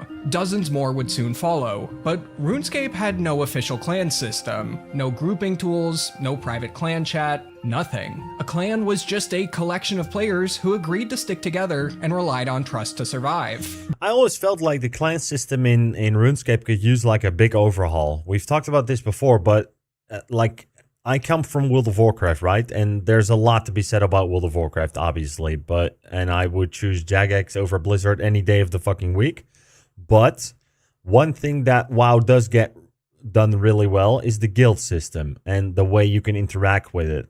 And I feel like even to this day in OSRS, the clan system could have like a lot more to it. Like maybe, you know, they're adding like a bingo thing. They announced something. They're adding like a bingo thing in the Winter Summit now. So I think that's a welcome addition, because most clans do bingos. They do that themselves, like through Discord. I think that's on the horizon. That would be a nice thing, though. You know what I would also like is if you can actually see, like what clan somebody is in. Like, for example, if you right click them, or if you would be able to see their clan name below their character name. I don't know, maybe it looks a little bit too much like WoW, but I wouldn't know exactly what to do with it. But I just feel like the clan system could definitely, yeah, clan text would be sick, exactly. But I just feel like the clan system could use an overhaul, and that they could do a lot more with that. It'd be better for the game, I feel. Back then, being in a clan was kind of necessary for your own safety. Player versus player combat, or PvP, was enabled everywhere, and escaping a fight was nearly impossible. There were no teleports, no running, and no eating while in combat. Raid Banks leaderboards didn't exist would be yet, nice. And if you died, you lost everything Just except more to your it, 3 you know, most like valuable other than items. just a it bit. was basically Like right now, it's basically just a clan chat. That's all there is to it. And you have a guild hall or like a clan hall, but I don't know. I've never used a clan hall myself before in my life, so I don't know how many other people use it.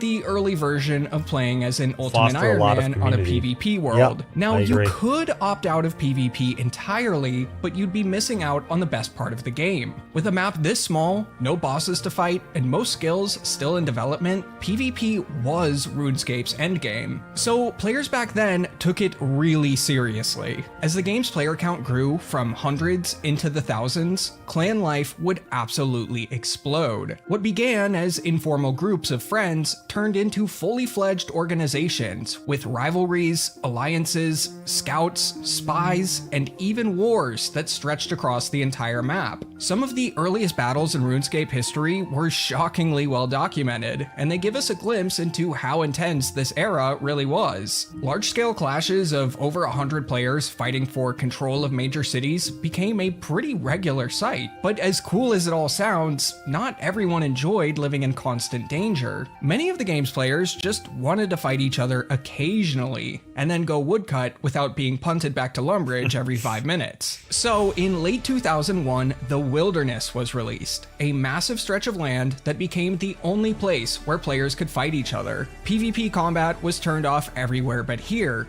and many clan members assumed that this update would kill clan life entirely, but instead it thrived. Survival was no longer the main reason to join a clan. Now it was about glory, the thrill of combat, and proving that your clan ruled the wilderness. And in the years that followed, battles larger and more coordinated than anything the game had ever seen before would take place here. But even as clan warfare evolved, one major problem still remained. There was still no clan system in RuneScape. Clan leaders had to rely on outside tools to stay organized, building their own websites and forums to share news, schedule battles, and keep members informed. Many clans also created IRC channels, text-based chat rooms that worked a lot like how Discord does today. It gave members a quick and reliable way to coordinate in real time. However, Andrew Gower did mention in a news post just 1 month after RuneScape launched that clan support would be coming soon. He envisioned a system where players could create official in-game clans, something that would have finally given structure and legitimacy to the growing clan community. But years passed, and this system never arrived. Even after RuneScape 2 launched in 2004, and most clans migrated to this new version of the game, it still included no clan features. Despite clans being such a major part of RuneScape's community, it felt as if Jagex had forgotten them entirely.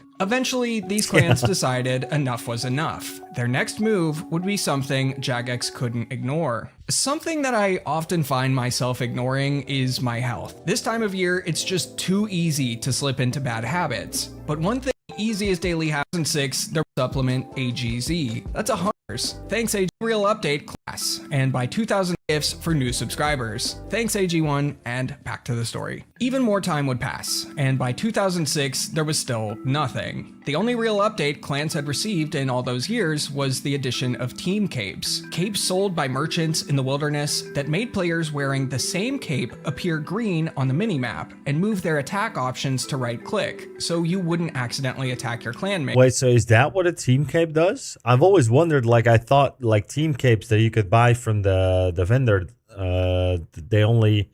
they're like visuals from famous clans that RuneScape had. I never knew that they actually have a function, to be honest.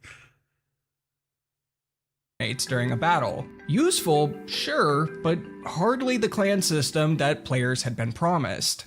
Clans all across RuneScape had grown very frustrated with Jagex, as ever since the game's launch, they had asked for at least some basic form of clan support, but the requests had gone mostly unheard. But what could they actually do? They were just players, scattered across forums and IRC channels, with no official way to push for change. Well, one clan leader named Rob to Kill decided to change that. Rob to Kill joined RuneScape in 2004, and soon after became a member of a PvP clan called Corruption. The clan had a rocky beginning, but by 2006, it had become a force to reckon with, regularly appearing at the top of players' rankings on a fan site called RuneScape Community. RuneScape Community had become the unofficial hub for clan culture during this era, a place where roughly 100 of the most dedicated clans gathered to schedule fights, debate rivalries, maintain a shared ranking system, and even uphold a shared code of honor, a set of rules that clans were expected to follow if they wanted to be a part of RuneScape Community. These rules dictated what was considered fair combat and what crossed the line. Things like teleporting out of fights, logging out to escape death, or crashing another clan's war were seen as deeply dishonorable. More controversial tactics like luring solo players into multi-combat or attacking much. Did you guys know, have you guys ever heard about in WoW, there was back in the day, there was a funeral with, this is like a very, very big, a thing that happened back in the day where, these guys, they had a guild and one of the guild members died of cancer, I believe. And then it was on a PvP server. They had a, like a memorial service for him in game. And another clan crashed the memorial server and just fucking killed everybody. Which is very dark and crazy if you think about it, but also kind of funny. Like, I don't want to, you know, step on any toes here, but first time I read about it, I was like, damn, that's dark. Kind of funny though, but dark. Weaker players were also not allowed. Some clans defended them and others condemned them entirely, but regardless of how each clan felt about these rules personally, they had to follow them if they wanted to be a part of this website. Rob to Kill was a well-respected member of RuneScape Community, and he understood just how much influence the site held over the clan world. He had become one of the most prominent voices in Corruption, and someone that other clans listened to. After seeing Jagex ignore countless requests from the clan community asking for clan support, Rob to Kill decided to take matters into his own hands. He started small, organizing a few in-game gatherings with like-minded clan members, hoping to get Jagex's attention and push for some form of clan support. But these early attempts had little effect. They were organized with almost no notice, and never actually caught the eye of Jagex, except for one of their videos, which for some reason was copyright claimed by them. There's no backups of this video, so I honestly have no idea why they did this, but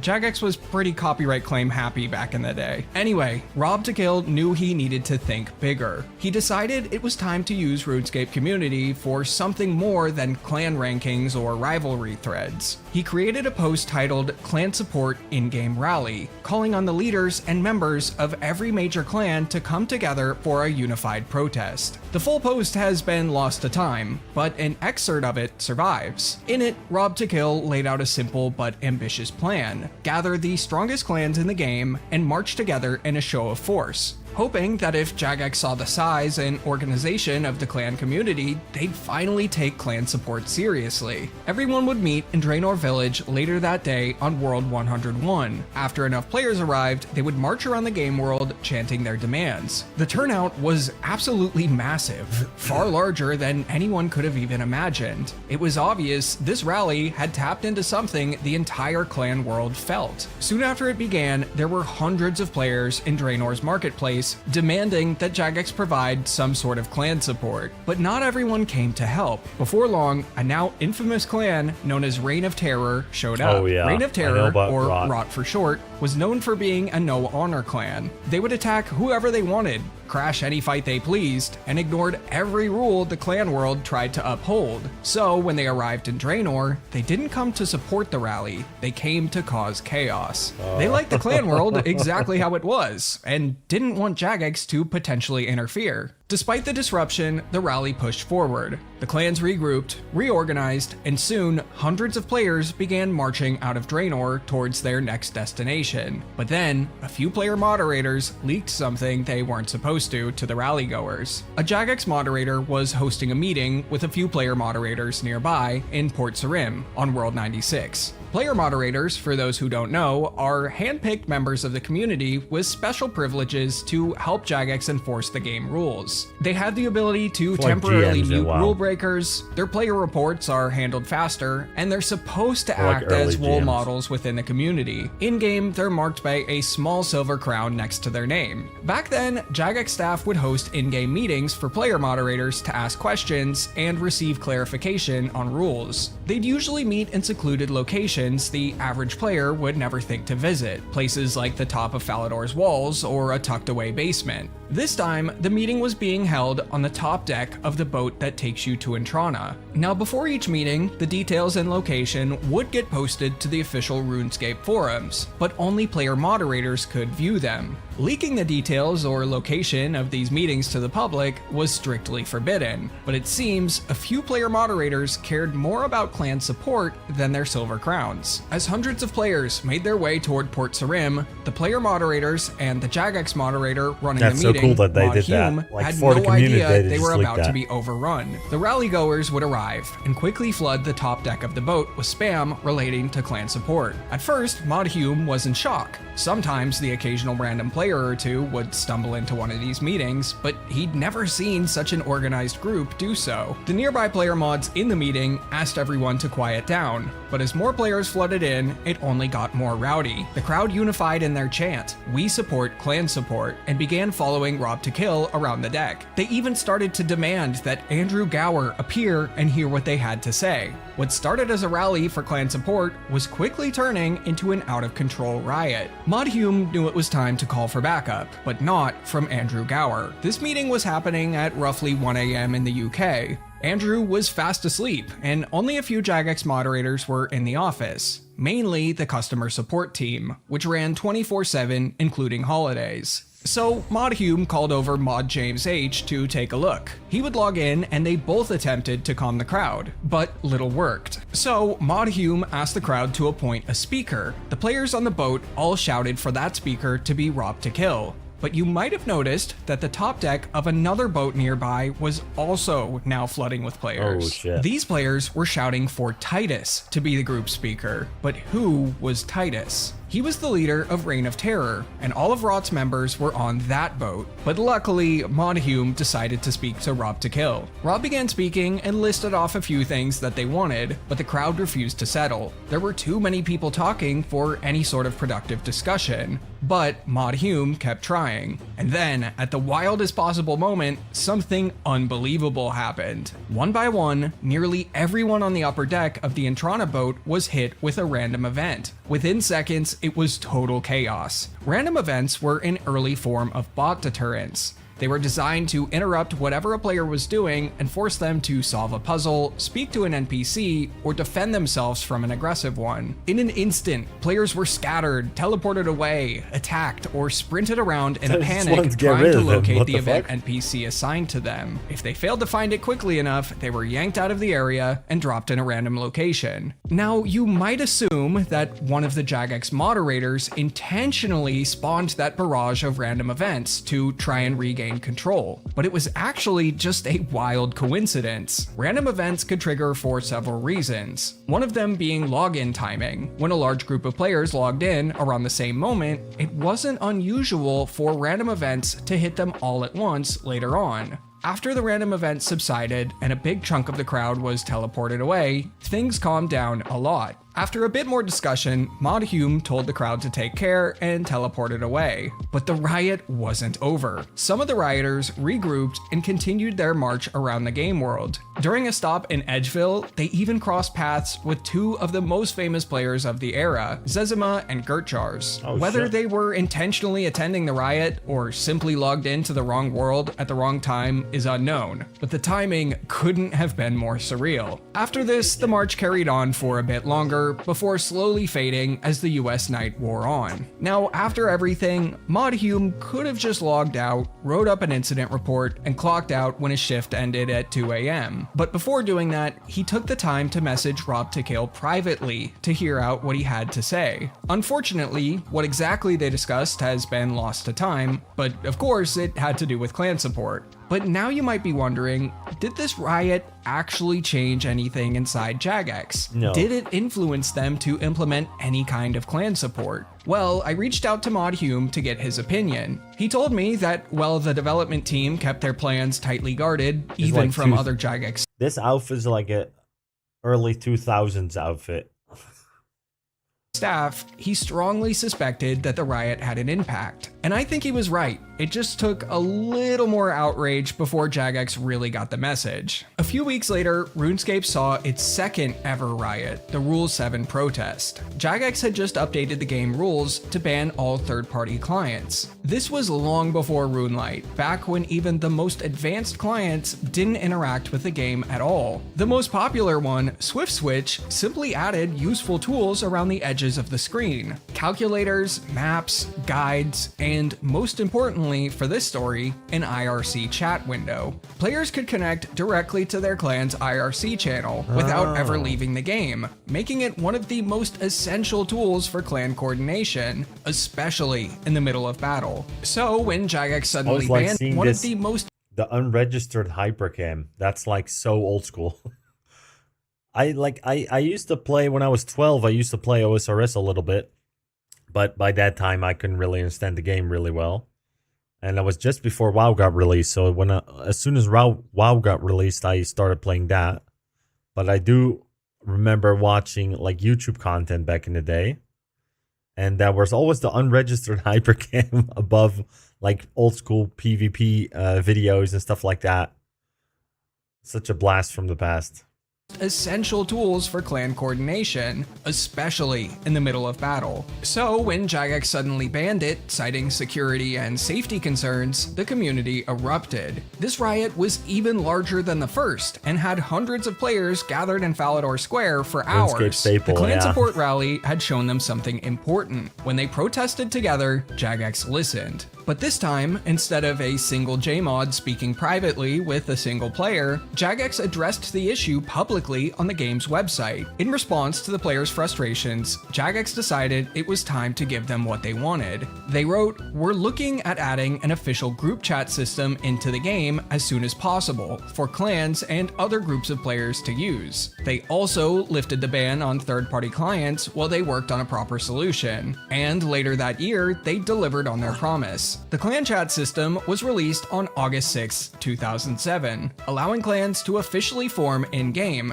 and giving them a private chat channel for the first time. Anyone could create a channel, assign ranks to their members, and control who was allowed to join or speak. Members could enter the channel from anywhere in the game, and it became a new hub for organizing PK trips, wars, and events. It didn't arrive overnight, and it didn't solve every problem, but it marked a turning point. The moment Jagex finally recognized clans as a core part of RuneScape's identity. And looking back now at nearly 20 years of protests, marches, and full-blown riots, it's clear that this chaotic afternoon in Draenor Village set the stage for a tradition that still defines the RuneScape community to this day. Check out the video on the right about the player who earned the first 99 in RuneScape. I have the same feeling with classic WoW, man. Like back in the day, like actual vanilla WoW was probably my craziest gaming experience I've ever had. But there was nothing like that. Why am I doing pest control? We're unlocking Elite Void at the moment. And we are up to 155 points right now. I'm actually going to get a drink real quick. So we need to get 345 more, and then we can get Elite Void, and then we can start our chinning journey. It's funny because I always wanted to play WoW back then. I just never had a PC that's good enough. Yeah, WoW had some pretty nasty specs back in the day. You'd have to have like an actual proper PC to do so. So I kind of see that. By the way, remember Nightmare H? A Going Crazy Quest Helper? No, I don't think I do. Right back, I'm just gonna grab a drink real quick.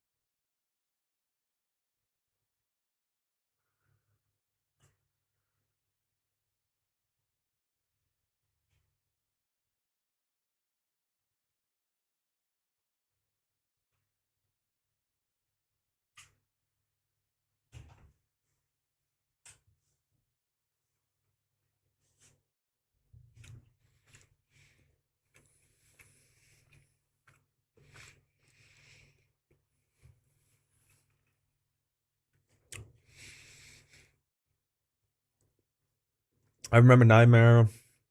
No, doesn't sound familiar to me.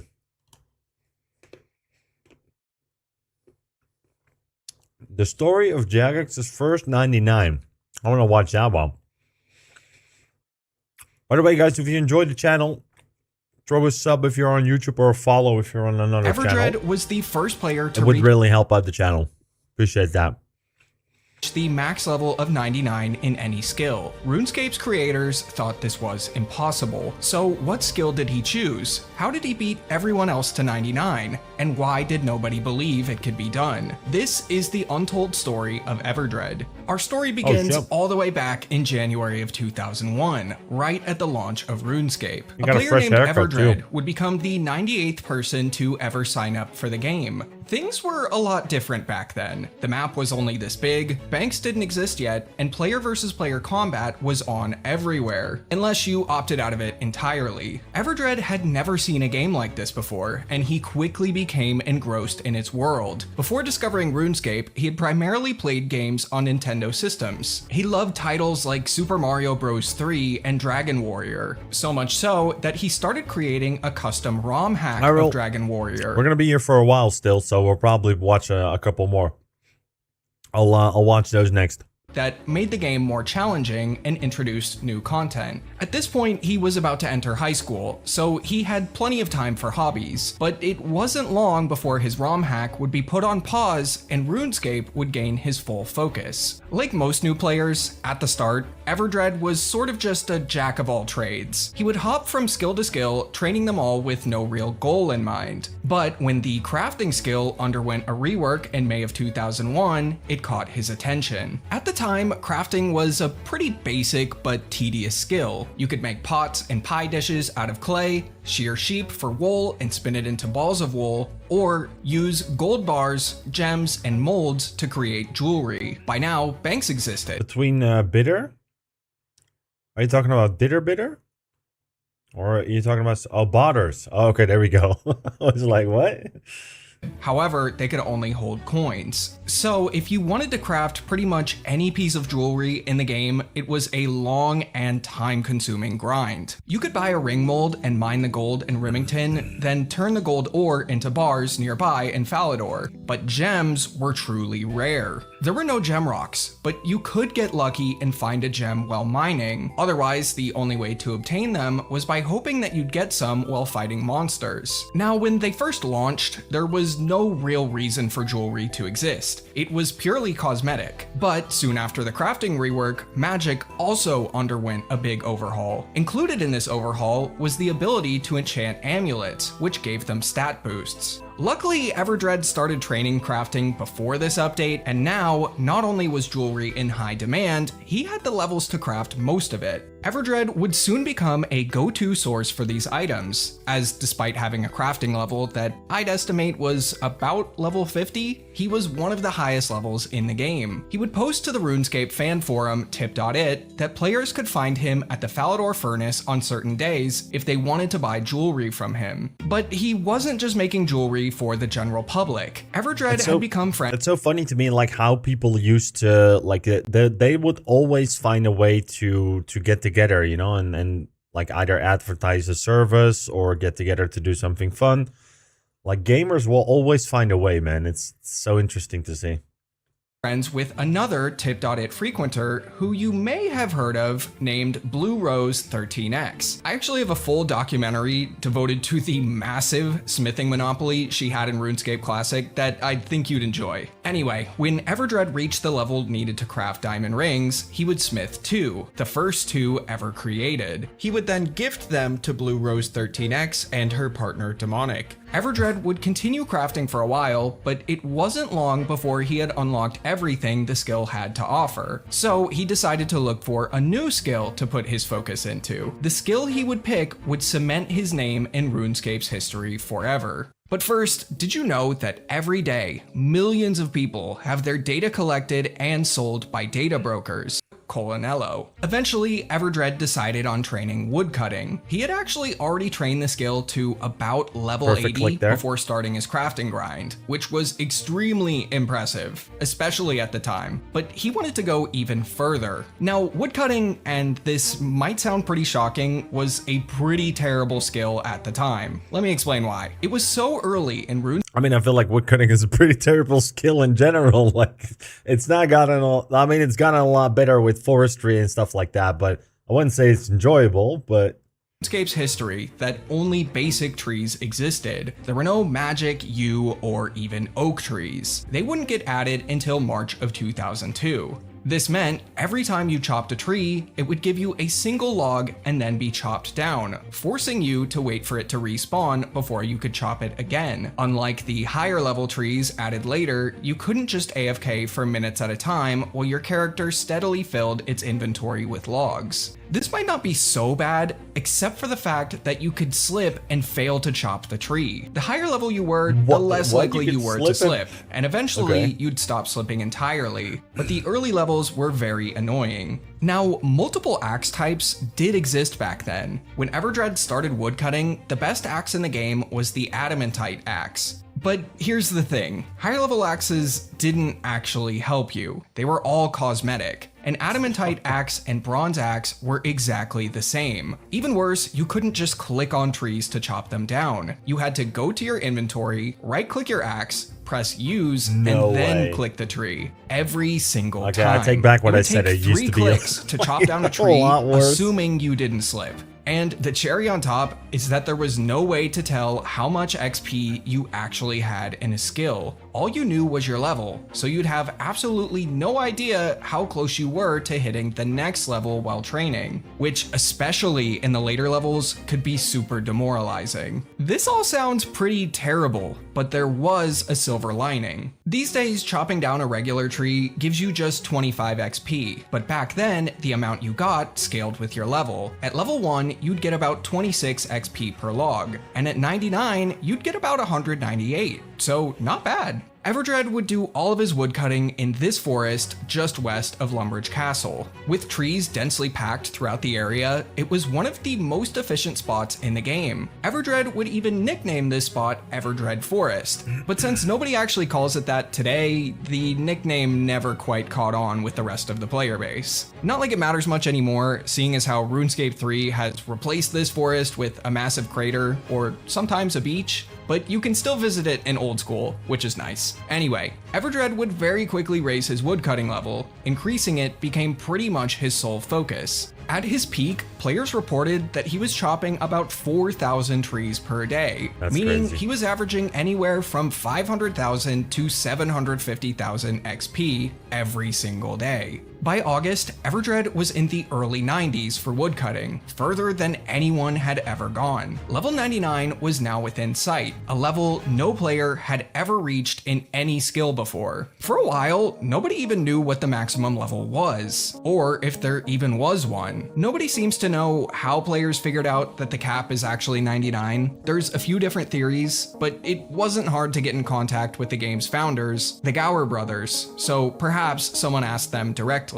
Regardless, it was widely accepted by now that 99 was the cap. But even if players knew 99 was the cap, nobody ever thought someone would hit it. Andrew Gower has famously OSRS, said, so ugly. "We never actually Yeah, it doesn't expected look great, anyone but, to reach I mean, level back in the day, it 99 probably in looked very any good. of the skills." Reaching level 99 requires a little over 13 million XP in that skill. For most skills, this means hundreds, sometimes thousands of hours of grinding it. It takes so long that by the time you reach level 92, you're actually only halfway to 99. Andrew designed the XP curve so that you would unlock most of a skill's content long before you hit 99, because he didn't think anyone would be committed enough to get even close to the cap. But it seems he was wrong. Everdred was on the verge of making history, but he would soon take a break to do something else historically significant. On August 13th, 2001, The Wilderness was released. Player versus player combat would be turned off everywhere except for here. But fighting other players wasn't the only thing The Wilderness had to offer. The further you went, the more treasure it had. Some monsters dropped the valuable new Rune Fullhelm, and the game's first Runite rocks could be found here. Most interesting of all, Jagex would not update the world map to display what the Wilderness had. They wanted what was inside to be a mystery, but of course, that didn't stop players from trying to map it themselves. Everdred and another player named R2Keen2 would take it upon themselves to screenshot and map the entire Wilderness. They did so pretty quickly, and just a week later would publish it on tip.it.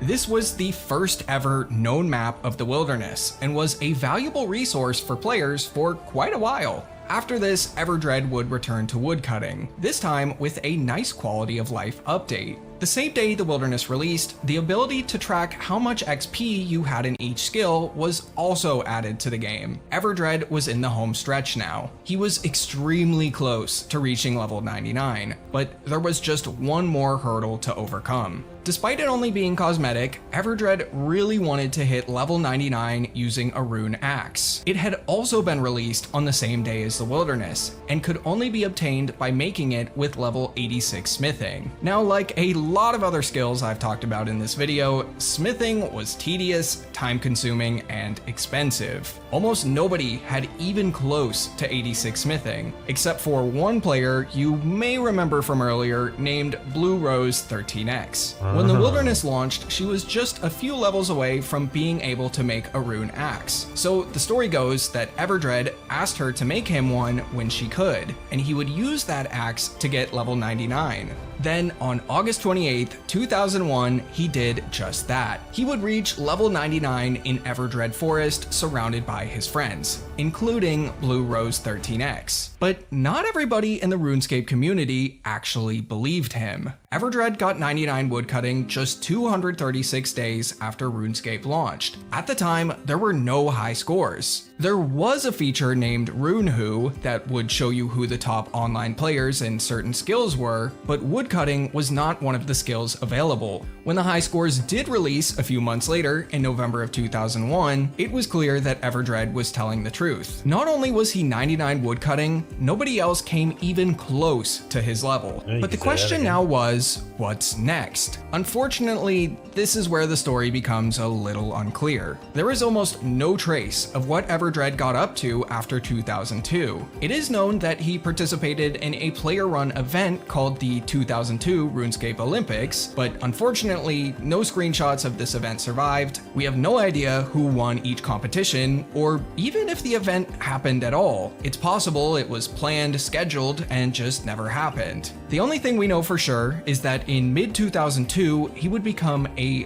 fur trader. Bears, which had been in RuneScape since the game launched, had always dropped fur, and when gray wolves were added in February of 2002, they would drop a new item called gray wolf fur. Now, just hearing these items' names and looking at them, you might imagine that they'd be used in the crafting skill. Examining both even tells you this would make warm clothing. Turns out, during the entire history of RuneScape Classic, they were never given a use. Technically, you could sell wolf fur to Barik and Varrock for 120 coins each, but you couldn't make anything with it. However, it sure seemed like Everdred and a lot of other players thought they would be useful one day. In his forum signature on the Tip.it forums, Everdred said, "I barter in furs. I have over 800 fine pelts and continue to collect more. I'm willing to barter furs for items." In a later post, he would say about 300 of his wolf furs and 50 bear pelts were available for trade. Perhaps once his massive investment fell through and he realized he wasted months collecting them, he left the game forever. Although player rumors suggest he quit in 2004.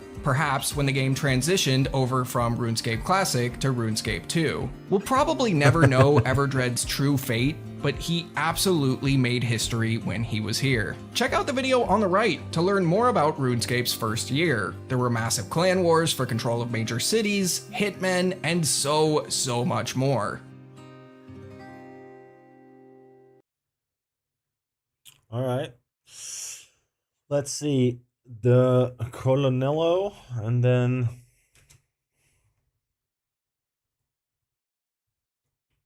the mother.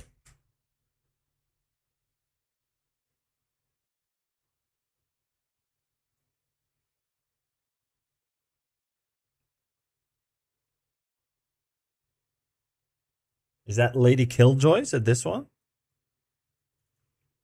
Lady Killjoy was once the most feared player in RuneScape. Her combat level was the highest in the game, and in the Wilderness, that made her untouchable. She looted gear and party hats now worth billions. Then, without warning, she vanished, taking her massive fortune with her. But her legacy went far beyond PKing. She created one of RuneScape's most iconic quests, and its rewards are still used by players to this day. Without her, RuneScape would be a very different game. So, who was she? Why was she so feared? And why did she disappear forever? This is the incredible story of Lady Killjoy. To tell this story right, we need to go back to 2001. We don't know the exact date, but sometime that year, Lady Killjoy discovered RuneScape. She wasn't one of the first 2,000 players, but she was close. RuneScape had only launched in January, so she was still there early enough to make history. At the time, player versus player combat wasn't just popular, it defined RuneScape. When you signed up for a RuneScape account, you had the option of being a player killer or a non-player killer. Player killers had PvP enabled everywhere outside of Lumbridge.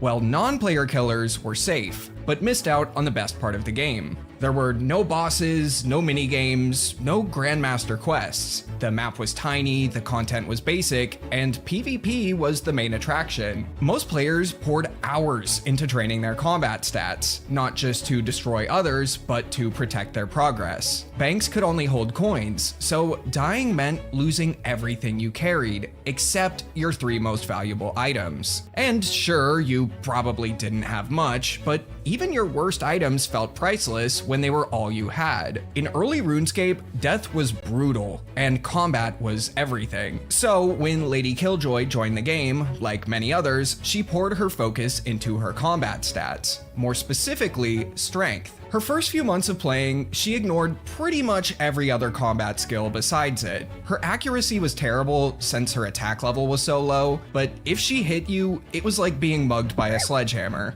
And while her low defense made her easier to hit, it didn't matter much if her opponents were already dead. As her strength level rose, so did her rank on the high scores. Her overall rank wasn't anything special, but in the top 2,000 fighters section, she was rising fast. Ranks in this section were determined by a player's hit points level, and because you gain hit points XP when you train other combat skills, such as strength, her hit points level climbed alongside it, pushing her up the ranks quickly. As her fighting rank rose, some of the game's top players started to notice. She was soon invited to join the Wanderers, one of the most powerful clans in RuneScape at the time. They had legends like Lightning, TKS, and even Blue Rose 13X. If you haven't seen my documentary on Blue, she was one of the only people in the entire game who could smith rune weapons and armor, the best gear available in 2001. Now, Lady Killjoy had everything, the stats and the gear. If your clan didn't have an alliance with the Wanderers and you saw Lady Killjoy coming, your heart would be racing faster than your first time fighting Jad. Although Jad wouldn't come out for another 4 or so years, I think you get what I'm trying to say. Nobody knew it yet, but Lady Killjoy's story was only just beginning, and it was about to collide with one of RuneScape's most important players. But first, did you know that every single hour a man is diagnosed with testicular cancer? It's the most common cancer.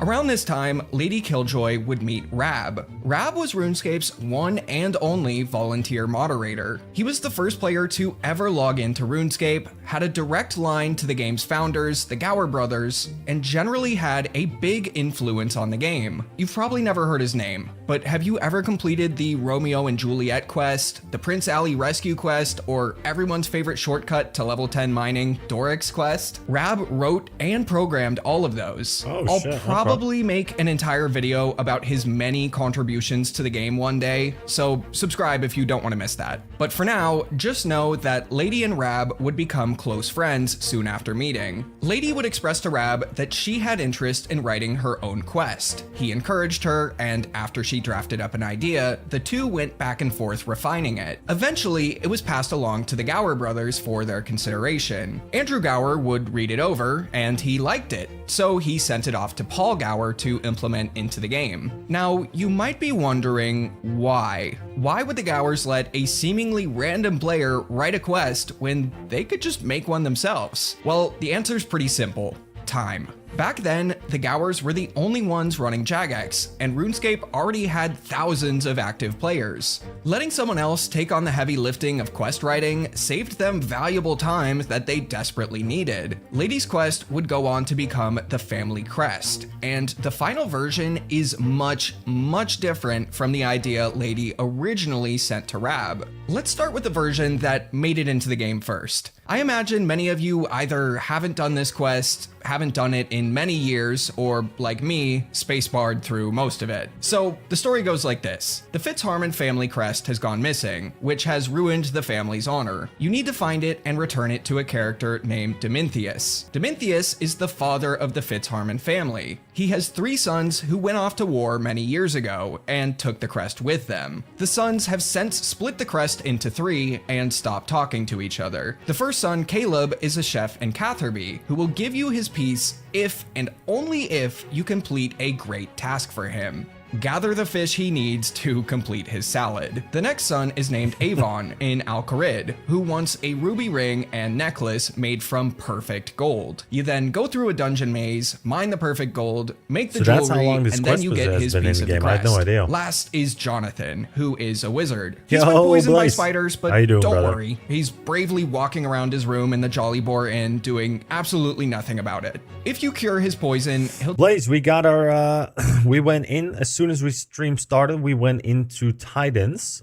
We got our Deadeye Prayer on the second kill. And then we did some practice on Zulrah on the main. And then we also got our Zulrah kill. So now we also have a Chali. So we have that. And now we're getting our Elite Void. So we can start chinning. And then get to CG, brother.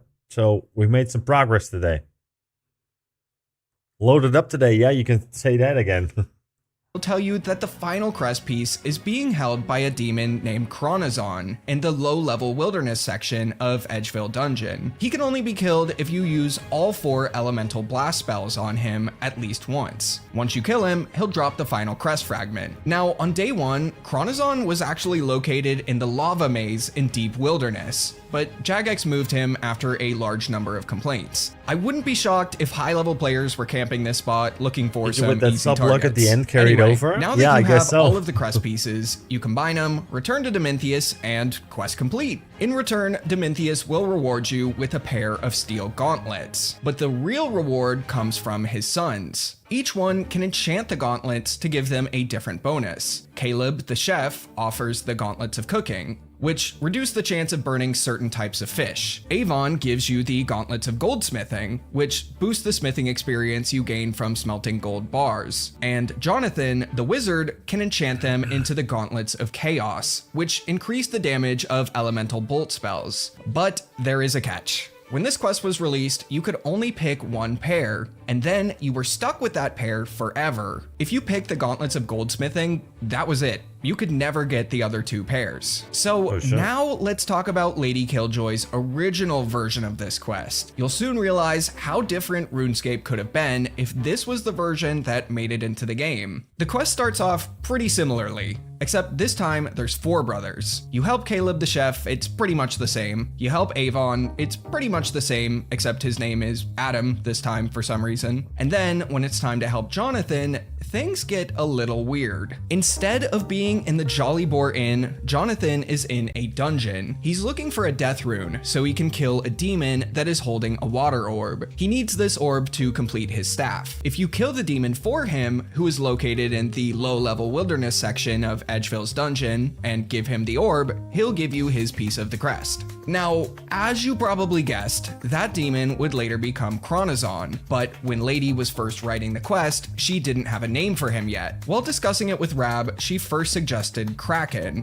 which kind of works, except, you know, that's a fish. Then she pitched Damien, probably inspired by the Omen, which honestly is pretty cool. And after that came Cerberus and Hydra, before Rab finally suggested the name Chronozon. I found it kind of funny that 3 of the names Lady suggested would eventually go on to become real bosses in old school RuneScape, just not demon bosses. So back to the quest. You kill the demon, return to Jonathan, and oops, he's been possessed by a spider. I feel like so Cerberus you need to find him a poison antidote. Oh, no. Once you do and he's recovering, he'll tell you about the 4th brother, Michael. Michael was the fiercest warrior in the wilderness, and he was last seen near the lava maze. Once you track him down, he challenges you to a battle, and once you win, he gives you his piece of the crest. You then return to Dominthius, and as a thank you, instead of giving you steel gauntlets, you are given the family's best shield, the Dragon Shield. Pretty cool, right? And honestly, not that far off from the quest we eventually got. But if that reward had stayed, a Dragon Shield handed out by a mid-tier quest, it would have changed everything. At the time this quest was being developed, there was only 2 pieces of dragon equipment in the entire game. The Dragon Sword, known today as the Dragon Longsword, and the Dragon Axe, known today as the Dragon Battle Axe. Both were locked behind somewhat challenging quests. so the Dragon Shield would have fit perfectly into that lineup. But the Gowers clearly had bigger plans. And by bigger, I mean put the Dragon Shield behind a jungle puzzle so confusing it makes you wonder if the game is broken. The shield wouldn't appear until late 2003 and could only be used after completing Legends Quest, a quest far more punishing than anything Lady Killjoy originally designed. Still, the real rewards, the gauntlets, ended up being hugely influential. All three are still used by players to this day. Smelting gold bars at the blast furnace while wearing the goldsmith gauntlets is the best. See, that's what I love about RuneScape, right? With the horizontal progression is that am I saying that right? No, vertical. Yeah, horizontal progression is that there's so much stuff that came into the game. Like Barrows is a great example as well, right? But obviously my knowledge doesn't go as far back as this guy does. But like Barrows is still one of the more useful items today for certain content. Same with Void. Same with other people. Like everything that you grind now will always hold value in some part of the game. I think it's very difficult to replicate that, but it is something that would make a lot of the other MMOs out there, including WoW, a lot better.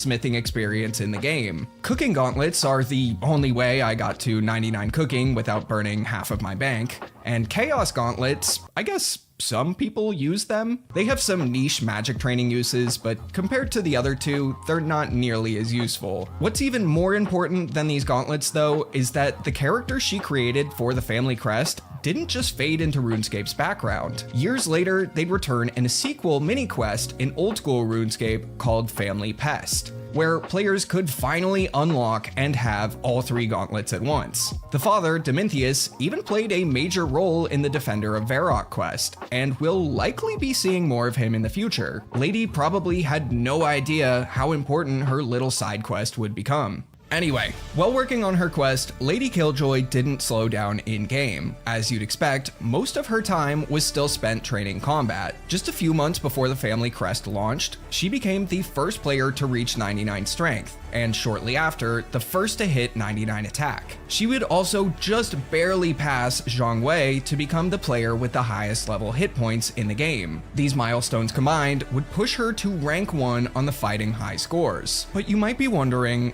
how? We know now that she started RuneScape a bit later than many other high-level players. So how did she possibly catch up? Well, she had spent the last few months almost exclusively killing guards for hours on end every day. She had discovered something strange about how RuneScape's combat formula worked at the time. Despite her very high combat level, it was actually more efficient to kill lower level NPCs. Higher level NPCs took longer to kill, and overall gave you much slower XP.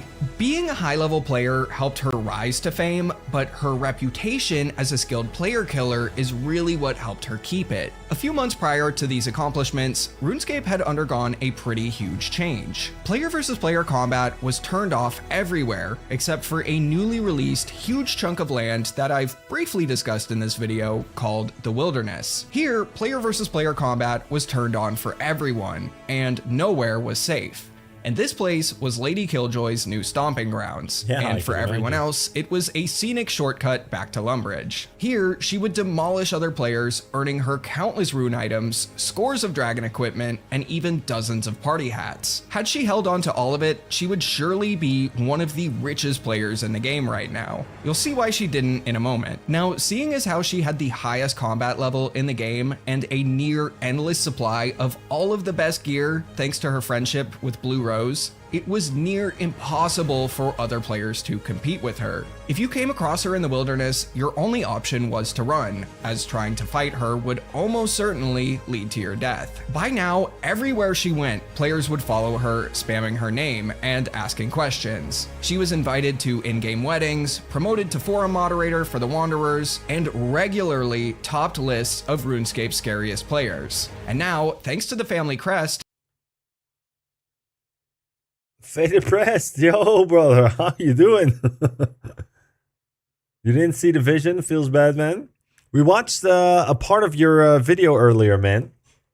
I was looking for something like more like a nine rain style type video, like something that had a little bit of a story behind it. So I said we would watch your video at some point again, but it wasn't what we were looking for today, man.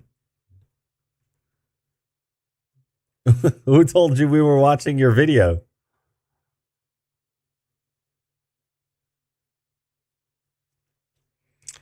Is that the way you think? But the cop that beat up the 2 Muslim ladies in Holland?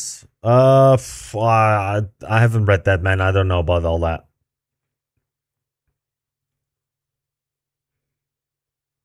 She had even helped shape the game's future. Lady Killjoy had reached the top of the game in every aspect. But just as quickly as she rose, it all began to slip away. In the following months, she would begin to dislike PKing, and soon announce her retirement from it. She would comment that she doesn't PK anymore because it started to get to her when people would beg her not to kill or hit them. This would slowly kill the fun of it for her. She would continue playing RuneScape for a while. That's funny that somebody that only PK'd in the game actually got deteriorated by people asking her not to PK. Like, I feel if you asked any regular PKer in the game right now, like, oh, please don't kill me, they'd be like, shut the fuck up and just murder you. But would quickly start to fall in ranks on the fighting high Ain't scores. No mercy there. In mid-2003, she would finally quit RuneScape to instead play a different game called Dark Age of Camelot, and later, when it was announced in 2004, World of Warcraft. However, this wasn't the last we would see of Lady Killjoy in RuneScape. Many years later, after the game had already transitioned to RuneScape 2, she would return. She would co-found a skilling clan called Keepers of Forgotten Honor, and trained the newly released construction skill for a while before disappearing once again. From then on, she would pop onto the game here and there over the next few years, but never stuck around. In 2008, she made a forum post that perfectly captured how out of place she now felt in the game that she once dominated. So I've been wandering around the last few days on RS. Just wow how things have changed so much. I've been lost in some city for a day now. Anyway, what is max combat level now? And where the heck did PKing go? It was a surreal moment. Lady Killjoy, once the most feared player in RuneScape, now completely lost in a world that had moved on without her.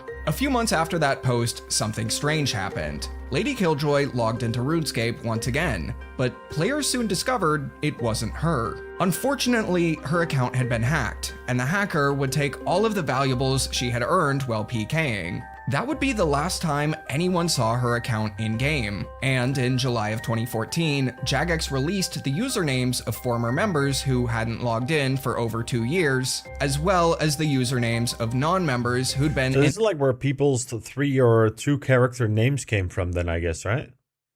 Or is that not? Is that later?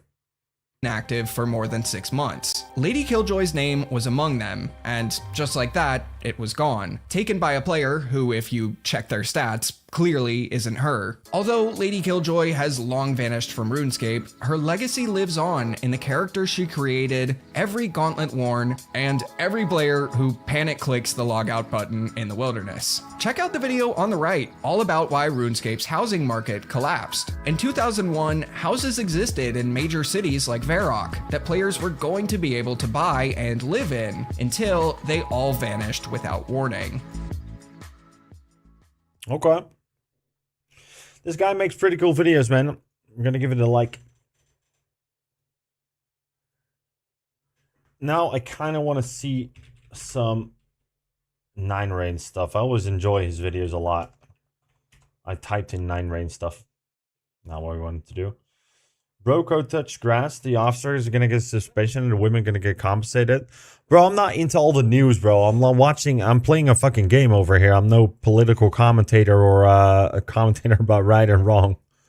Like, obviously, it's a bad thing, but my lack of zeal, I didn't get any points. Client for old school RuneScape, but I don't need to touch grass, man. I just need to play RuneScape. That's what I'm trying to do here. Let's see. I've seen a lot of these videos already, so let's see what this one's about. World. All the Max Inferno Cape buyers for wife is out of time to play RuneScape all day. I think I've watched part of it. Isn't that the one you wanted? Well, start. Hey guys, and welcome back to IRONMAN, the series where it's basically a main account, but everything in the boss, raids, or Slayer collection log is off limits until we've earned it ourselves. Until I've earned it myself. What am I talking about? We. You guys don't do anything. We've been on a journey to go to the corrupted gauntlet so we could get the enhanced crystal The way weapon he made seed, this avatar is really sick though. head Like, to the Inferno and defeat Zuck. it's crazy how But he his made fate that. wouldn't have it. That was a terrible idea. Please, the enhanced crystal weapon seed. Isn't that the one you wanted? Why am I getting mocked by an NPC, man? But as we continue to go dry on the enhanced crystal weapon seed, there are other challenges to face. And RuneScape isn't always a straightforward journey, which brings us to here and now. What we at 9 Rain Studios affectionately refer to as the in-between times. And while the in-between times seem like limbo to the elite players of the game, it is here that the common man resides. That's me. And you, because today's episode is all about these middle times where we click on a rock to see our number go up. We learn new methods of training mining and rune crafting and other barely bearable skills, and where we once again what the fuck? And where we once again rediscover the magic of RuneScape. And between you and me, my wife has been out of town for the past few days, so this one's for the fucking bros. This episode's for the bros, and we get a little riled up. So without further ado, welcome to IRONMAN and the episode where Nine Wife is out of town. So this one's for the boys. Yeehaw. Hey guys, and welcome back to IRONMAN, the series where today is going to be a special episode. This is about the real RuneScape player experience. This is about what it's actually like to be your average bro gaming at age 31, getting back from your blue-collar job where you were logged into old school RuneScape on your mobile phone and logging into old school RuneScape at your house. I thought we would start off today with some birdhouse runs. And behold, brothers and sisters, 99 Hunter.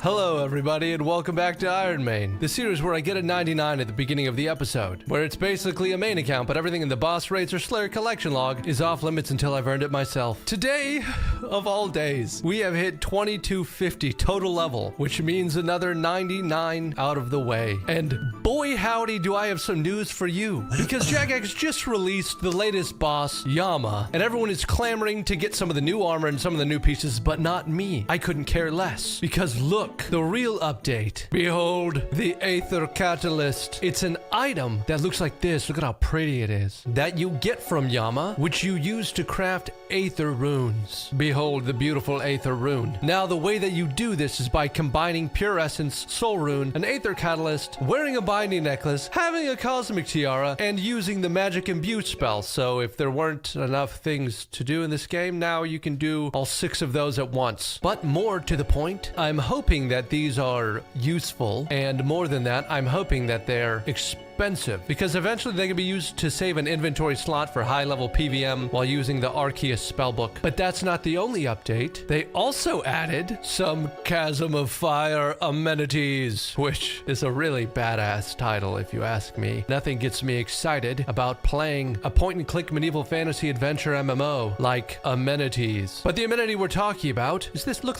I'm not even gonna get a clip for this. Look, they already did it for me. There's a new mining method that gives you these little shale shards? Shale rock shards, and apparently there is a very active fancy tick manipulation spot and a really low intensity shooting stars as AFK spot in which to train your mining, and then you can use the shale to create the new armor and blah blah blah. We don't really care about that yet, because look gamers, I have 91 rune crafting and 94 mining, and wait, smithing and agility? Is that it? Did I really save the worst skills for last? I did, didn't I? Huh, I've made a terrible mistake. But either way, today we are going to Yama. We're gonna kill him a bunch, I thought he had mostly 99 because agility, I'm but he interested doesn't. in trying the rune crafting at Guardians of the Rift to see if I can make combination runes every time the Cosmic Altar appears. And we're gonna see if Aether runes are like cool or worth doing. And then we're gonna go mine, and holy fucking shit.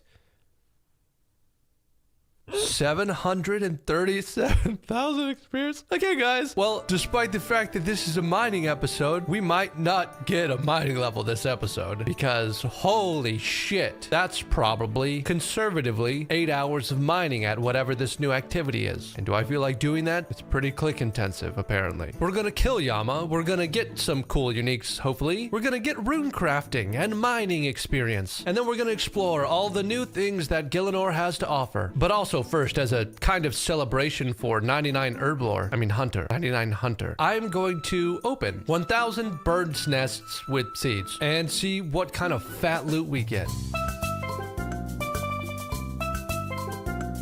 Oh my god, a dragon fruit tree seed. Already looking good. I hope we make like $1 billion from this. That would be neat. Okay, come here, baby birds. Let me feed you. Behold, 3 billion seeds for a total of 5.7 million Gielinor pieces. Almost half of that is dragon fruit tree seeds. Holy crap. And then another big chunk is U seeds. And now, because I know you all love loot trackers and numbers, look, I have no explanation for this, but apparently over the 1,700 bird's nests I've opened. Wait, what the fuck? Why does it say 4,400? Clearly the loot tracker is broken. And if that wasn't enough proof, there's a brimstone ring in my bird's nest loot tracker and 1 bird's egg. I don't really know what went wrong here, but certainly went wrong here. Apparently I've made 73 mil, but then there's 43 here minus the birdhouses for, I'm just gonna say $100 million doing birdhouse runs for God estimate. knows how many years to get 99 Hunter. Okay, now we're gonna sell all of these, and if they don't sell, we're gonna drop them on the ground. Exactly. Okay, and the last of them, we made 5.7 mil. So yeah, the loot tracker was actually pretty right on that one. Okay, giving us a total of a 23 mil cash stack, which is not the most I've ever had. I'm being honest, I don't really know what happened to it. I don't know where all that went. So anyways, oh my god, I've just noticed this entire tab is actually useless. I don't need to boost skills anymore. I don't need to do construction anymore. I never have to do another farm run, and now I never have to do another birdhouse run.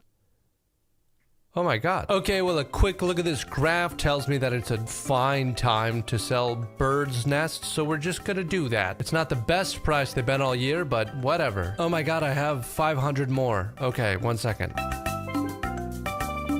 Okay, with the final rings removed from these nests, which God knows how they got there in the first place, I will withdraw all of my bird's nests. We shall go to the Grand Exchange clerk and sell 4,647 bird's nests for $6,548 each. 900 Boom, nature, confirm. 700 It's that laws, easy. and How much money 280 did we make? cosmics for Holy 400k shit. on the hardcore Iron Man. Why are you just not doing the minigame, What man? the hell? You would have gotten those I am a rich very man. quickly. I am a rich man, woman character. Okay, so it turns Especially out our cash stack and, is actually 53 mil. Oh my god. That gives us some liquid for this whole Yama thing. We have a purging staff, we have an Emberlight. I'm gonna go kill this boss and try the new skilling method. Okay, we are here in the Chasm of Fire. Hello, disciple of Yama. My master prefers that his minions be killed with a purpose. Ah yes. Descend the chasm and speak with them yourself. Okay, yeah, I'm gonna do that. We're gonna enter the chasm. God, this is a sweaty world. Guardians of the Rift. Max Inferno Cape buyers. 415 You pretty much really make them all the time. Okay, Like you'll get shitloads of them. and we're here. Hello? Yama? He doesn't look so bad. Okay. Talk to Yama. He's just fucking chilling, huh? Tapping his foot. Look, he's just tapping his foot. That's funny. I'm gonna be honest. I'm not even space barring through this Like stuff. last time I'm I actually did, reading it and I still have no idea what's going on. He modified my memory. Last time I did Guardians of the We Rift, needed a way to explain the boss. There's like modified maybe memory. a That month quest ago, didn't maybe really even happen the more, way you think it and did. I'm never running out of rings. I don't know what's going on. Help me. Let's just get to the part where I kill the boss. Sign the contract. Yes. Are you sure? Oh, you're A doing it for contract with Mage's Yama book. cannot be backed out Yeah, of. Sure. that's a good Okay, challenge addition. me when you're ready, Nine Rain. You But I would better definitely fucking do, believe in Yama. I'm pretty Guardians sure of the that's it. Rift I'm not gonna minigame for challenge him. them, I'm gonna go find someone. for the Okay, I rings. need a friend. Friend. Oh, baby. Yo, bro, we're gonna kill this demon, bro. Do you need some time or are you ready to go? Now I can just hop on. If we mess up, I'm gonna stand here. You're gonna stand right here. You're gonna stand on one, like one of those. You're gonna see one in here. I can just anytime you see. This is just in case we mess up, which you probably will, like mess up the cycle a little bit. So Just trust. I know this seems complicated. I'm trying not to make it complicated. It's really not. Okay, but how does the fight work? The only thing you want to P2 is so the first stars are always going to be. And so Ingus and I began killing Yama, this big fucking demon guy. Now he drops a bunch of cool rewards, and we'll talk about those later. First, we had to kill the boss. And you can do that basically in 2 ways. One, you shoot him with magic from far away, and you do a little bit of damage, and it's pretty cool. Or 2, you fight him with melee, which requires 400 tile markers, hours of training, and probably years of experience in the game. So obviously, we went with method 2, because... me. And trying to eat.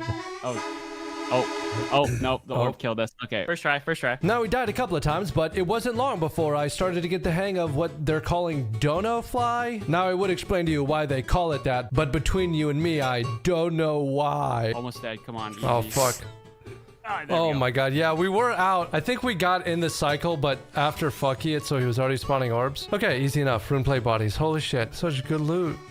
That's awesome, man. 23 rubies? Okay, I gotta eat my food. It has a delay because it's delicious antelope, so... Oh, you got the antelope. Let's go. Give me but a moment to consume my delicious food. So another reason why I kind of want to get 91 Hunter, because I want to get the Moonlight Emperor bolts and the other for the Sunlight Hunter crossbow, as well as the food, because it's like, I think it's pretty much the best food in the game aside from the sailing stuff.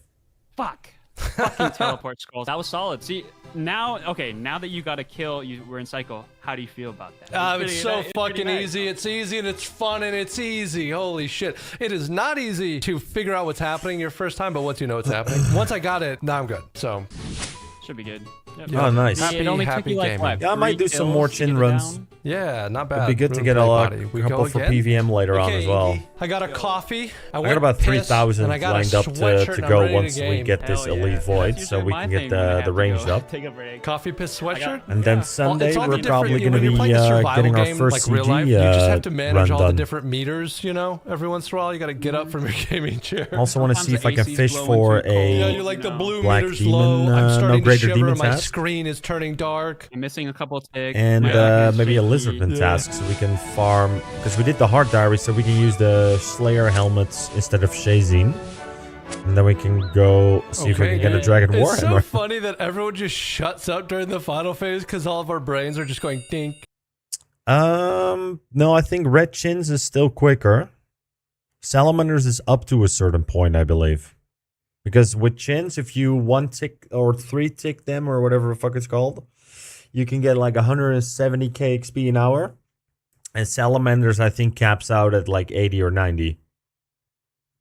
Dink. Hey! Hey, congrats, you got money. Look at that. And a Chasm teleport scroll, nice. So the armor you can get here is called the Oathplate armor. There's a helm, chest, and legs. Now you can also get Oathplate shards from Yama. You can use 5 Oathplate shards and 28 crushed infernal shale to create an infernal nugget, which is this fucking beauty. Now you can use infernal nuggets to make infernal plates, which are these flatter beauties. And then you can use 9 infernal plates to create any one piece of the armor. Now, because you can craft your own Oathplate armor.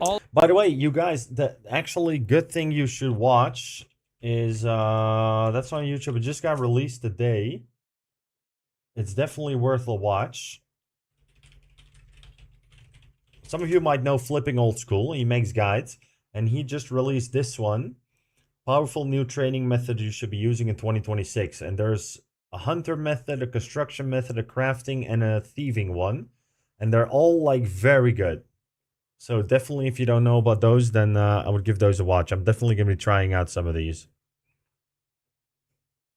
Oh, give me a second here.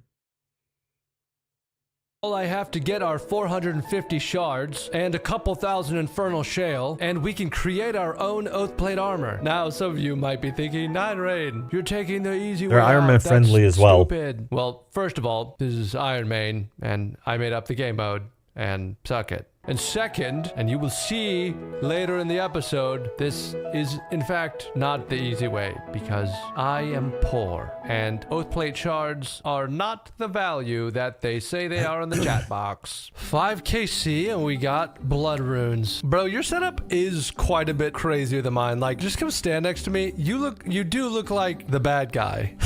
Like, Yama's probably like, who the fuck is this? Is he my boss? Like, I'm here to fuck you up, bro. Yeah, you look evil as hell, man. Are you sure we're the good guys, Angus? Well, actually, I might be the bad guy. Eat. I fucked us. He's dead. Holy shit. Yeah, you get the double. Oh my god. Holy fuck. Yeah. Rune chain bodies. Wow, that was a lot of work for 3 rune chain bodies. Fuck.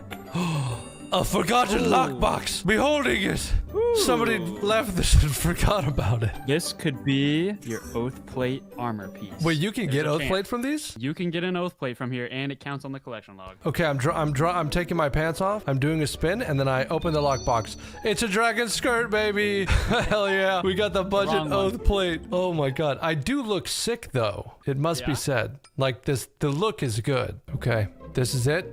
KC12, we got the oath plate. Oh, I got a list. Yes, okay, I wanted these because I'm gonna take him to Guardians of the Rift and use the cosmic altar to make fucking whatever they are. Are those early orbs or are we good? I trust. We're 1600 HP.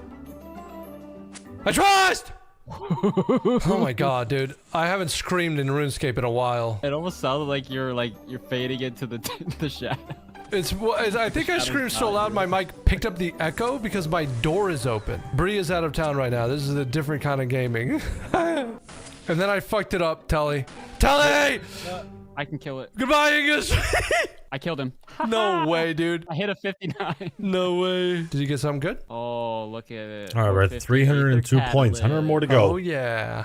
And then we're finally done with this shit. At least for a while. It's until we want to get the other helmets, but that's probably not going to be for a while. Where's that? 450 shards. Oath plate shards. Yeah, so oath plate shards, how much are these going for? 14k. Oh! They're more than that. They're more than that. I'm going to say 20,000. Oh, 9 mil. No, the fucking dude, the shards are like 350k for one oath plate shard.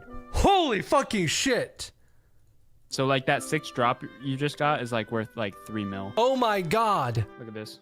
It's 157 mil to buy the shards for 1 piece. Yep. So you still have to get the money. Like you'd still have. It's okay. Not, so we're not getting. So I'm just grinding anyways because I'm poor. And soul runes. Damn, dude. Okay, 15k. I think that's good. I'm gonna go do some of the other shit. But thank you for teaching me how to sweat far more than I planned on sweating today. Listen, you gotta learn the best ways. 14 games, I think. Oh we do 14 games, we're done. You did well. Where was I? I look at the camera. Like 30 you don't minutes. have to learn the best ways. You can learn the easy, fun, shitty ways and still beat this game. And that's the message of IRONMAN, really, if you think about it. Oh, by the way, Angus, if you had to say, okay, do you work out? Yeah, I've been trail running. I mean, I have weights and stuff at my house. I just haven't been. I have kids. Do you listen to music while you do that? Yeah. Cool. What kind of, I mean, like if you had to pick something to listen to your music with, what would? Hardware? Yeah, like what do you put in your ears? Like, is there something that you would choose above other brands per se? Oh, something that you know. Yeah, like what's your go-to like? Raycon headphones. Hey, Sorry. There it is. Here, no, redo it. Do better. I was stuttering. Oh, it's got to be Raycon. 100%. They're the best earbuds out there on the market. For the okay, price. Thank you, man. Awesome. That's exactly what I and the sponsor wanted to hear.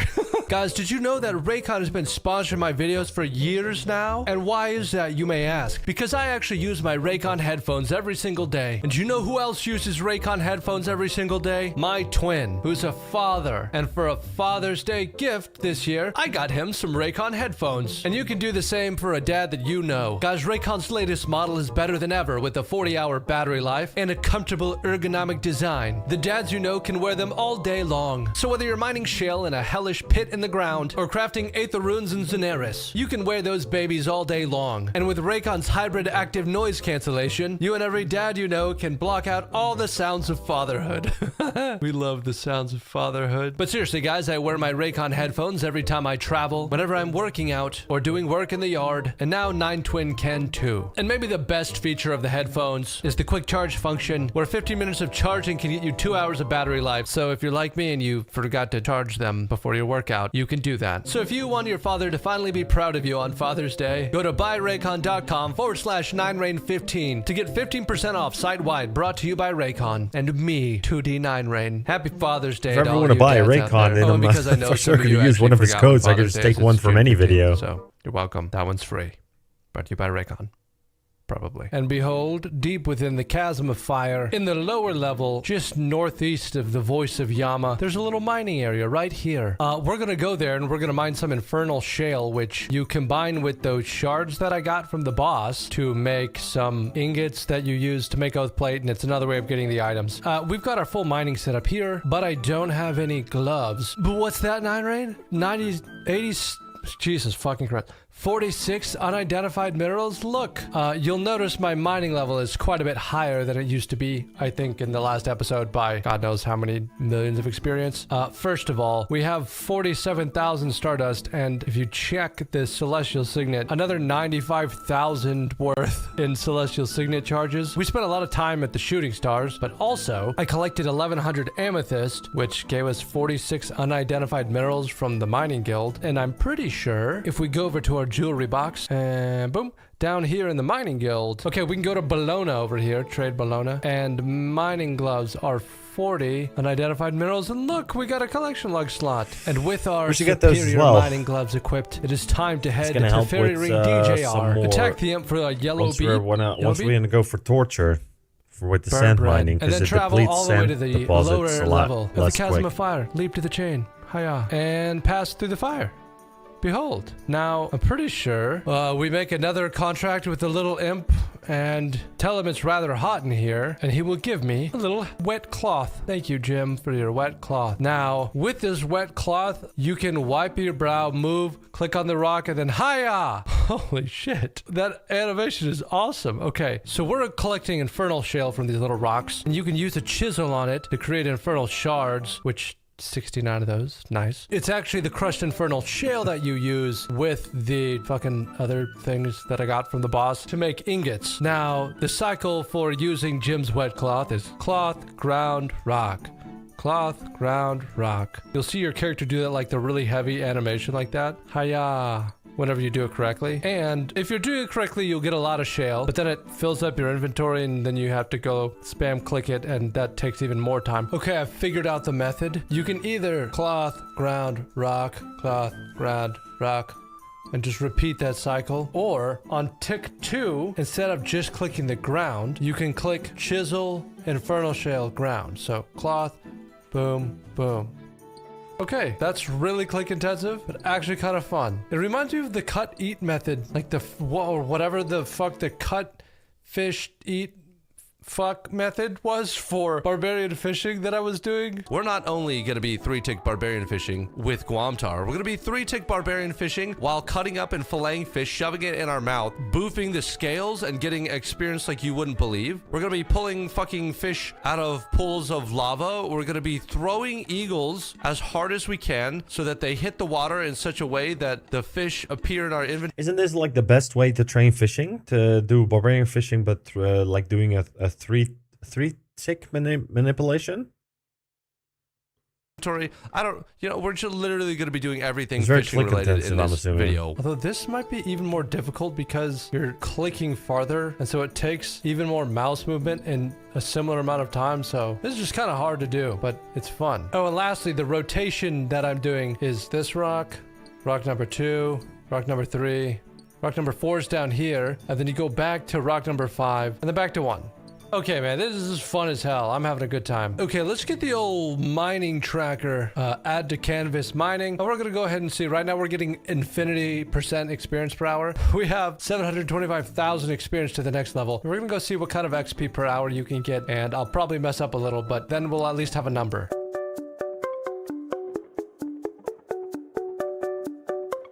Okay, we've been going for like 5 minutes, and I hit 75k, and then I started yapping, and now it's plummeting back down. I don't even know if that's good. I don't mind. And behold, we have AFK'd the entire inventory on the infernal shale deposit. We've been getting 12,000 XP an hour, 11,000 maybe. And oh my god, wait, the deposit actually goes away. Interesting. Well, we're gonna keep doing it over on this one. I have a feeling I'm gonna be doing this a whole lot until 99 mining. Why not? I like it down here. It's nice. Oh my god, I just disappeared into the nothing. I had a metronome going at 100 beats per minute, and we have just been clicking. What did we do here? We've gotten... Fuck, that was only 25,000 experience. Well, we got 1,000 infernal shards. They're currently going for like 150 each, so let's just say that this is conservatively 150k. Wow, this is gonna be a much longer grind than I thought. I only have to do that 28 more times, and then we get 1 mining level. So, Jesus Christ, help me. Okay, well, we'll come back to this. My twin just messaged me. He wants to do some of those giants that we killed in the last video. Behold, gamers, let me reintroduce you to the Royal Titans. We still need the Ice Elemental Staff Crown and the Fire Elemental Staff Crown. Not gonna be terribly useful for me, but my twin needs some loot on his group Iron Man, and I could always use a pet. So we're gonna go. And so we took a little break from the Oath Plate grind to go do a bit more of a chill boss with Twin. And behold, here we are in the Ice Dungeon. The Queen herself stands over here somewhere on the Frozen Throne, and we've got 60 KC. So we're gonna get some more of that, and maybe we get a lot of money, but I don't think you make a lot of money here, so maybe we'll make a little bit of money. Oh, hey. Hello, brother. Wow. Hello. Is that a crop top? It's my wizard. Wow. Shirt. You showed a little tummy? You're just jealous because you're not. Are you ready to do this thing? What kind of shoes are those? Hey, what are those shoes? Okay, yeah, let's go kill this thing. Oh my god, it's alive? I didn't know that was alive. Did I do something wrong? No. I thought that thing was dead already. You do not feel worthy enough to loot Eldrick the Ice King? Did I not do any damage? The game just didn't give me any loot. Interesting. What the heck? I feel betrayed by the game. I'm not worthy? Do they know who I am? I just killed Yama today. This is a travesty. Perfect Royal Titans. Oh, nice. Look at that, twin. 69 KC. Nice. Perfect Royal Titans in every way. I don't know what the loot here is, by the way. Water orbs and water runes. Like, that's what I just got. What is a water orb? For crafting on battle staffs. Oh, I see. No, they're water. Oh my. Get it? Yeah, that one was pretty good. Who's got the dad jokes today? It's me. Oh, the perfect timing. Dang it, I didn't get the perfect timing. Look at the next timing. Nice. I got some desiccated pages. Gross. So nasty. I like these pages. Who desiccated these pages? Dun, dun, dun. You get robbed. 7 times 7. You get robbed. Like 9 more games. You made me choke. Oh, no, I blame the whiskey. That's not me. 8 or 9 games and we should be done. You can play with music. Oh my god! What? The teleport. Look at me. Look at this. Brother, Mr. Stark, I don't feel so good. Whoa, that's sick. I know, dude. This guy is really healthy. Do you mean to say he has a lot of HP, or like he has like an RFK Jr. are robust? Yeah. You're like, he can't be that old. He looks great. Why does RFK look both 400 years older than me and younger than me at the same time? It's all in the jowls. It's like he has the skin of a 700-year-old man, but he's still shredded, so it's like he's like a lich. I don't know why. I don't think I've talked about this video is just about to end as we finish this grind. Since my last RFK joke in the video. It's good timing. Dude, this guy spends a lot of time. Then we'll probably have like 30 minutes left to get to the Monkey Mountains 2 caves. That much. It's not a lot. It's fine. It's fine. Oh, fat stacks of cash. 11K. That's big. And fire orbs. That's handy dandy. Don't tell anyone I said that. Not a soul. Ooh, with the Sick. blowest pipus. And a new PB. Dope. Oh my god. A rune pickaxe. Why'd people come just got burning claws in the clan chat. Hey, big. Who are these goobers with the hats and the mustaches with the T-bows? Hedge Fund and Big Fat Simp. Wait. Hedge Fund is an awesome RSN. That's really good. 98. Oh my god! Behold the element Ice Staff Crown element. Woo! Who-woo? Not ooh-woo. Well said, Twin. Is it really a night just hanging with the boys if you're not howling at the moon, you know? We got it. It's all good. What? No, I misclicked. I didn't mean to click Brenda. I got another one. Wait. Shit. Wait, you got another? Yeah, I just got the staff again, but it's the ice one. Shit. No way. And so Twin and I actually finished up the evening by completing some of the combat achievements. We killed one Titan without attacking the other first. We killed the Royal Titans without attacking any elementals. And then we killed the Royal Titans while having them kill a total of 10 elementals. Stay or gay? Dang it.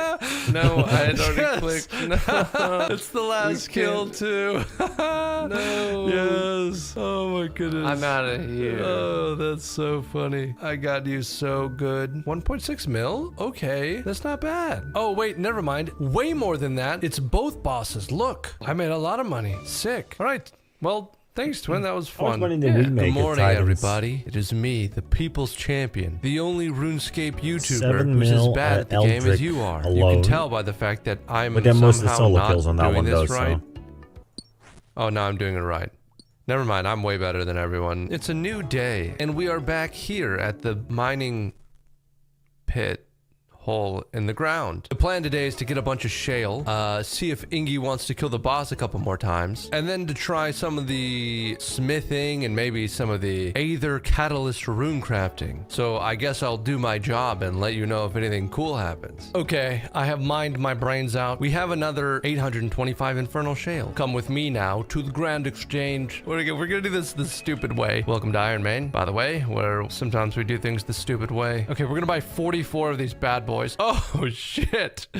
Do we have enough? $13 million. Okay, we're gonna try $13.6 million for 44 Oathplate shards. Okay, now I will return to the Chasm of Fire. Oh, it's snowing. Wow, that's nice. Look at that. And so basically we used our shards on this furnace and it gave us an infernal blend which we could quench in the pool of Ichor, and then we had to take it out at a specific time and do that 10 times. And that gave us 10 infernal nuggets. Then we wait for it to go up and then we grab it and we have a shit ton of infernal shale left and not a lot of infernal nuggets. So then we combined our infernal nuggets into an infernal chunk, which is a lot like a nugget but bigger. Okay, now we've combined the nuggets into an infernal chunk, which we smelt on here. Click, click, click, click. It's a timed thing. What? And so I disappeared into a haze of sweat and smoke. I stood here far longer than any gamer should, and it was only after mindlessly beating my head against this for an embarrassing amount of time that I realized, oh my god, I was doing it wrong the whole time. You don't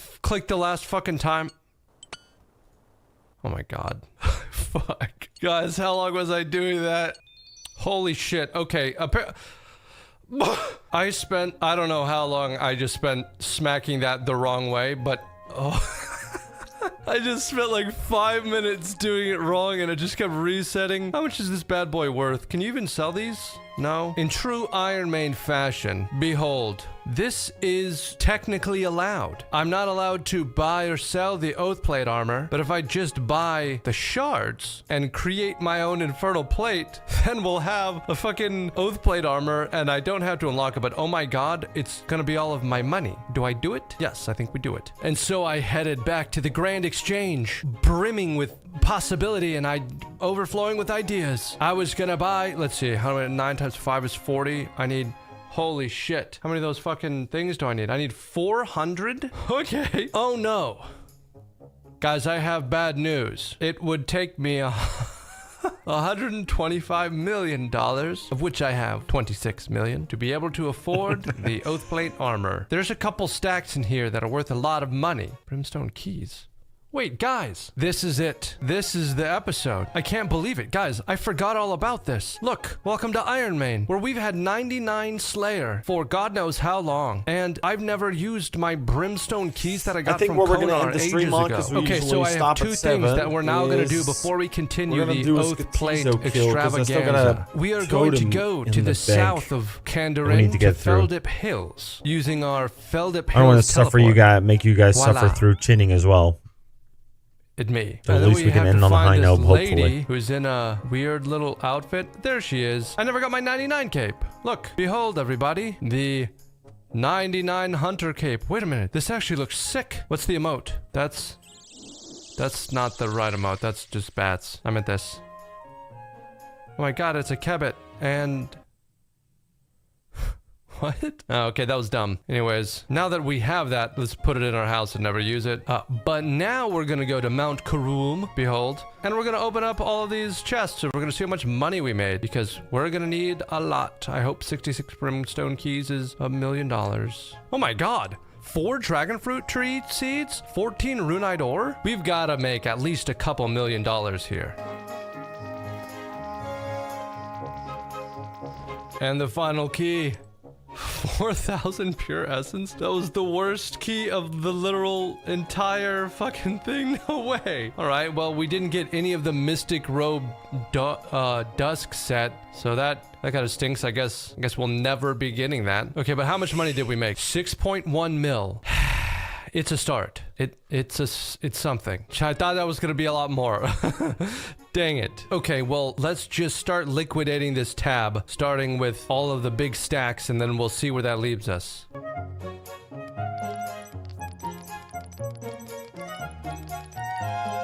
And the last things, the Hydra leather. Ooh, 14.5 mil. Don't mind if I do. And the Eternal Crystal, which has just been sitting in my bank. And boom.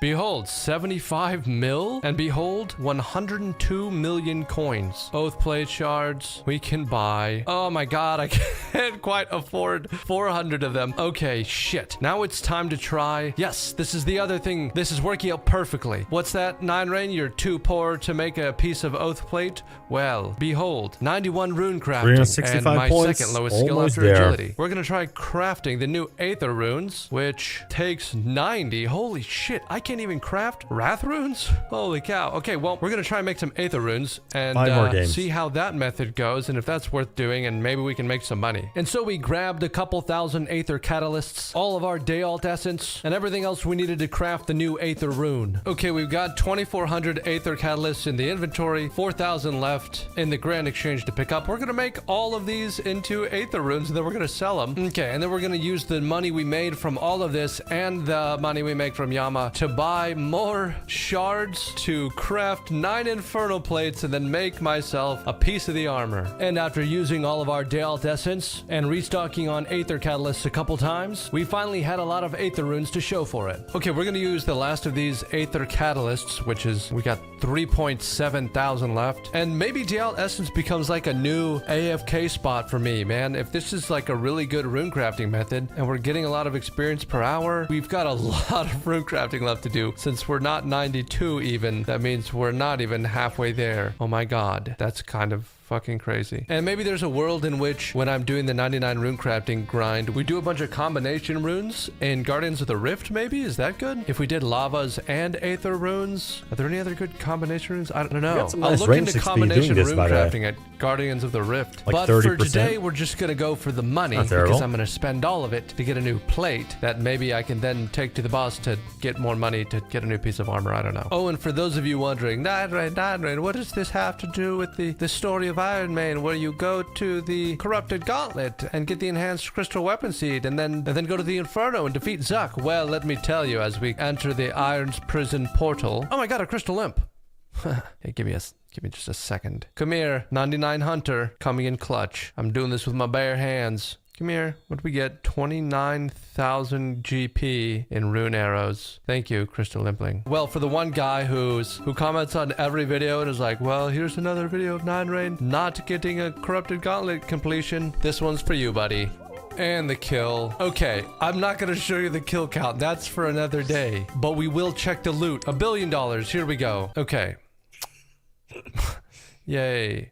Okay, back to rune crafting. Okay, the final actually, and behold, Sunday we're going to be starting CG. We're getting a lot of money from that, so we can start getting our house grind in order. Catalysts. We have almost 4,000 Aether runes.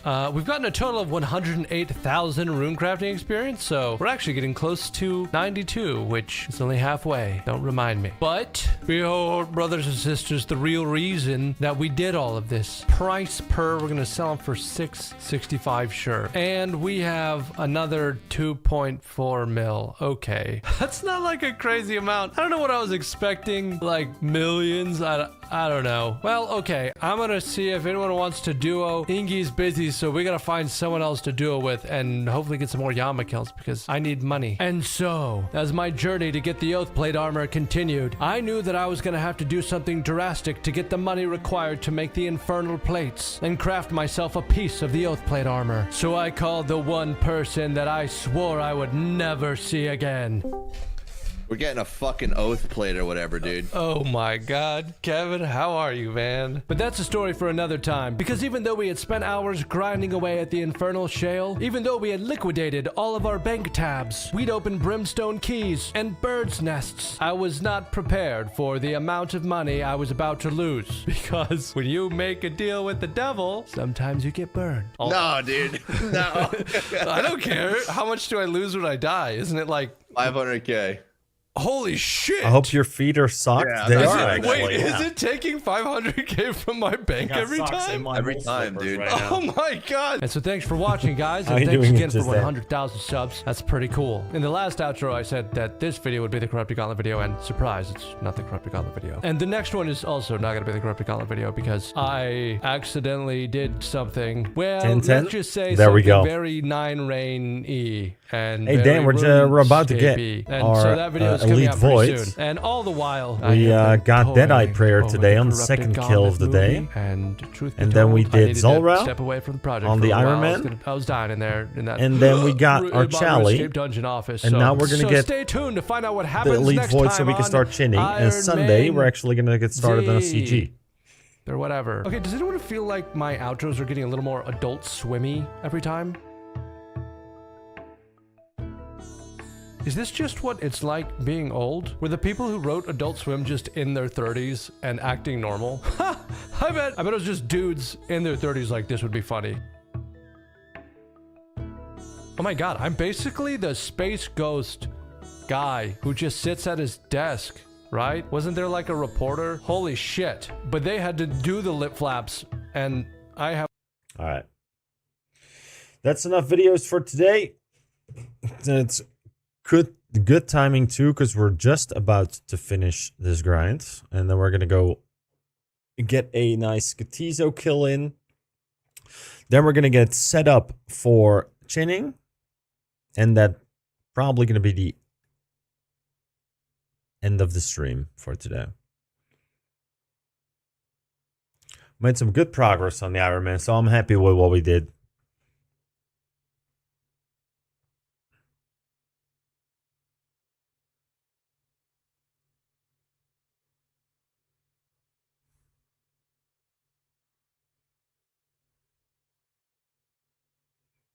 Let me turn on the in-game sounds.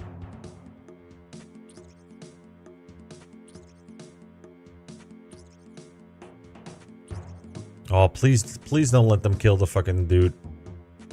Almost time to do while Gothic sleeps? Yep. Very true.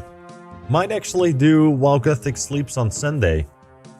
Because I don't want to do CG the entire day.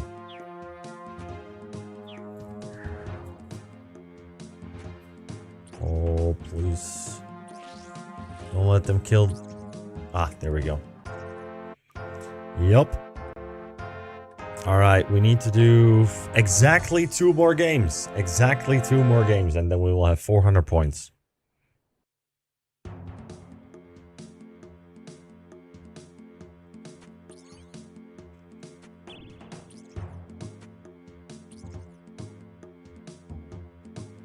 Yeah, once we get while Gothic sleeps done, we're going to be farming for synapses. So we're going to be trying to bait greater demons tasks. And then with the synapses, we will make, I think, think a Scorching Bow first and then Emberlight. And then I can start farming Tormented Gorillas. No? Demonic Gorillas. There we go. Then we're actually really progressing. Pardon me. What first? Tormented Demons for Synapse. 2 actually, so we can get Emberlight and Scorching Bow. Because you can... I was just told you can pretty much change your Scorching Bow to a Purging Staff all the time. Like you get, because you get the Synapse back, but the only thing you can change is Emberlight because you'll lose the charges, obviously. But we only really need to get 2 Synapses now. And once we get the Synapses and the Scorching Bow and the Emberlight, we're going to be doing Demonic Gorillas for the Zenites. While we farm CG.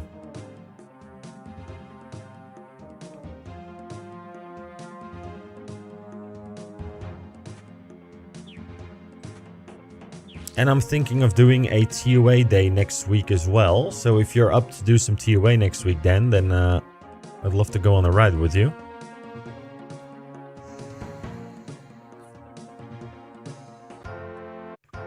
Alright, last fucking game. Oh no, we need to do 2 more games. God damn it. We're gonna be missing 1 fucking point. God damn it. That sucks. I mean, it's 4 minutes, so should be fine.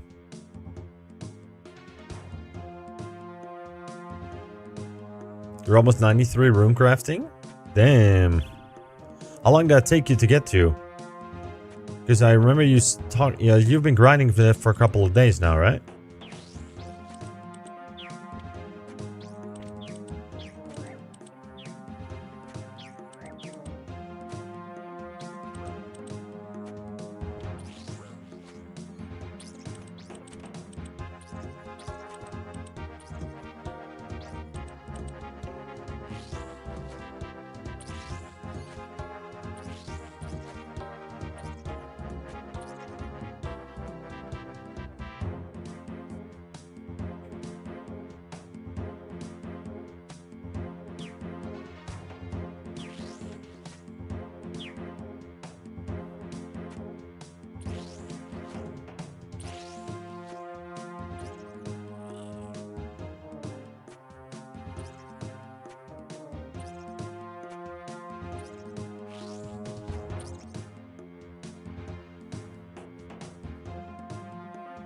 We have more than enough points to get points this game.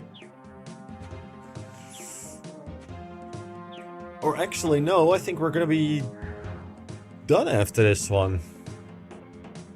Yeah, we are gonna be done. I miscalculated. Southwestern portal? Oh. Yeah, we get 7 points. There we go. Did I say TOA? Yes, I want actually, like, I want to do a TOA day next week. See if we can do like 150s or something on the Ironman. Exchange Void Knights.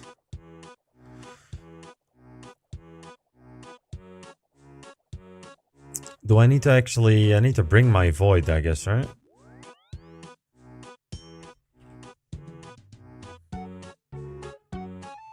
Alright. Now wait, I think we talked to her. Oh, can I exchange my commendation points?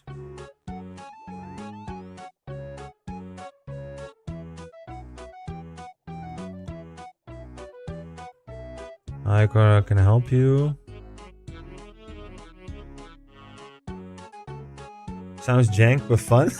Yeah, I guess so. Oh, talk to Elite Void Knight, there we go. Yes, please. Collection log. A Elite Void top.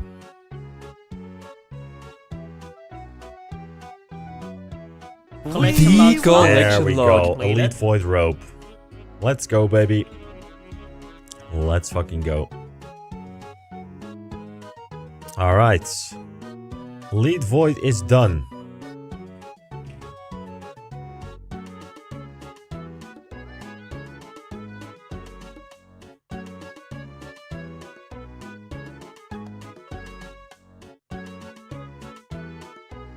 There we go. We made 61k doing this. Not a bad haul. We got our Chally. Crystal Halberd. Would Crystal Halberd be a good spec weapon to take to Skatizo or no?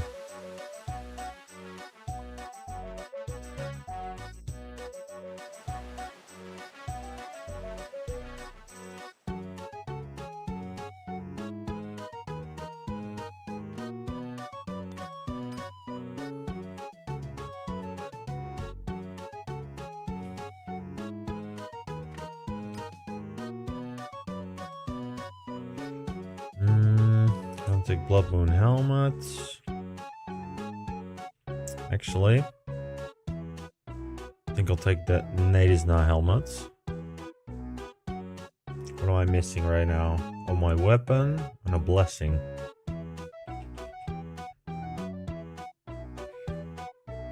Oh. Alright, so this is my general setup. Oh, I don't wait. I need to take my arc light. Not the... There we go. Crystal halberds. That's going to be my spec weapon. And then we take one of these. Take... Good run today, brother. Enjoy your day. See you on the next one. See you on the next one, brother. Thank you for coming in again. And I hope to see you again next time. Have a blessed evening. Okay.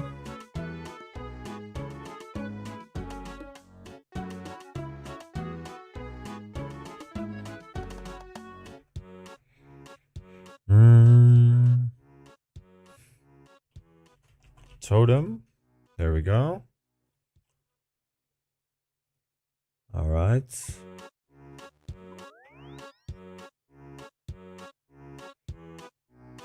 Yo, Pure Whack, how you doing, man?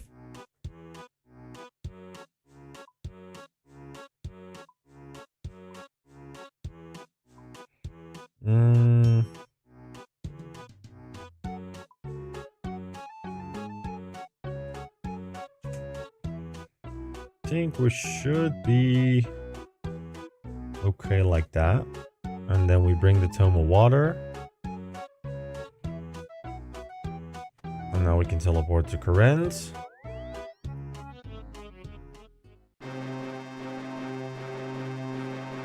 We're gonna drop.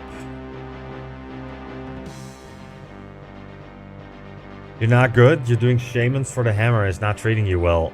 Damn. Okay, I still gotta get started on the grind, so I hope I'm not... How dry are you going right now? Like, how many KC are you in? 5.5 times? Wait, it's 1 in 3k. Are you telling me you're 15 KC? 15k KC?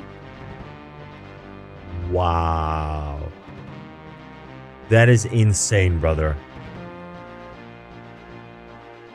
Damn.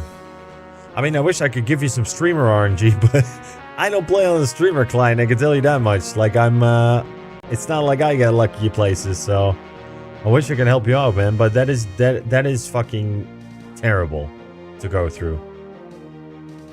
Honestly, I hope it's over for you soon.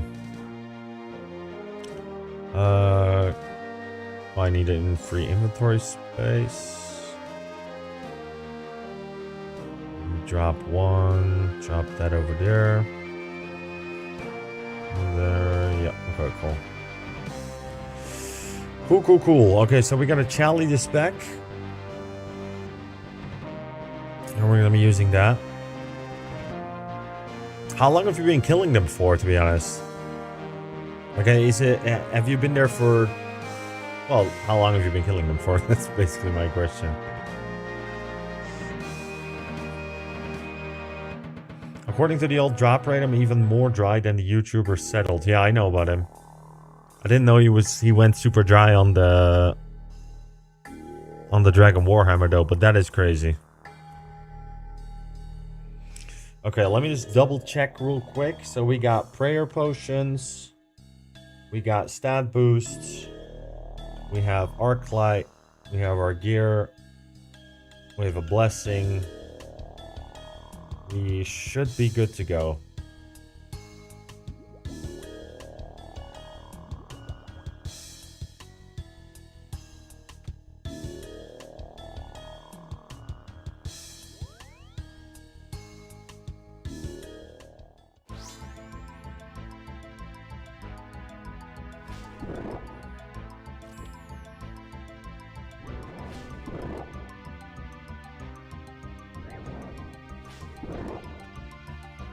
Didn't really work out.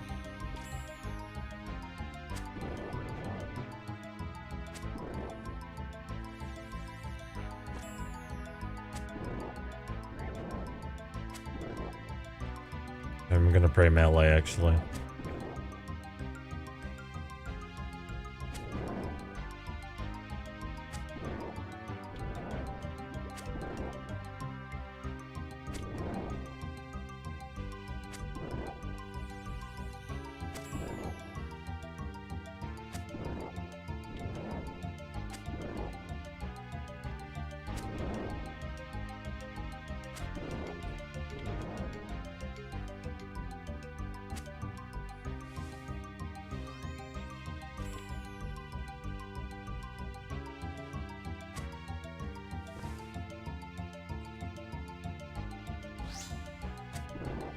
Kill this one.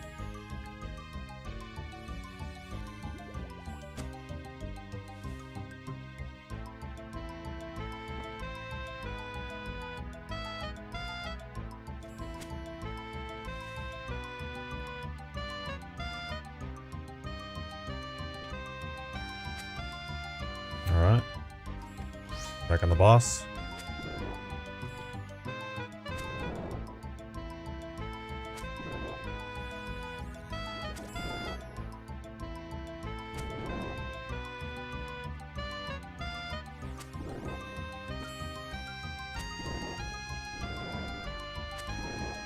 And we got 2 up.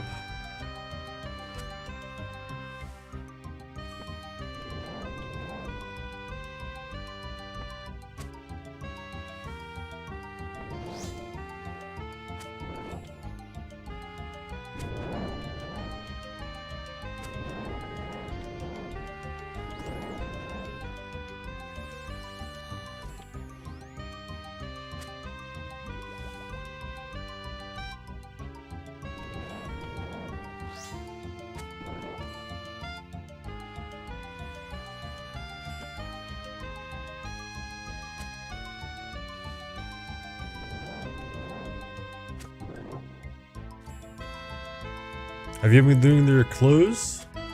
No, actually, I'm full on heart clues. I just remembered that.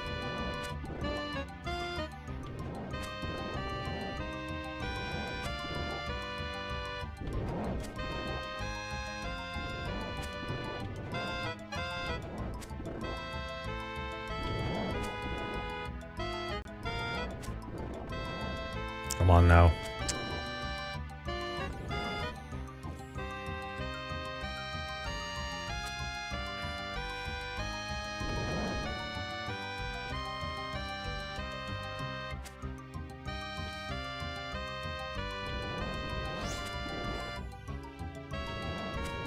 Jesus.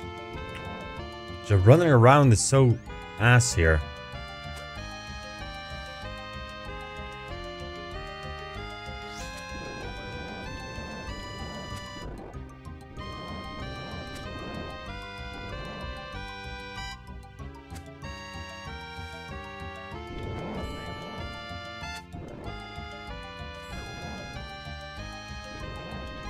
Come on. I'm getting such fucking terrible... What's happening? Oh. He's doing the hit point level. Ah, we're close. We're getting close.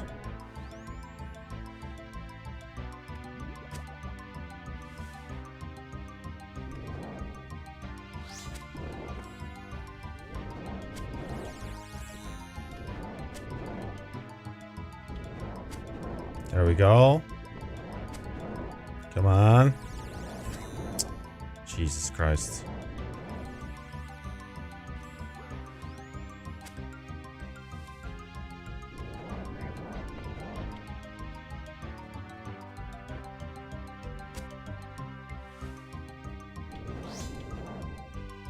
There we go.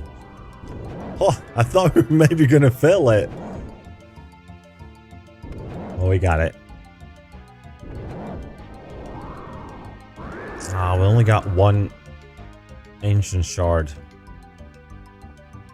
We got some torstals though, so I'll take those.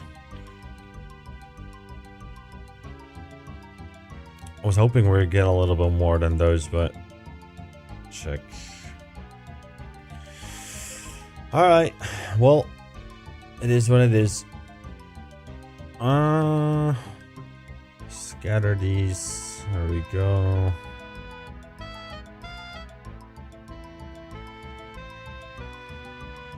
And Torstal is going to be nice. I think Torstal is used for...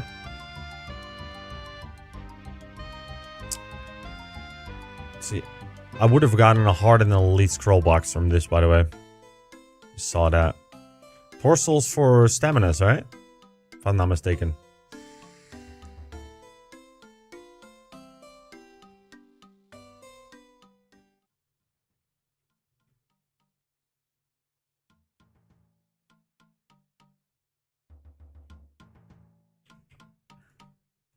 I'll take out my arc light actually.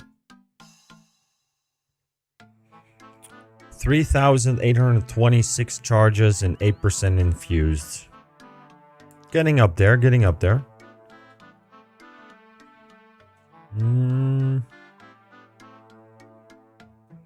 Alright, let's see. So we're gonna get ready for chinning.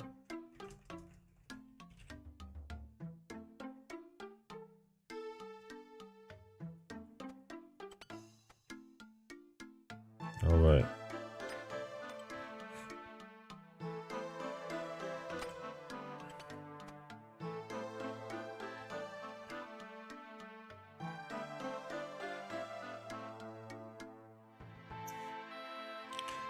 Because their chins are not saved by your Avas, so I'm gonna take a prayer cloak, which I think the Ardoon cloak is currently my best one. And then we take that one. That one. I'm missing boots.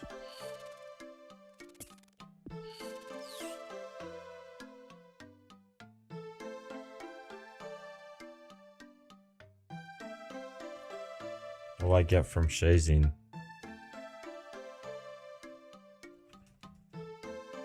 Climbing boots? No. I think it's just gonna be the mixed height then.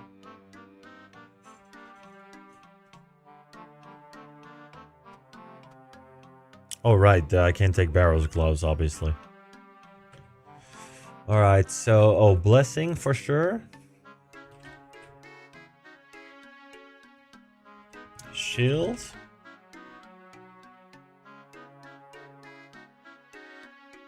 This one has prayer bonus.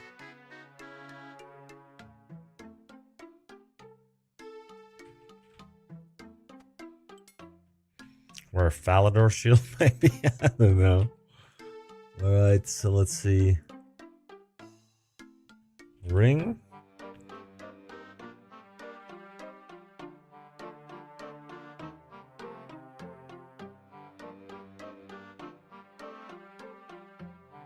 I don't really have any good rings.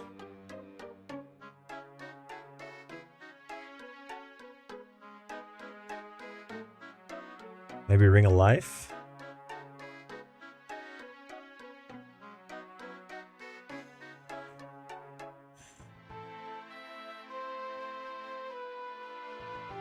Let me check what all other kinds of stuff there are. Ring, slot, OSRS. Perfect would be Ring of the Gods, but we're not going to be able to get that.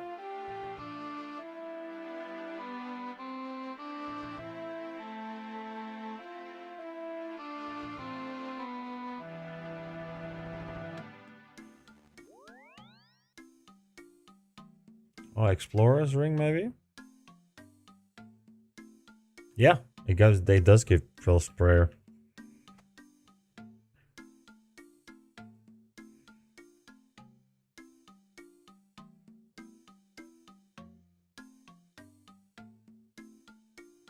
Well done. You've completed an elite task in the Western Provinces diary. Okay. So we got 2,000 red chins. We have some gray chins. And then getting 2 ape atoll. We'll need the seed.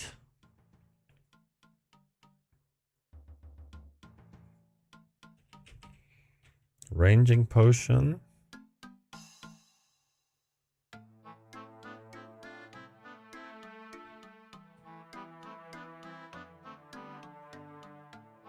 What do I need to make ranging potions?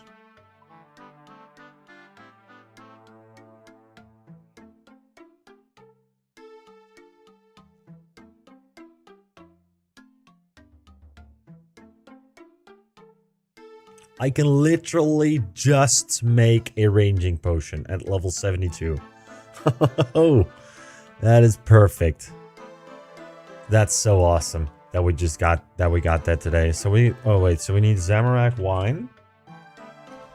How do I get Zamorak wines though?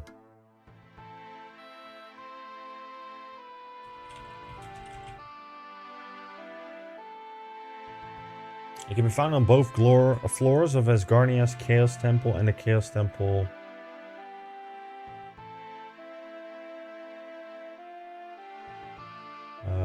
North of Falador.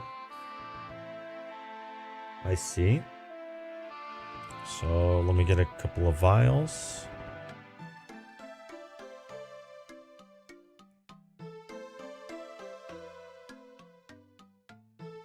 So you said north of Falador. Where is that though?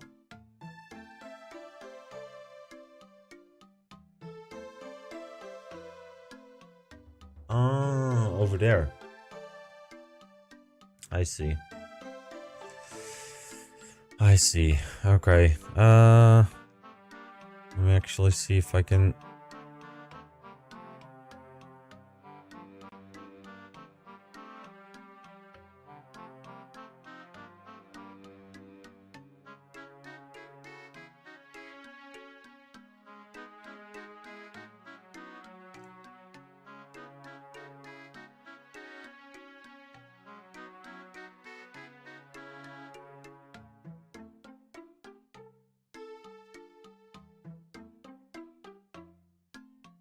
Okay.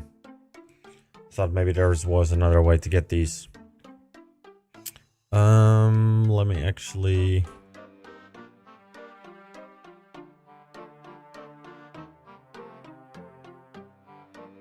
Where's my sunlight hunter? There we go.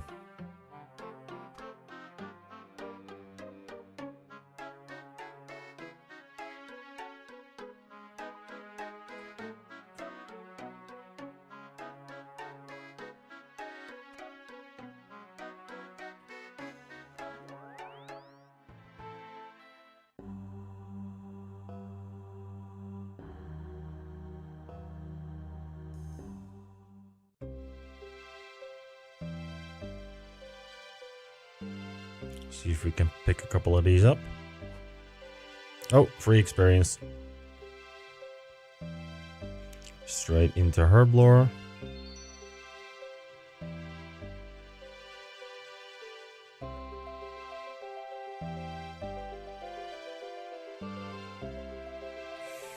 Yeah, I think we're just gonna make these potions and then get set up for chinning, and we're gonna be doing that off stream. So that's probably going to be the end for today. We made some nice progress though. We got Deadeye on our second drop, so I'm very happy with that one. And what else did we get? We got the Zulrah kill. Took some practice, but once we got it down, we were able to do it in one time on the...